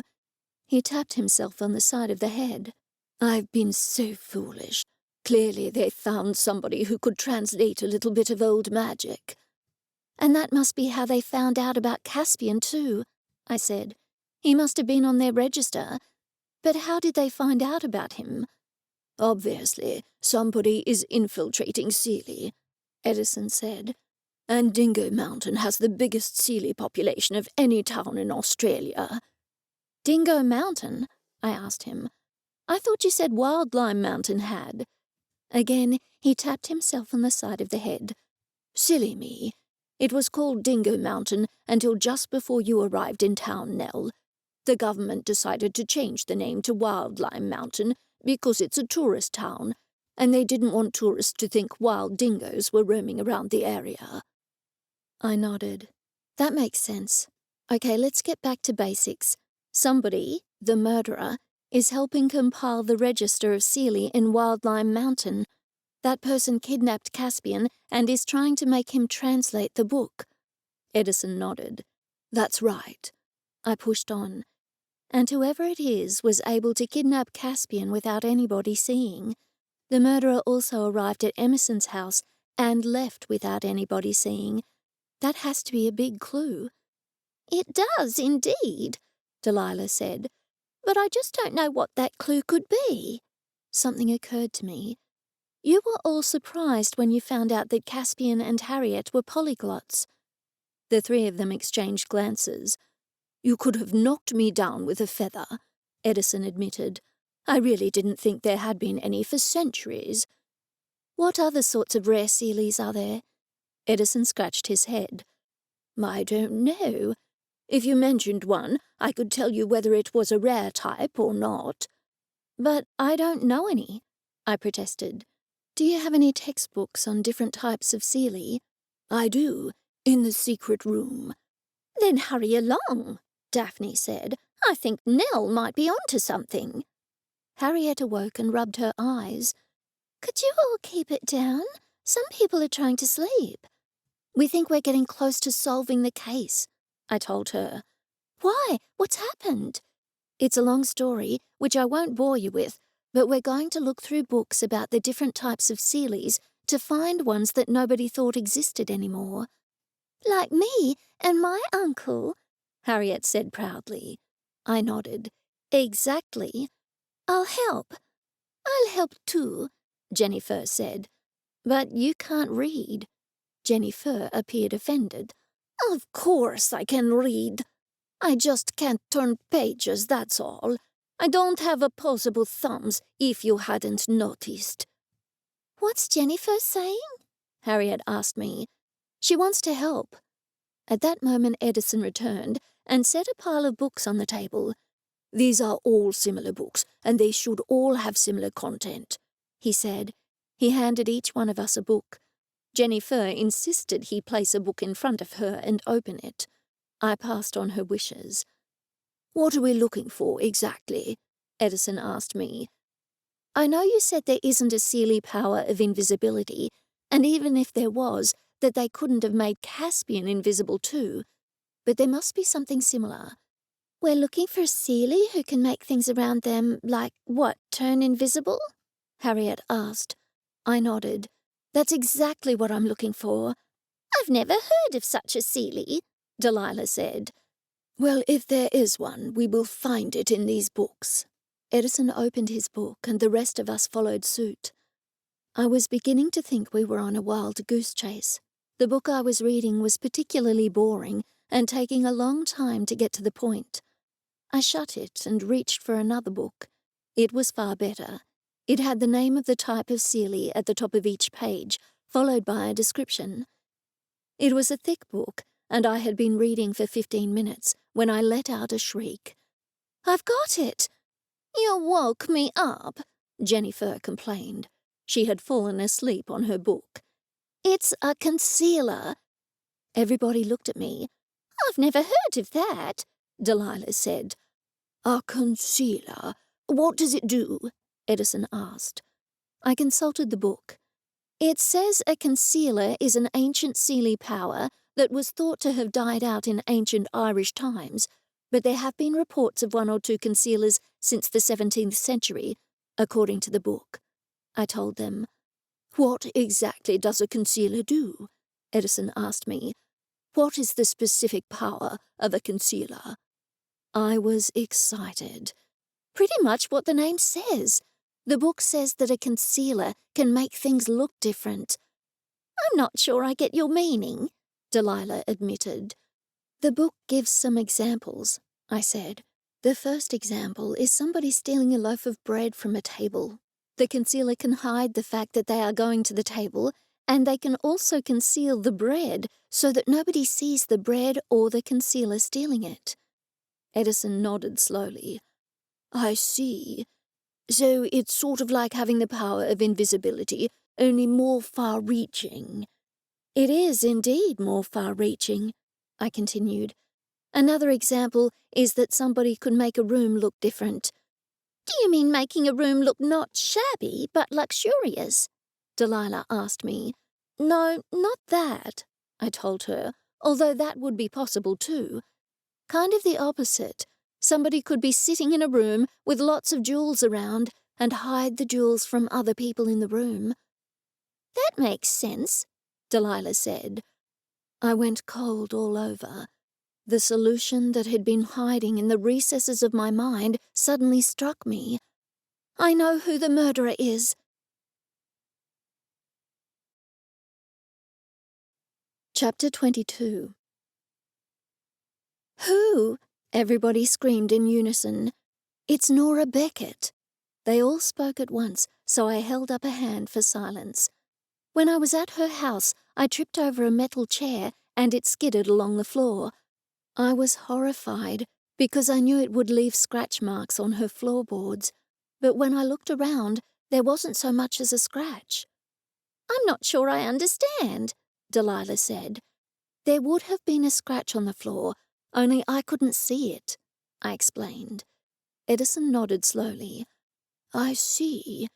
You think Nora is a concealer and that she had a concealment on her house. It hid the scratch marks on the floor."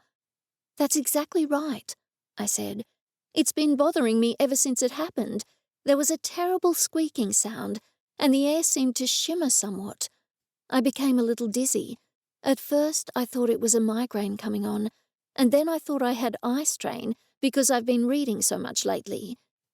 It hasn't happened at any other time, but when I was in her house, things did seem to shimmer a little." Edison took the book from me and read the entry. "Yes, it says those sensitive to concealment might experience vision loss or dizziness when in the presence of a concealment," he said. I pushed on. "And at Emerson's memorial service, the man who was choking coughed up the peanut, and it hit Nora's eye. Dr. Tate thought she should have an injured eye, no doubt as she screamed in pain, but when he examined her eye, he couldn't see anything wrong with it. That's what made me think something was wrong, that she was covering something. Concealing it, Delilah said. I nodded. Exactly. Maybe she's kept the concealment on her house and on herself permanently. Well, at least for the moment while all this is going on. But you didn't know about concealers at that point, so why were you suspicious? Edison asked me. No, I didn't know about concealers, I admitted, but I figured it all hinged on the fact that nobody saw anything. People were in their yards and should have seen something, but they didn't. I should have seen a scratch on the floor at Nora's house, but I didn't. Nora had an eye injury and nobody saw it. It was only when she got the eye injury and the doctor couldn't see anything wrong with it that I began to think something was going on. Of course, I wasn't able to put the pieces together until I read all about concealers just then. That's all well and good, but what are you going to do now? JenniFur asked. For all you knew, Nell, Caspian could have been sitting on a chair opposite you, and you wouldn't have been able to see or hear him. My stomach twisted. Edison looked up from the book. It says the concealment works on all Sealies except those who have shifted into other animals. JenniFur jumped up onto the coffee table. I can be the hero, she said. I can go to the concealer's house and find Caspian. That's a great idea, I began, but you would be in danger. Nora might suspect you're a Sealie who has turned herself into a cat, and she would likely try to do away with you. I'll snoop around and be careful. Maybe you should make me look like a stray. You could put some hairstyling products on my coat and make my hair stand on end. You're far too fat to look like a stray, Harriet said. Thank you, JenniFur purred loudly. Well, there goes that idea. Does anybody else have a brainwave? We could lure Nora out of her house somehow, I said. Wait, I have a better idea. She does work as a cleaning lady after all. Maybe we could wait until she goes to her next appointment. That's a very good idea, Daphne said. As soon as she leaves, we'll go in and find Caspian. I'll have to be the one who goes in, JenniFur said, and then I'll come out and tell you where he is, Nell. I relayed to the others what JenniFur had said. I wish we could go tonight, I lamented. I don't like the thought of Caspian staying there another night in mortal danger. Who knows what's happening to him? I'd like to rescue him tonight as well, Edison said. But, Nell, we have to make this a successful rescue. We can't make a half-baked effort.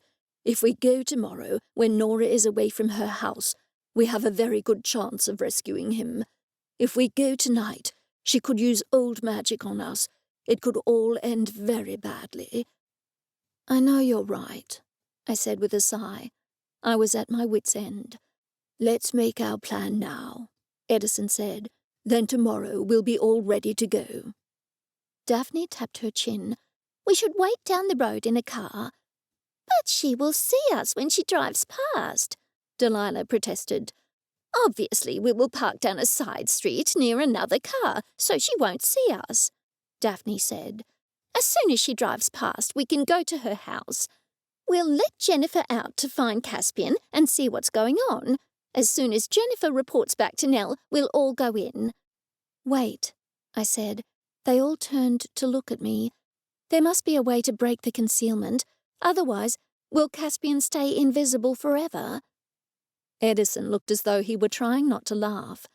There is no way to break the concealment, but the concealment can only be applied to a small area.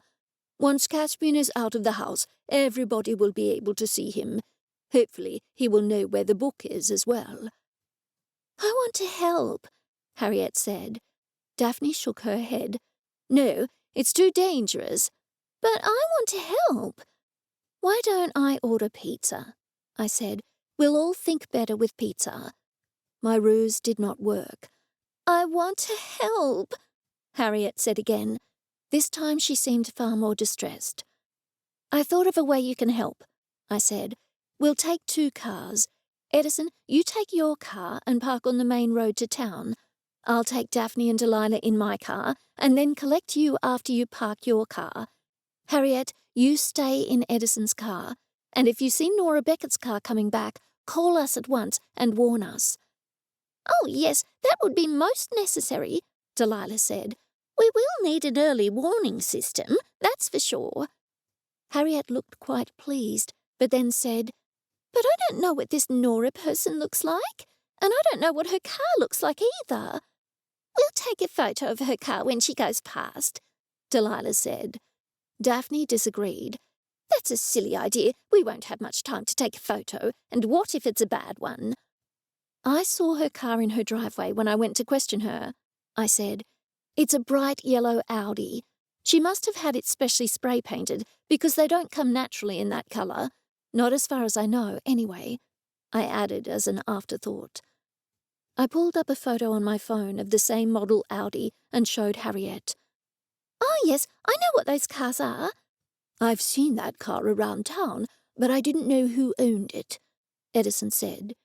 Daphne and Delilah murmured agreement. Is that the only one in town? Harriet asked. Oh, yes, it certainly is, I said. As I said, she must have had it specially spray-painted. So, do we have our plan set? Daphne asked everybody. We all nodded. But what about the time? I asked them. I know Nora often started cleaning Emerson's house at 8:30 in the morning, Edison told us. Why don't we leave here just after 8? That will give us time to set up. But what if she doesn't leave her house for a few hours? Harriet said. I'll be horribly bored. We will have to take that risk. After all, we're saving your uncle, I pointed out. Harriet nodded, but didn't look at all pleased. Then let's order pizza now, I said. We'll all need to be fed and rested so we can carry out our plan in the morning. That night, I didn't get to sleep until the early hours of the morning. I tossed and turned all night. JenniFur's words haunted me that Caspian might have been in the room when I was there, and I had been unable to see him or hear him. It was all too much. My alarm went off at 7. I felt as though I hadn't had a wink of sleep, although I would have had a few hours. I showered and then went downstairs to the kitchen. Feed me, JenniFur said. I put some food into her bowl and then stood there, waiting for her to ask for it again. It only took a minute or two. Feed me, I'm starving. I haven't eaten for hours, JenniFur said. I poured the second packet of cat food into her bowl. I'm cold, she said. It's not that cold. JenniFur fluffed up her tail. Cats feel the cold. We like to sit in front of fires. I need to be at my best so I can rescue your boyfriend. He's not my boyfriend. JenniFur made a strange sound. I thought she was coughing up a fur ball, but then I realized she was laughing. I rolled my eyes and hurried to the fireplace. The ashes from the night before were still smouldering. I threw some fire starter cubes on top of the ashes, scrunched up some newspaper around them, threw on some kindling, and then a bigger log, and lit the newspaper, all in quick succession. There, I said to JenniFur, and not another word out of you until I've had my coffee. Thankfully, she stayed by the fire. I sipped my coffee slowly. Could this be the end of the ordeal? In a few hours, would we have Caspian back safely? To my surprise, Harriet appeared. You're up early, I said. She simply grunted and fetched herself a bowl of cereal. Where's JenniFur? She asked. She slept on my feet all night, and if I moved, she scratched me. She's by the fire, I said. She's looking forward to being a hero. Don't you mean heroine? I shrugged. Harriet pushed on. Do you really think we'll find Uncle Caspian this morning and rescue him? I certainly hope so. That's the plan, anyway. Soon, Edison arrived with Daphne and Delilah, and they had brought croissants. We feasted on croissants and drank coffee, but the mood was somber. I was nervous that Nora might try to murder us all with old magic, but my concern for Caspian spurred me on. Just think, in a few hours we might have the book, Edison said. And Caspian, I shot him a glare. He had the grace to look embarrassed. Oh, yes, of course, and Detective Cole, too. The next hour passed quickly. Before I knew it, I was in my car with JenniFur, Daphne, and Delilah. I drove towards Nora Beckett's house, with Edison driving behind me. "Keep an eye out for Nora's car, in case she's making an early start," Daphne said. We had looked at maps the previous night over pizza and had decided where we would park the cars. I pulled over at the spot where Edison was going to park his car. He parked his car and got out, leaving Harriet in the car. "She has her phone. I checked that it's fully charged," he said. Excellent. As soon as Edison was in the car, I continued on. My heart was beating out of my chest. I parked in the appointed spot. "JenniFur, keep down. If Nora sees a cat in the car with us, she might get suspicious." "On second thoughts, we should all duck when she drives past," Delilah said. "No, I have tinted windows," I said, as we drove down a side road. "Then why did you ask me to stay out of sight?" JenniFur said. I tapped myself on the side of the head. Silly me. I'm just nervous, that's all. 8:30 came and went. So did 9. I kept looking at my phone, expecting Harriet to call at any time to complain. I was wondering whether I should call her and ask how she was doing when a yellow Audi appeared. "It's her!" Daphne shrieked. "I'll call Harriet." I called, and Harriet picked up at once. Before she could speak, I said, "Nora has just gone past us in the yellow Audi. She'll be going past you any minute. Call us as soon as she goes past you, and then call us immediately if she heads back this way." "Honestly, Nell, I know the plan. I'm not a child," Harriet said. With that, she hung up. A minute or so later, she called back. "She's just gone past me, heading into town." "Thanks." I turned on the engine and drove down the road, parking a few houses away from Nora's, but on the same side of the road. I opened the car door for JenniFur. "Here's your chance, JenniFur. Good luck." JenniFur ran towards Nora's house. "What if Caspian isn't there?" I said. "Everything points to Nora being a concealer, so she must have been hiding something from you that day," Edison said. I nodded. My stomach clenched so much it hurt. It seemed like an age before JenniFur returned. I opened the car door and she hopped in. "You won't believe it," she screeched.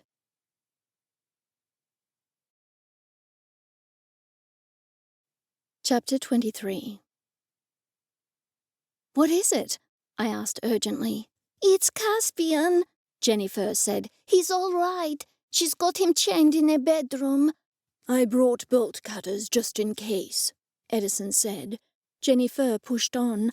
"I mean, he doesn't look a picture of health or anything, but he's not dead. That's got to be a plus." She hesitated for a moment and then added, "He doesn't look at all well, but he's alive. After a few cans of salmon, I'm sure he'll be good." "Did you see the book?" Edison asked. "Oh yes, the book. It's on a desk in the bedroom." "Okay, let's go in and fetch him." I was already halfway out of the car. JenniFur and I hurried in front of the others. "Oh, the door is locked," I said with dismay. "JenniFur, how did you get in? I didn't even think to ask you." "That window there is open wide," JenniFur said. I went over to look at it. To me, it looked like a locked window. "It must be part of the concealment," Edison said. I put my hands out and felt glass. While I did so, JenniFur climbed through it, so I pushed against the glass with my hand. To my surprise, my hand passed through. "It isn't glass. It's all in your mind," I said. I dived headfirst through the window. At least, that was my intention, but my bottom got stuck. "I'll shove you in," Daphne said. She shoved a little too hard. I landed with a thud and said some rather rude words. "Through here," JenniFur said. "You'll have to open that door." How did you get in there? I asked JenniFur. There was another window open around the back, she said. What are you waiting for? I opened the door. I can't see anything, I said to JenniFur. He is right in front of you. You'll have to explain to him what's happening. Caspian, I yelled, we can't see you because Nora Beckett is a concealer. Yes, I know they aren't supposed to exist these days, but she's one for sure. I can't see you or hear you. Concealment doesn't work on cat sealies, so JenniFur is going to guide us. By the way, Harriet is fine. She's been staying with me. He's not deaf, JenniFur said. He can see and hear you. I ignored that remark. JenniFur, quick. Edison needs to use bolt cutters to cut the chains off Caspian. You'll have to guide him. Tell me, and I'll tell Edison.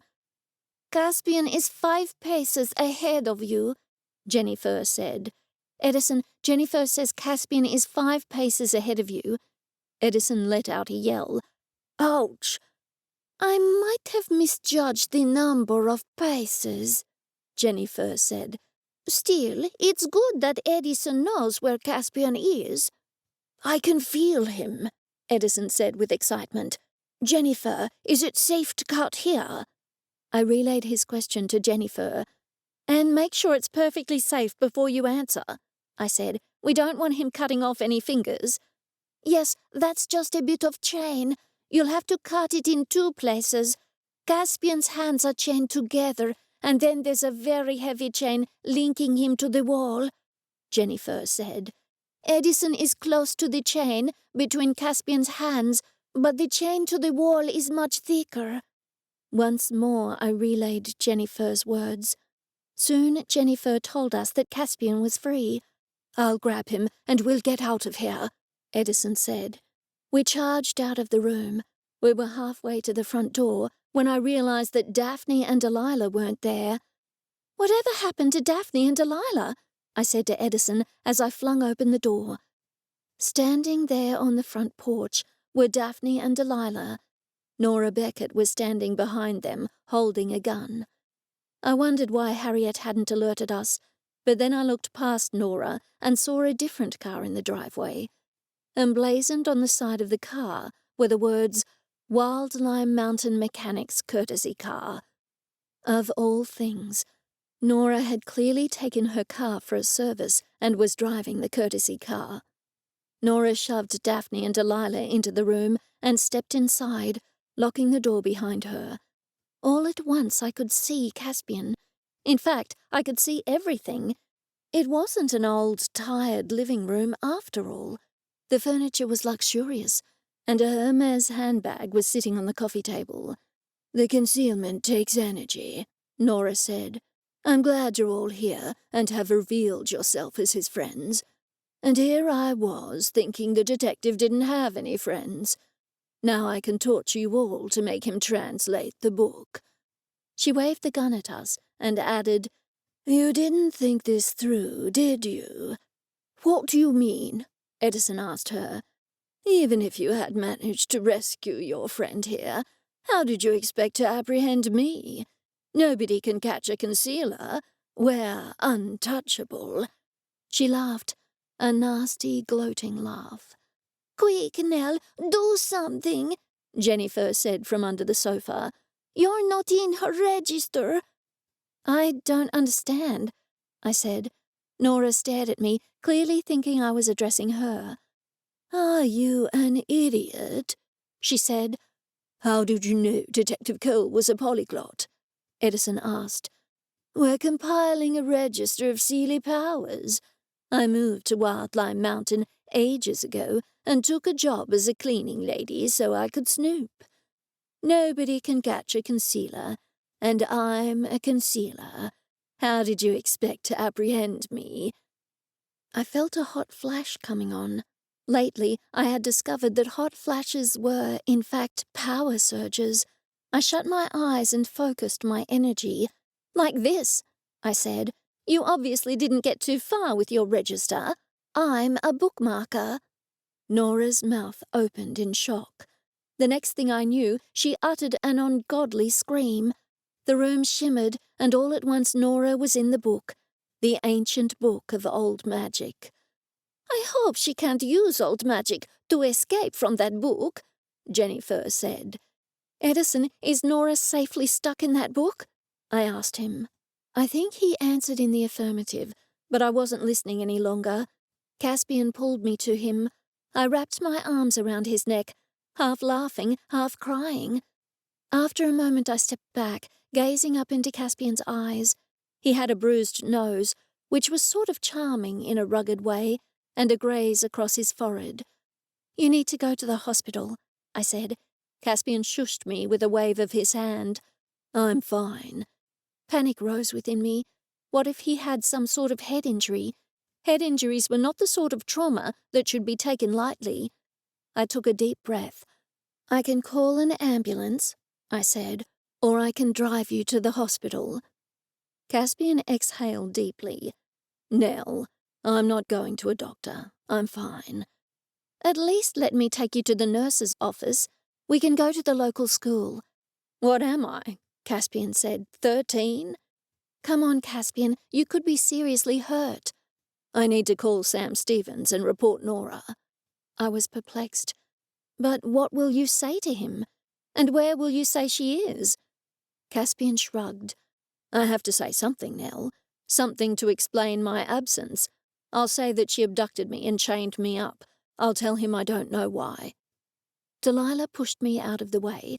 "Call the other detective later, after the two of you have had some alone time." She shone her torch into Caspian's eyes. I looked over her shoulder.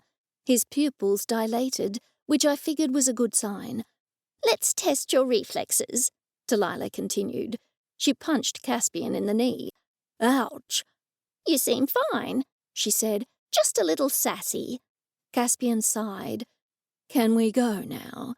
Delilah nodded. "Sure, Edison can drive, and we'll take you both to the botanical gardens. You can call us when you want to be collected." Caspian agreed. "I don't want to call Stevens yet," he admitted. "I want a moment of peace and quiet with Nell." His hand wrapped around mine. At the botanical gardens, Caspian took my hand and led me to a pavilion. It smelt funny, like wood and moss, but not unpleasant. It smelt like a secret garden from a children's novel. In fact, the entire mountain smelt this way, strange and mysterious and pleasant, and I felt a surge of happiness. "Are you okay?" Caspian asked. I haven't had the chance to ask. He continued to hold my hand as we sat on a wooden bench. "I'm better than okay," I said. "You're okayer?" "Okayer," I replied with a laugh. "No, I'm the okayerest." "You know what's crazy?" Caspian said. "What?" He smiled at me, his eyes flashing with warmth and joy. "Despite everything that happened to me, with you here now, I'm the okayerest too." And then we kissed.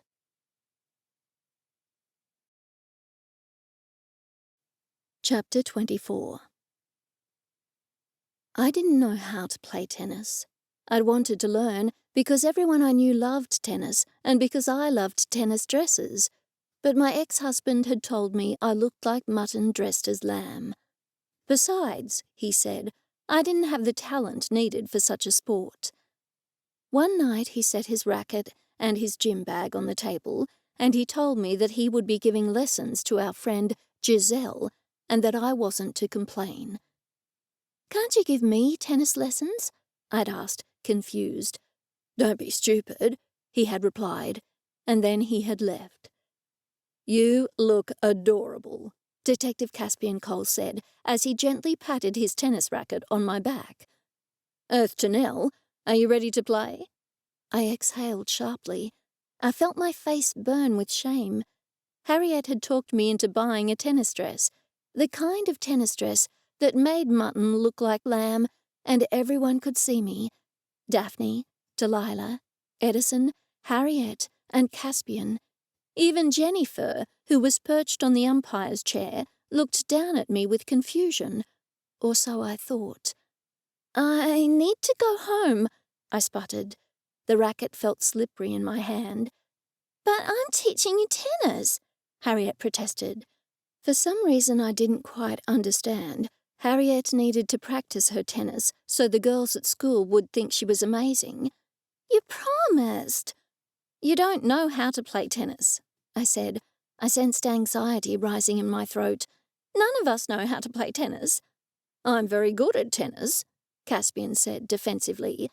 "You asked where home base was," Delilah said. "Is there no home base in tennis?" Caspian looked confused. "Can I murder him?" JenniFur said to me, only everyone else just heard meows. "You can't murder anyone," I retorted without thinking.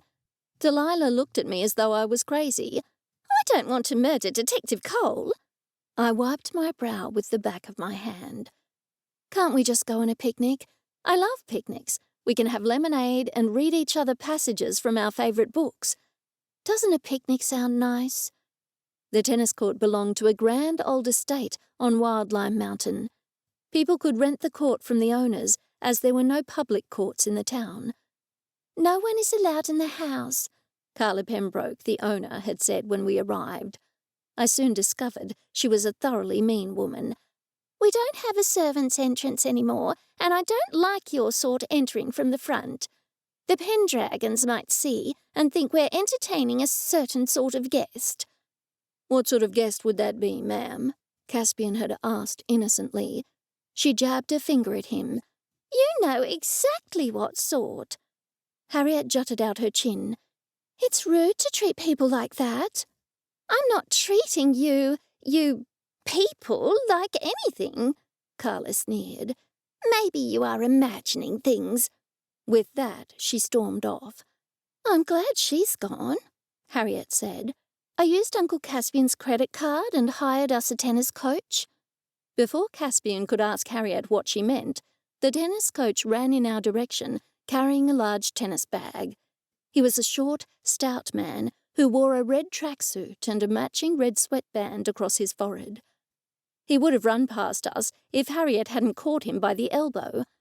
"Are you here to teach us tennis?" she asked. The man hesitated for a moment. "Obviously," he replied. He did not say hello, because he told us greetings were for the weak, and he made us all line up and do push-ups. I did not believe in push-ups, because I stood against everything push-ups stood for, but the short tennis man was terrifying. Even Caspian seemed on edge. "Now," the tennis coach said, "we play chess." He did not offer us his name, and he did not offer us any explanation as to why he was teaching us chess and not tennis. Evidently, this was how he coached all his pupils, because he had a chess set ready to go in the back seat of his car, which was a Mustang and smelled like leather and sandalwood. "Stop looking at him," Caspian hissed in my ear. "I'm not looking at him." I chuckled at Caspian's display of jealousy. Maybe I didn't look like mutton after all. We were all gathered around the tennis coach and Daphne, who were currently playing chess. Here is the thing about chess. I knew less about chess than I did tennis. I stopped feeling anxious and started to feel a little irritated. I was here in this stupid dress and in this stupid heat, and I wanted to be at home in bed watching television and eating chocolate. "You can't take your eyes off him," Caspian said, his eyes flashing. "Do you find him attractive?" "No," I lied. I don't know if I'd been in the wilderness since my husband's affair, but the tennis coach was maybe a little bit attractive. I didn't like men who were shorter than I was, but there was something about his intensity that was a little attractive, truth be told. "Nell," the tennis coach barked, "you're next." "But I don't know how to play chess." The tennis coach flipped the chessboard over, scattering the pieces. "Chess is over. Now we play tennis." "I don't know how to play that either," I cried softly. "No matter," he said.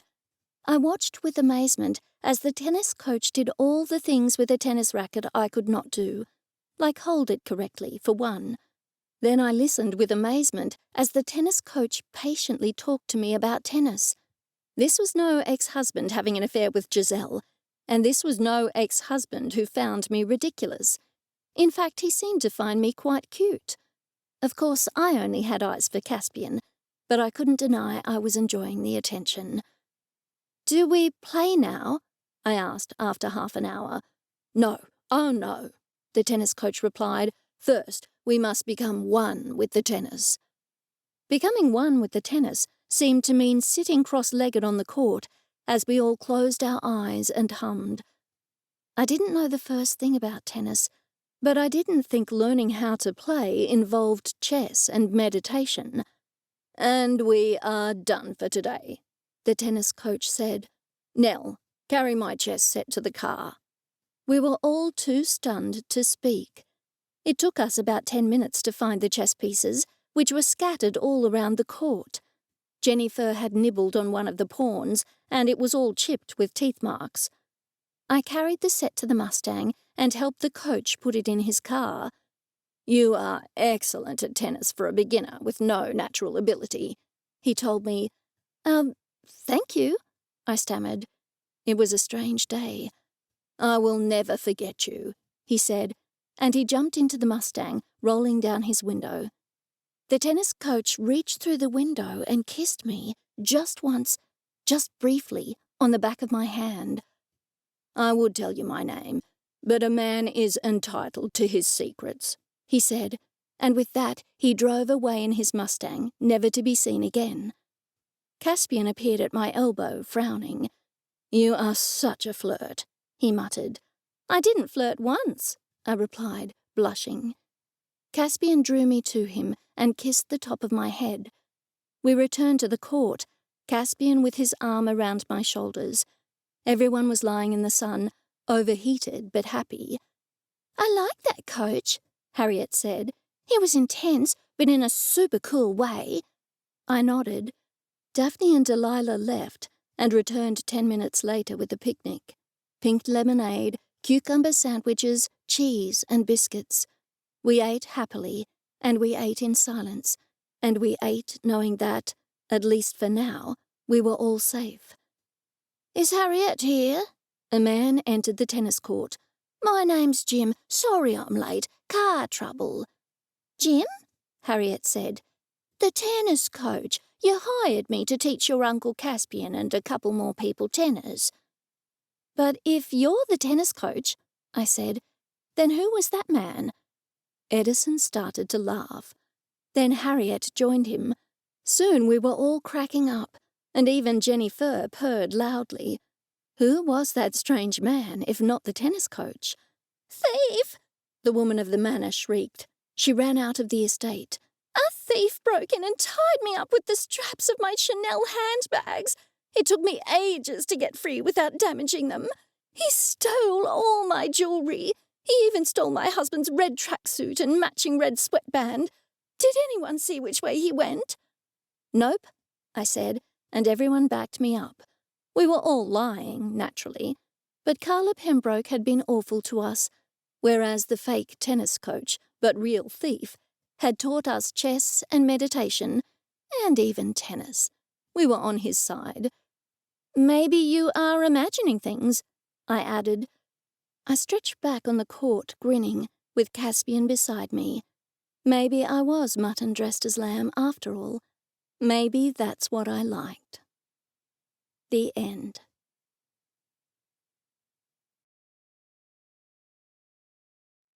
You've just listened to Start From Scratches, MenoPaws Mysteries Book 3, written by Morgana Best, narrated by Amy Soakes. Manuscript text and production copyright, both 2021, by Morgana Best. If you've enjoyed this audiobook, please consider leaving a review and recommending on social media or directly to friends and family. And keep an eye out for other audiobooks by Morgana Best. Thanks for listening.